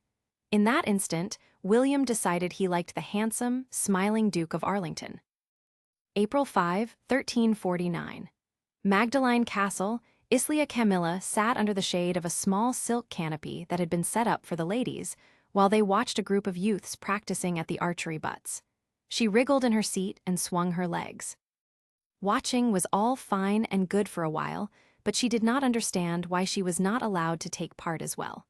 She was not very good yet, but her brothers were still teaching her and promised that she'd get better as she got older. Her nursemaid, however, had told her she was not allowed to join in with her brother and the other youths. In Islia, at least, ladies taking part in archery competitions was not the done thing. Camilla did not know what the done thing meant, but she knew she did not like this rule. At least sitting under the canopy, she got to watch Malcolm practice, and she was happy to be in his company. Her youngest brother was her favorite person in the world. He was also a good archer, though not as good as Daniel yet. She could see Malcolm standing alongside a few other boys of similar age from the Islian court, talking and laughing. He already seemed to have made friends among them, which was not surprising. Everyone wanted to befriend Malcolm because he was such great fun. He was also fearless. When their father had announced that the youngest of his 4 children would be accompanying him to visit the Islian court, Camilla had been a little afraid. She did not want to be separated from her mother, who was weak from a lingering cough. She did not want to travel to some strange, faraway country. Malcolm, however, had seen the whole trip as a great adventure. He had stayed at Camilla's side throughout the long journey, and even once they had reached the enormous castle called Magdalene. He had held her hand when she had to bow to the King of Islia, who had a friendly smile but not such friendly eyes, as well as to his sons and nephew. He'd kept her company during the days and sat next to her during the long dinners in the crowded hall. Being next to Malcolm, everything was fun, and Camilla had also started to see this trip as a great adventure, until she was told she was not allowed to join Malcolm at archery. Camilla sighed and swung her legs impatiently again, trying to ignore Agatha's whispers that she needed to sit quietly and elegantly like a young lady. She saw Malcolm setting up at an archery butt with another boy that he had been paired against. As he adjusted his bowstring, Malcolm's eyes met hers. He waved his hand at her and gave her his usual cheeky grin. She smiled and waved back. The boy next to Malcolm also looked in her direction for a moment, but refused to smile at her. She recognized the boy as being the King of Islia's nephew, though she couldn't remember his name. He was older than her, probably closer Malcolm's age though not as tall. And unlike Malcolm, who almost always had a smile on his face, this Islian boy looked permanently sulky. He had blonde hair and big green eyes, but hardly ever smiled. Camilla wondered if it was because the boy's father was so terrifying. The father's name was Johann, and he was a giant of a man who always looked like he was on the verge of yelling. He reminded Camilla of a furious golden bear. She tried to stay as far away from Prince Johann as she could. Even Malcolm, who could easily charm anyone he crossed paths with, made himself scarce around the bad-tempered Islian prince. Camilla couldn't imagine what it would be like to have a father you feared. Her own father was wonderful to all his children. He was never too busy to let her sit in his lap and tell her silly stories. She was not sure if Prince Johann had any daughters, but if he did, they were probably too scared to ever ask to sit on his lap. Malcolm and the fair-haired boy took turns shooting arrows at their target, while her father acted as the scorekeeper. Once they completed the round, the two boys bowed and shook hands. Camilla clapped for them both equally, as she had been taught was good manners, even though Malcolm had won as he was clearly the better archer. Camilla saw Duke Robert smile at her brother and ruffle his hair affectionately. Then the Duke approached the young Islian prince, who looked crestfallen. Crouching down so that he was at the boy's eye level, Camilla saw her father speaking softly to him. She couldn't hear the words, but a slow, tremulous smile appeared on the boy's face. Then her father adjusted the prince's shoulders, straightened his back, and pointed him towards the target again. The boy's arrow hit the second ring closest to the bull's. He stared at Duke Roberts's smiling face in amazement. William's shoulders slumped. He had been beaten fair and square at a round of archery by Prince Malcolm. At least Malcolm had been decent about it, shaking his hand and giving him a kind smile. He hadn't gloated like William's friend Richard, who loved to crow about his victories to the younger boys. But William still felt disappointed. The only blessing was that his own father was not around to see him defeated. Prince Johann was rarely around for archery practice, but when he was, his biting criticism was constant. Duke Robert approached him, and William braced himself for a tirade. The only thing worse than being berated by your own father for losing would be being berated by someone else's father. But to his surprise, the Duke dropped to one knee and looked him in the face with a sympathetic expression. "Ah, little lad, your posture is off. Would you like me to show you a trick to make sure you always aim true?" William was stunned, staring mutely. Surely he had misunderstood. Was that Duke actually offering to help him? He was not going to yell at him about how he should be utterly ashamed of his complete lack of skill. William paused to consider this strange turn of events, but then found himself slowly nodding, drawn in by the kindness in the man's tone. Duke Robert gestured silently for him to pick up another arrow. William did so, and then felt the Duke's firm hands on his shoulders, straightening his spine and positioning him slightly differently. "I struggled with the very same problem at first. The trick, lad," the Duke said in his low, lilting voice, "is to always aim slightly higher than your target. The further you are from the bullseye, the higher you need to aim." But But how do you know how much higher to aim, sir? What if your arrow misses completely and goes over the target? Practice, my boy. You have plenty of time on your side yet. As you get older, your eye will sharpen and your strength will increase. Very soon, what I am telling you now just becomes instinct. I have no doubt you'll make a very fine archer in a few years. William peered at the man's face suspiciously. Was the Duke mocking him, who even spoke that way to children, especially children who weren't his own? But looking into Duke Robert's friendly gaze, William found no reason to think the words of encouragement were anything but sincere. Now take your aim and shoot at the target. Remember my words as you do. William gritted his teeth and tried to focus only on what the Duke was instructing as he lined up his arrow. He took a deep breath and released the bowstring. The arrow whizzed through the air and pierced the second inner ring of the target. His mouth dropped open in disbelief as the stared at the shot. He then had to quickly blink away the tears of pride and happiness that threatened to well up. Duke Robert stood up, grinned, and patted him on the back. Even Prince Malcolm gave him a genuine smile and clapped at the obvious improvement. A very nice shot, my boy. The Duke congratulated him. Next time you line up a shot, be sure to keep this moment in your mind. That evening, yet another extravagant banquet was held by the King and Queen to formally celebrate the Duke of Arlington's visit. The great hall glowed with 1,000 beeswax candles and was decorated in dark green silk hangings, the color of the Moragathian royal house. Hundreds of guests were crammed into the hall, decked out in all their finery. William noticed many people were wearing dark green to honor Duke Robert, including their majesties themselves. William absolutely hated being forced to attend formal banquets. It always meant being forced to wear uncomfortable clothing and sit next to his father for hours, feeling like the eyes of the entire court were on him as he ate. The adults would talk about boring topics that he did not understand. Some bard would inevitably recite long, unintelligible poems or warble some useless songs. Prince Johann expected his son to sit through it all without complaint, and William would feel his father's iron gaze boring into him, watching and waiting for the slightest mistake. Banquets only became tolerable after a few hours, when the haughtiest court ladies had retired and the men were too drunk to pay close attention to the children. That's when William would at last be able to meet up with Tom and some of the other noble boys he was friends with, and inevitably cause a little mischief. Up until recently, his cousin Rufus had always been among their fun, though lately Rufus had started acting as if he was above their company. The hours ticked on painfully slowly. The servants brought out dish after extravagant dish. Numerous toasts were made at the high table. William started feeling queasy from being forced to take so many sips of wine, even if his wine had been watered down as was customary for children. Eventually, the main courses were finally cleared away, and platters of fruit and sweetened nuts were laid out on the tables. Ballads were then sung in the same odd accent the Duke and his children spoke with. William struggled desperately to keep his eyes open. Duke Robert, however, seemed to enjoy the ballads a great deal, even tipping the singer with a gold coin. After that, the court musicians started playing lively tunes and the evening's dancing began. Tom was nowhere to be seen, laid low that night with a sore throat. The same illness had also struck down his friends Francis and Richard.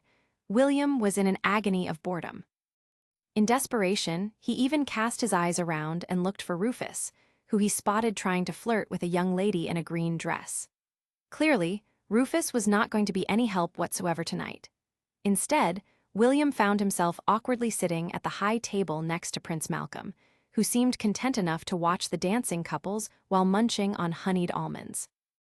Malcolm had hung his formal jacket on the back of his chair and was sitting in only his dark blue shirt, the sleeves rolled up haphazardly. William found himself intrigued by the Moragathian lad. He always seemed so cheerful and sure of himself. He also always looked calm in the presence of his own father and never on edge, with no fear that one wrong move would earn him a cuff around the head or having his ears boxed. William was fascinated by the Duke of Arlington as well, who genuinely seemed to like the company of children and youths. During these last few days, he had seen Duke Robert embrace his son and speak to him kindly on many occasions. He had seen the man cradle his daughter on his lap, covering her face in ticklish kisses until the little girl had screamed with laughter. William did not know such fathers existed. Looking across the dance floor, he could see Duke Robert dancing with a Islian noblewoman in a deep green gown. All night, several of the most beautiful court ladies had surrounded Duke Robert in open admiration and had fought for his attention. Even Lady Briar, Prince Johan's favorite mistress, had been caught peeking at the handsome Duke several times through her lashes. This had caused a drunken Prince Johann to roar at her, and Lady Briar had ended up leaving the banquet in floods of tears. Father did not need to make such a big deal about it, thought William sourly. It is not like Duke Robert had paid any special attention to Lady Briar or any of the other women around him. While he was smiling and courteous, he seemed to keep a polite distance from them all. William would never even dream of telling his father that, of course. His opinion was never asked for. On the other side of the dance floor, William saw Prince Malcolm's sister. She was dancing with the young son of the Marquis of Niernall. Her long dark hair fanned out around her face as she was spun around by the youth. He could hear her joyful, childish laughter from his seat. "You can ask her to dance if you like." "What?" William looked at the Moraithian lad next to him in confusion. "My sister," Prince Malcolm explained, swallowing a mouthful of almonds and gesturing towards the young girl. "You can ask her to dance, it will not bother me." He had a smattering of freckles across the bridge of his nose and his father's merry eyes, amber in color. "What makes you think I want to?" Malcolm shrugged and snickered. "Well, I do not know. You keep staring at her, so I just figured." William felt his face going red and scowled ferociously. "You are wrong, I do not even like girls." It was true, girls were pointless creatures. Despite what Malcolm had just said, though, his eyes landed on the little girl again, who whirled around as if she did not have a single care in the world. Malcolm shrugged again. "I do not really mind if you like her. She gets a lot of attention. All the lords, sons, and squires like dancing with her at home, and the young stable hands pick flowers for her all the time." "Why, what for?" "They just like her, I guess. Probably because father says in a few years, Camilla will be the greatest beauty on the continent, apart from mother." William scrunched his face in disbelief. "Really? You cannot say your mother is the most beautiful woman if you haven't seen every other woman on the continent to compare, can you?" Malcolm merely laughed and popped another almond in his mouth, slouching back lazily in his chair. "And you can only say that because you haven't seen my mother." October 20, 1358. Westerhaven Palace, Islia Camilla sat on a low stool on the floor of Queen Celia's apartments, quietly strumming a harp. Due to a recent improvement in her health, the queen had once again started throwing the doors of her presence chamber to the court to welcome visitors during the day. Queen Celia enjoyed the company of young people, and her rooms had quickly become one of the liveliest meeting places in the castle. Once again, the queen's apartments had become a place of flirtation and music. That day, however, Camilla could tell the queen was feeling unwell, so she had offered to play a soothing tune for her. She hoped the music would help drown out the voices of Princesses Violet and Annabel bickering about some alleged misbehavior by a maid. William and a couple of other young men were sitting in the window seat, listening apathetically to the music and watching the relentless rain bouncing off the glass. "Do you know a tune called Along Far Horizons, Princess?" asked Queen Celia softly, her voice gruff with pain she was trying hard to suppress. Camilla gave her a sympathetic look. "I am sorry, Your Majesty, but I do not." The queen gave a smile that was more of a grimace. "William knows it well, I'd like to hear it." Camilla tried not to look surprised at the thought of the aggressive, boisterous young man knowing how to play as delicate an instrument as the harp. William smiled affectionately at his aunt and approached the harp. Camilla stood up and offered him the stool next to it, then took a seat herself on a velvet floor cushion by the stool, her apricot-colored skirts fanned around her. William took his place on the stool and started playing a lively tune, his hair falling across his forehead. In turn, Camilla watched his fingers move across the strings. For someone who spent his days wielding weapons, he had beautiful hands, strong and capable. She remembered those hands on her waist when they danced together, touching her as if she were made of the most fragile glass. Camilla quickly dropped her eyes to her lap. What was she doing staring at a man's hands? When he finished his song, William bowed his head at Queen Celia's applause. He gave up the seat by the harp to Camilla again and sat himself on the floor, long legs sprawling. I had no idea you could play. Camilla adjusted her skirts around herself. You mean you had no idea a sword-swinging brute could handle a delicate instrument? William pushed his hair back from his face. She half smiled and nodded in agreement. Well, I cannot really play much. I only know how to play 2 or 3 tunes that I know Queen Celia loves. He looked pensive for a moment and added, I taught myself to play them when I was a boy, when I saw how much it made her smile. The harp is her favorite instrument, you see, and none of her sons have ever learned to play it. Camilla smiled at this admission. She found the thought of a young boy memorizing tunes to play for his aunt rather sweet. It made him seem somehow more vulnerable, like there was something softer hidden under his brash exterior. She remembered what he'd confessed to her a couple of weeks ago at the archery butts, that sometimes he did not want the attention of that came with being a prince. She began to strum another tune, an old melody she remembered being played many times when her mother was still alive and vibrant. William lay back on the floor with an arm behind his head and closed his eyes, a faint, relaxed smile on his face. Camilla noticed slight circles under his eyes. Maybe he was not as invincible as he acted. William heaved himself up off the floor before he fell asleep on one of the Queen's priceless rugs. He would have liked to have stayed on the floor, stretched out at the princess's feet and quietly listening to the soft music. He realized what he really wanted to do was place his head on her lap and listen to her lilting voice while she ran her fingers through his hair. It was an odd thought. There had been many, many times that he'd craved a woman's body, but this was the first time he remembered ever hungering for affection. It made no sense. William sat down in the window seat next to his friends. Surveying the room, he saw the Queen's pale, strained face and made a mental note to speak to Teshin about having another tonic made to help numb her pain. When I thought this day couldn't get any more boring from being stuck inside, now we have to endure listening to funeral music for the rest of the afternoon. Richard complained in a low voice. William chuckled. Richard was famously uncouth and did not even bother trying to hide it. Tom says there's a decent brothel about 5 miles east of here. A few of us are going after dinner. What do you say, Will? Richard whispered in his ear. In this rain, though. William murmured back, looking at the dark, heavy clouds. He knew the rain was just an excuse for not really wanting to go. To hell with the rain, the boredom will kill us first. William had to agree the court had been a gloomy place this past week, partly because of the rain and partly because 2 days of royal mourning had ceased only yesterday for Rufus and Annabel's child. The baby had recently died in her cradle, but neither parent seemed particularly grief-stricken. William had even overheard his cousin telling a couple of his companions he was determined to get a boy on his wife as quickly as possible. So are you joining us or not? Richard's elbow nudged the prince's side. William nodded. He needed something to snap him out of his current mood. William slid his cloak off his shoulders and pushed his wet hair back from his face as he stepped out of the steady rain and through a timber doorway. He felt soaked through from the ride to the brothel Tom had recommended. Tom led them through the main entry and down a poorly lit corridor to the tavern, where all visitors gathered to drink. The tavern itself was crowded, but as soon as they stepped through the doors, William noticed the razor-sharp gaze of the older woman standing next to the bar, appraising them.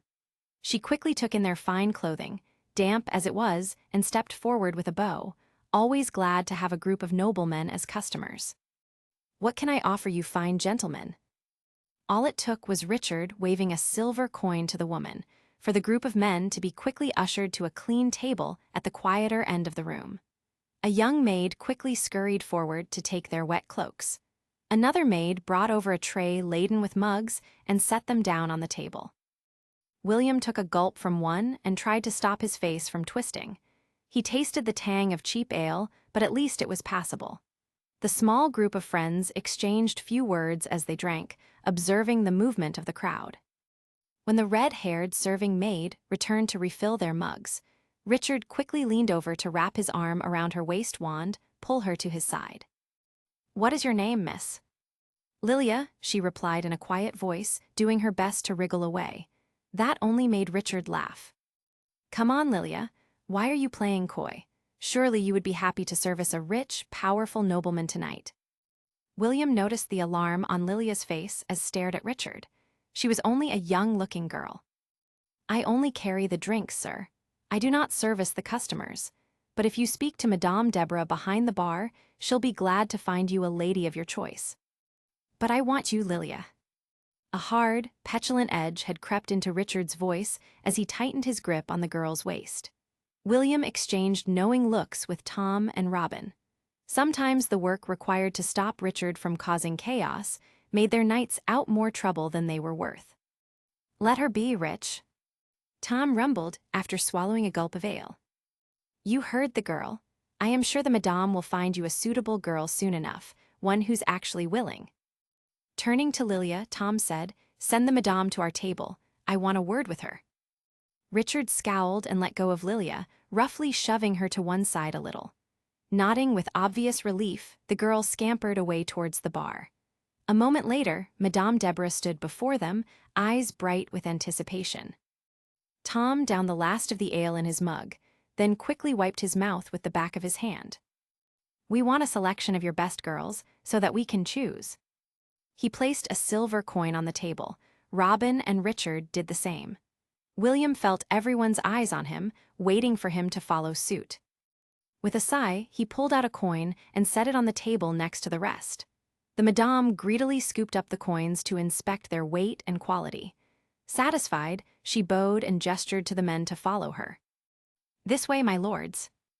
They were led through a door at the back of the tavern and down a narrow corridor.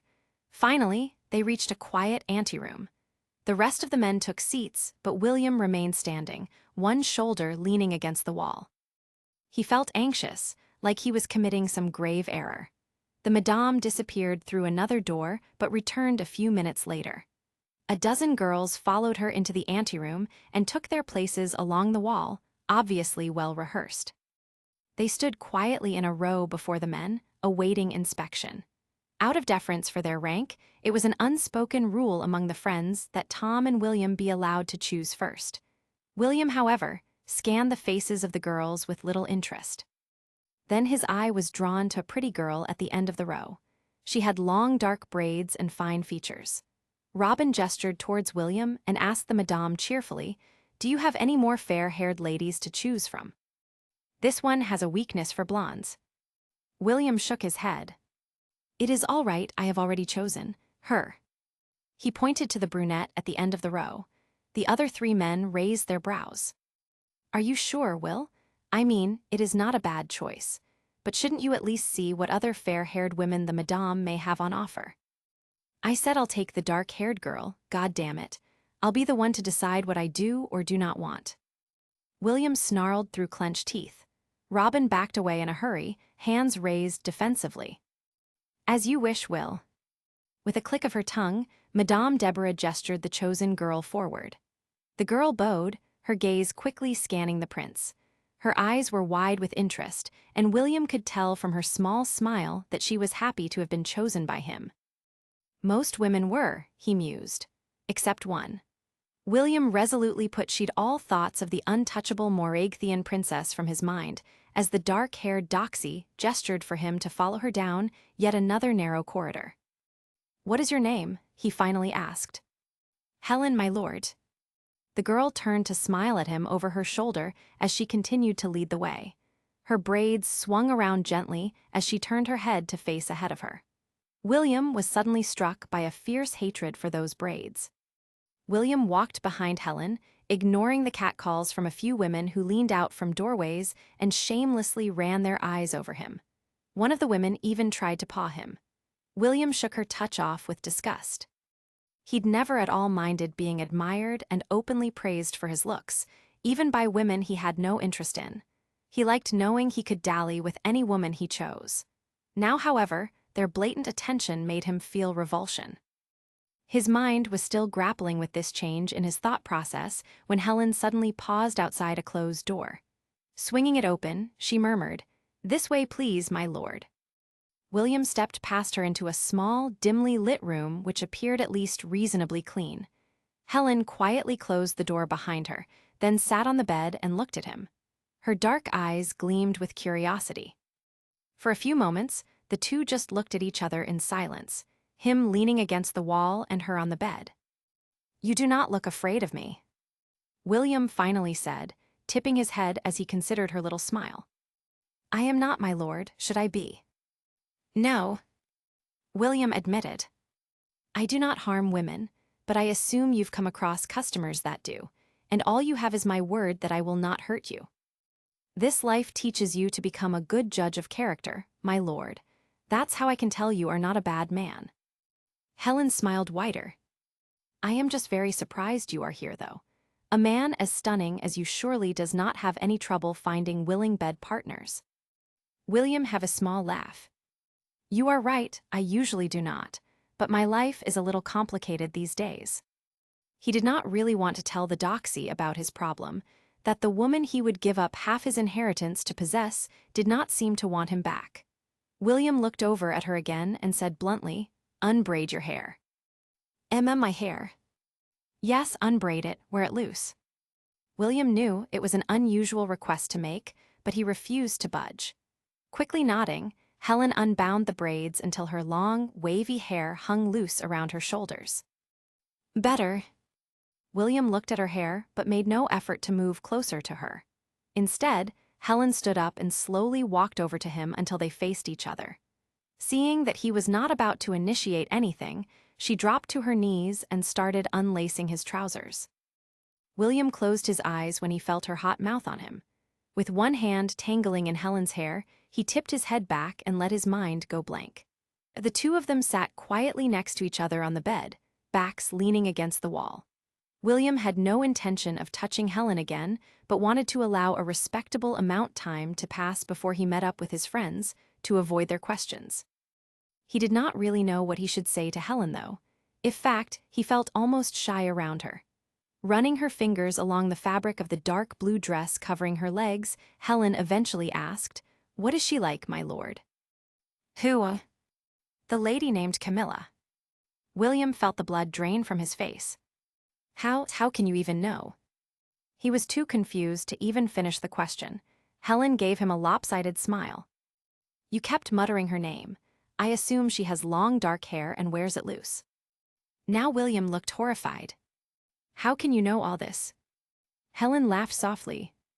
"I told you. This line of work teaches you to become very good at reading people and their intentions. You men think you are all very smart, but you are actually rather simple when it comes to love." Her voice was quiet. "And you asking me to unbind my hair was a dead giveaway." "No, it is nothing like that. I do not love her," William said defensively. "I just desire her. And that is the only issue.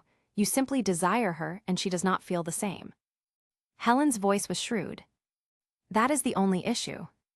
He bowed his head with a sigh. "I have never faced this problem before." "Oh, of course you haven't, my lord. Look at you." Helen grew serious. "She must be pretty."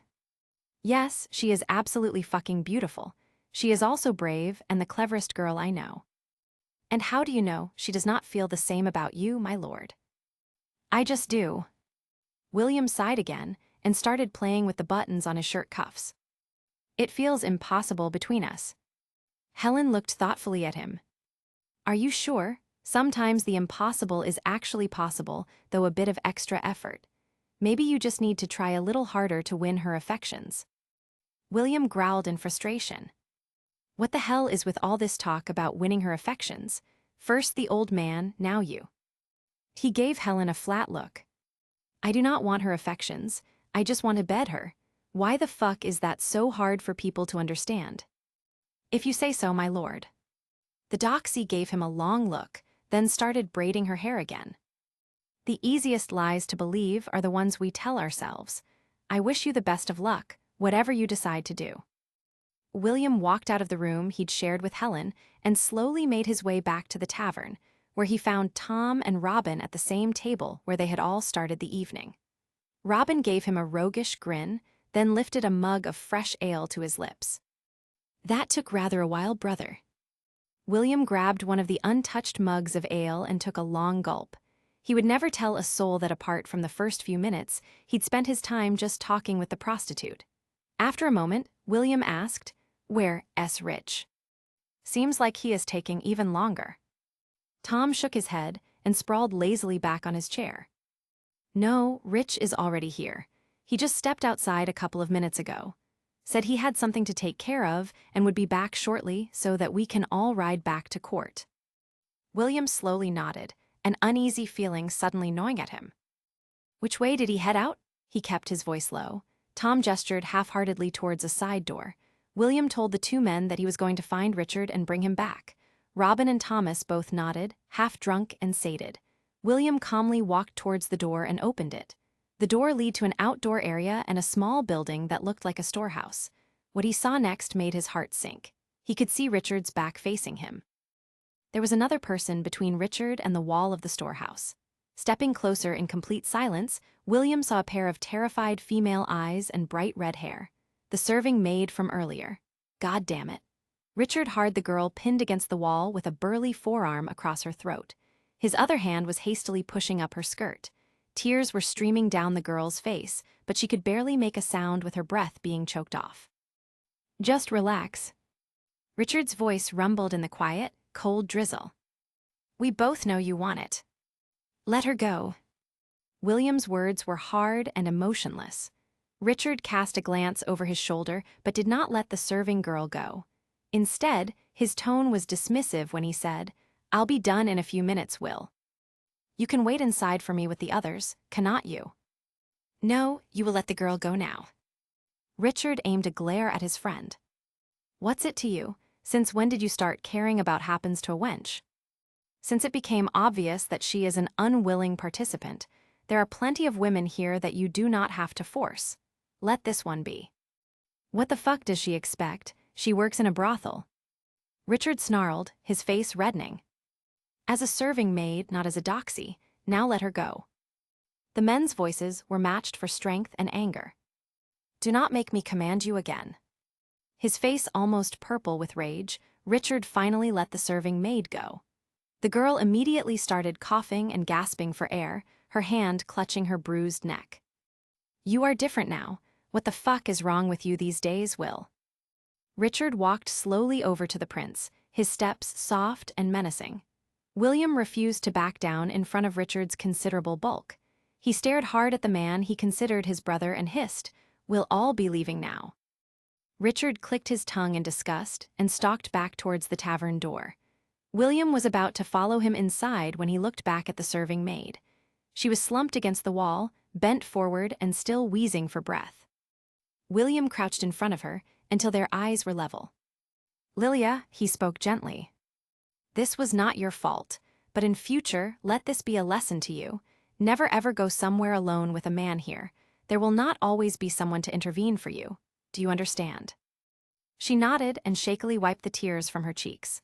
William handed her a gold coin, then slowly walked away. November 14, 1358. Wester Haven Palace, Islia. William adjusted the strap to one of the whalebone ice skates he was wearing and straightened up carefully. It seemed like almost the entire court was out of the castle, in the marshes and shallow pools that surrounded the palace. During the summer, the intense heat meant the marshes were turned into a steamy, insect-ridden hell. No one in their right mind would spend the hotter part of the year near Wester Haven. But in the deepest winter, that part of the country was a completely different experience. The ground would freeze, turning the pools of water into small, shining ice lakes. The whole landscape surrounding the palace was an ethereal expanse of ice, broken up by small tracts of bare land. It was a sunny day, and even the damp winds had died down, meaning the temperature was cool but not bitingly cold. A winter picnic had been arranged, with hot ale and roasted nuts. Everyone was taking the opportunity to skate on the frozen waters.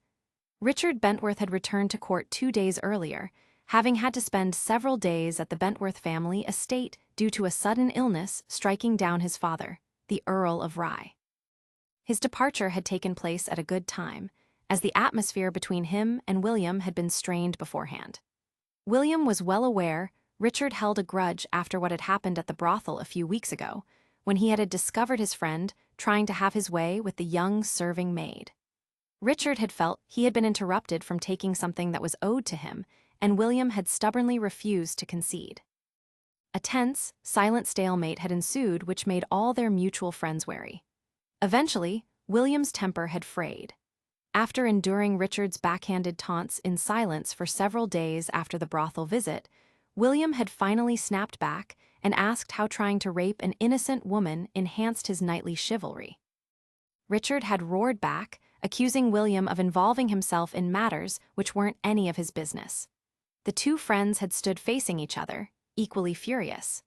William had even briefly wondered who would throw the first punch, even though the two of them had never come to blows before, outside the training arena. Finally, Francis had inserted himself between them, urgently trying to pacify both sides. Ever the peacemaker, he had convinced them to both step back from the quarrel threatening to flare into violence. Upon Richard's return to Westerhaven, he had seemed more like his brash, jovial self. The incident with the red-haired maid was never mentioned again. Instead, Richard had returned in good spirits, regaling them with tales of the wenches he had met and bedded at inns and taverns during his travels.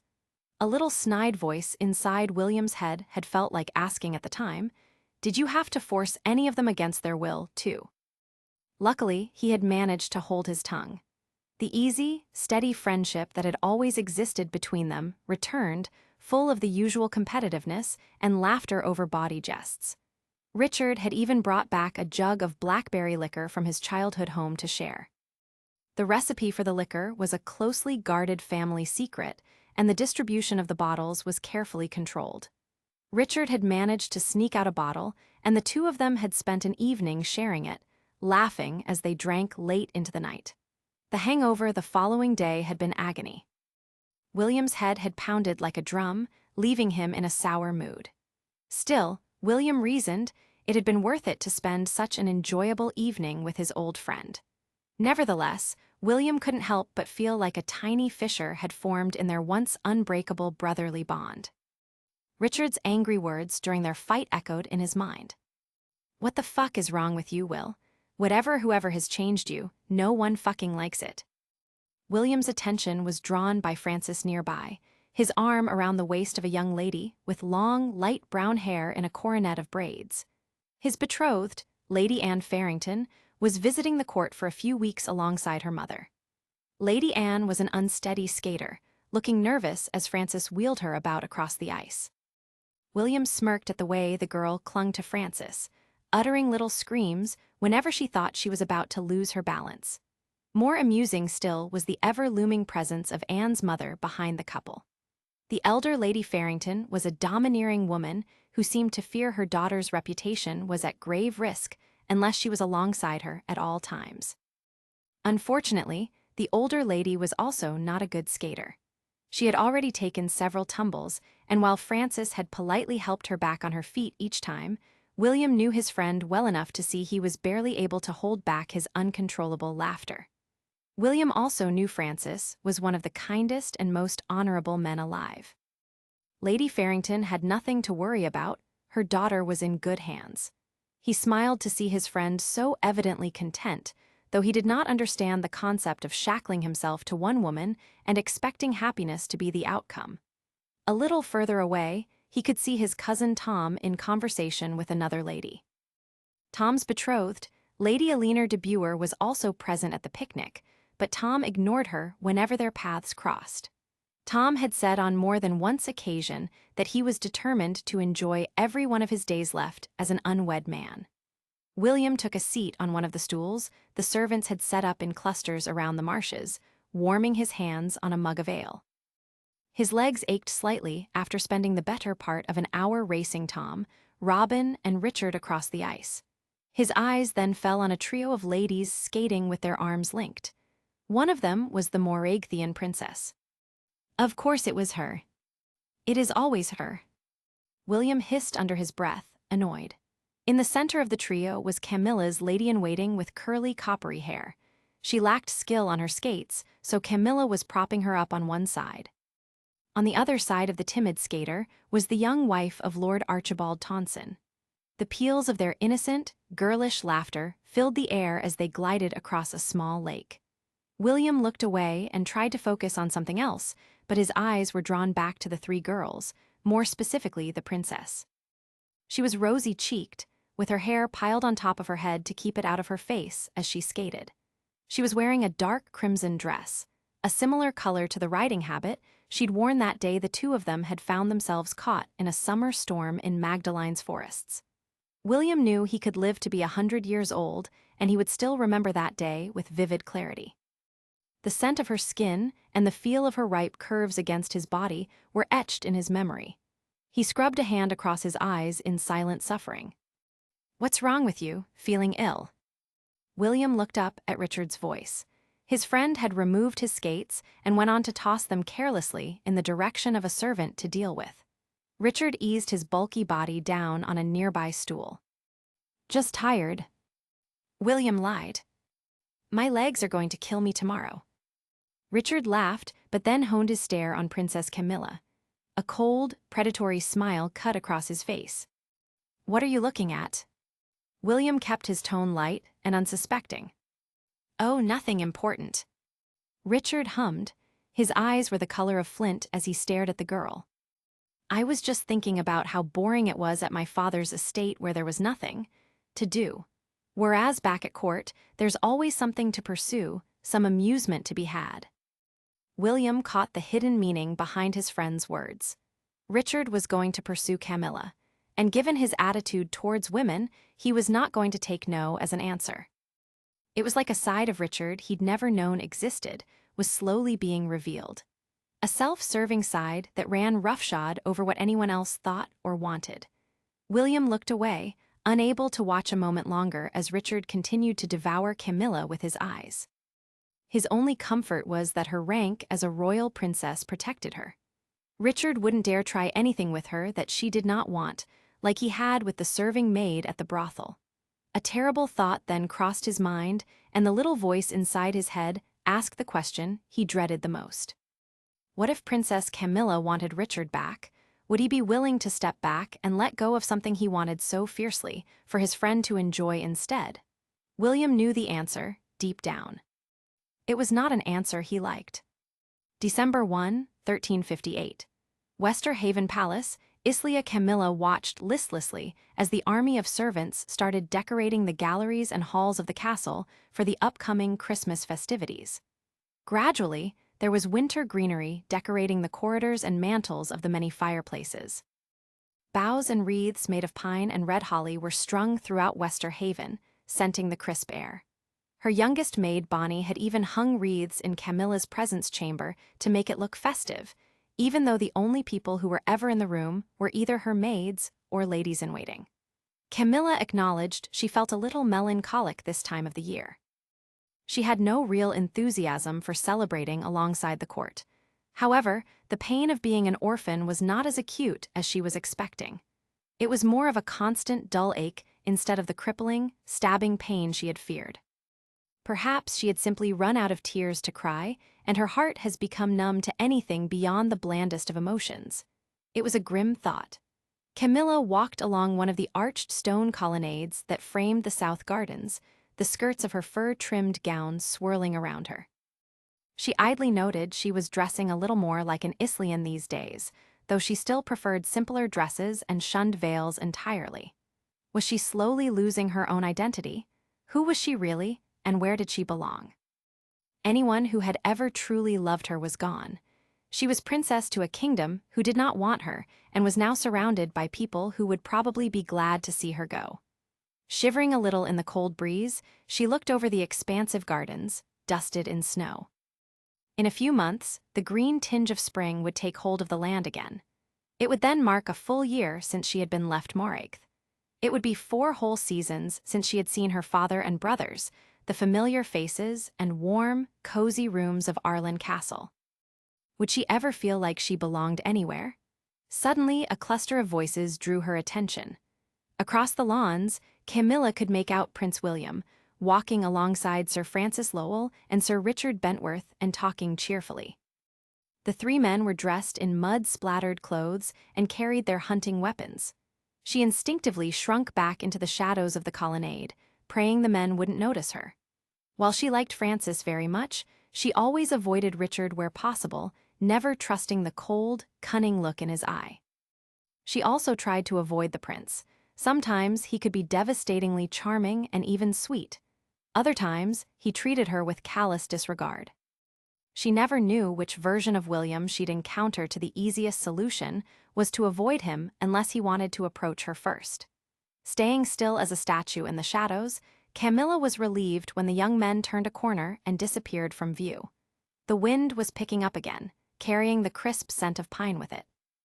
Leaning against a stone column, Camilla paused as the memories of her last Christmas and New Year in Morhague filled her vision. New Year's Day of the year 1358 had dawned cold and misty at Arlen Castle, the intermittent hail clattering against the stained glass windows. Sitting in the minor hall next to a roaring fire, Camilla had sat with her family, drinking her father's favorite spiced wine and exchanging gifts. She had laughed as her brothers had teased her, and each other relentlessly about nothing in particular. Duke Robert had looked on at his children with indulgence. Camilla remembered thinking at the time that nothing could ever break the bond between the siblings. After all the gifts appeared to have been opened, the Duke had quietly pulled out one more gift box and handed it to his daughter. With her brother's avid eyes on her, she had pulled away the silver tissue from around the box and lifted the lid. Inside had gleamed her mother's favorite necklace. Camilla had gasped in absolute shock. She remembered the wistful smile on her father's face as she had carefully lifted the necklace from its box and held it up to the light slowly, reverently. The dainty, star-shaped diamonds had sparkled in the light caught from the fireplace. Her eyes had filled with tears as she remembered the wonderful person her mother had been.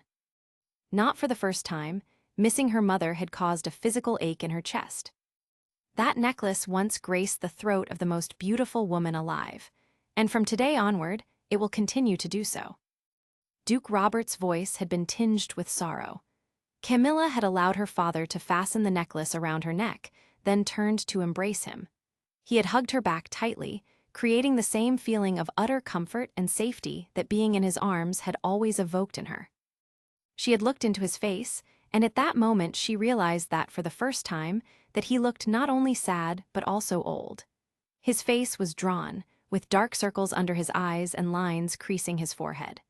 The gray hair that peppered his temples and ruddy-colored beard was suddenly more noticeable. And yet this was the man who had no hesitation leaping on his favorite warhorse and leading armies in his typical reckless, fearless manner. His unflinching bravery had always drawn her admiration. Now it only made her fearful. She touched the jewels resting on her collarbone anxiously. A sense of dark foreboding had then enveloped Camilla's heart. She sensed something was not right in her father's mind. That had been their last New Year's celebration as a family, though none of them knew it at the time. Less than 4 months later, the royal army of Islia had crossed the border and into the Duchy of Arlington. They had joined the side of King Kenneth's army, and the combined forces had wreaked hellfire and destruction on the lives of Duke Robert and his children. December 25, 1358. Westerhaven Palace, Islia Camilla stumbled through her presence chamber and into her bedchamber, feeling more than a little dizzy. The Christmas banquet lunch hosted by the King and Queen had just concluded, having been in full swing since mid-morning. Camilla had sat there for hours as servants had brought out platters of the most extravagantly decorated food and a near-limitless supply of wine. She had lost count of the number of toasts she'd had to raise her goblet to and the amount of dishes she'd been pressured into sampling. Dancing had followed after that, and she had been spun around the room by Francis Lowell, Robin Sainsbury, and even Prince James a few times. It had been an exhausting day. Camilla was now determined to lie down for at least a little while and catch her breath. She sprawled on her bed face down without even bothering to take her shoes off and closed her eyes, willing the room to stop spinning. Just as she was starting to drift off, she was startled by frantic knocks on her door. "Come in," she sighed, hoping and praying it was not a maid trying to offer her more food. Instead, her 3 ladies-in-waiting stepped inside the room and, seeing her motionless on the bed, all crowded around her and peered down with concern. "Are you feeling unwell, my lady?" Elizabeth sounded anxious. "Just a little dizzy, Bess, and my feet hurt from dancing. I think I'll just take a nap." Someone placed their hand on her shoulder and started shaking her gently. Camilla frowned sleepily. "You cannot fall asleep, my lady." Katerine had shrieked in horror. "You must attend the garden party with us." What garden party?" The three ladies all talked over each other to try and explain the old tradition of attending a small party in the Queen's Rose Garden immediately after Christmas lunch.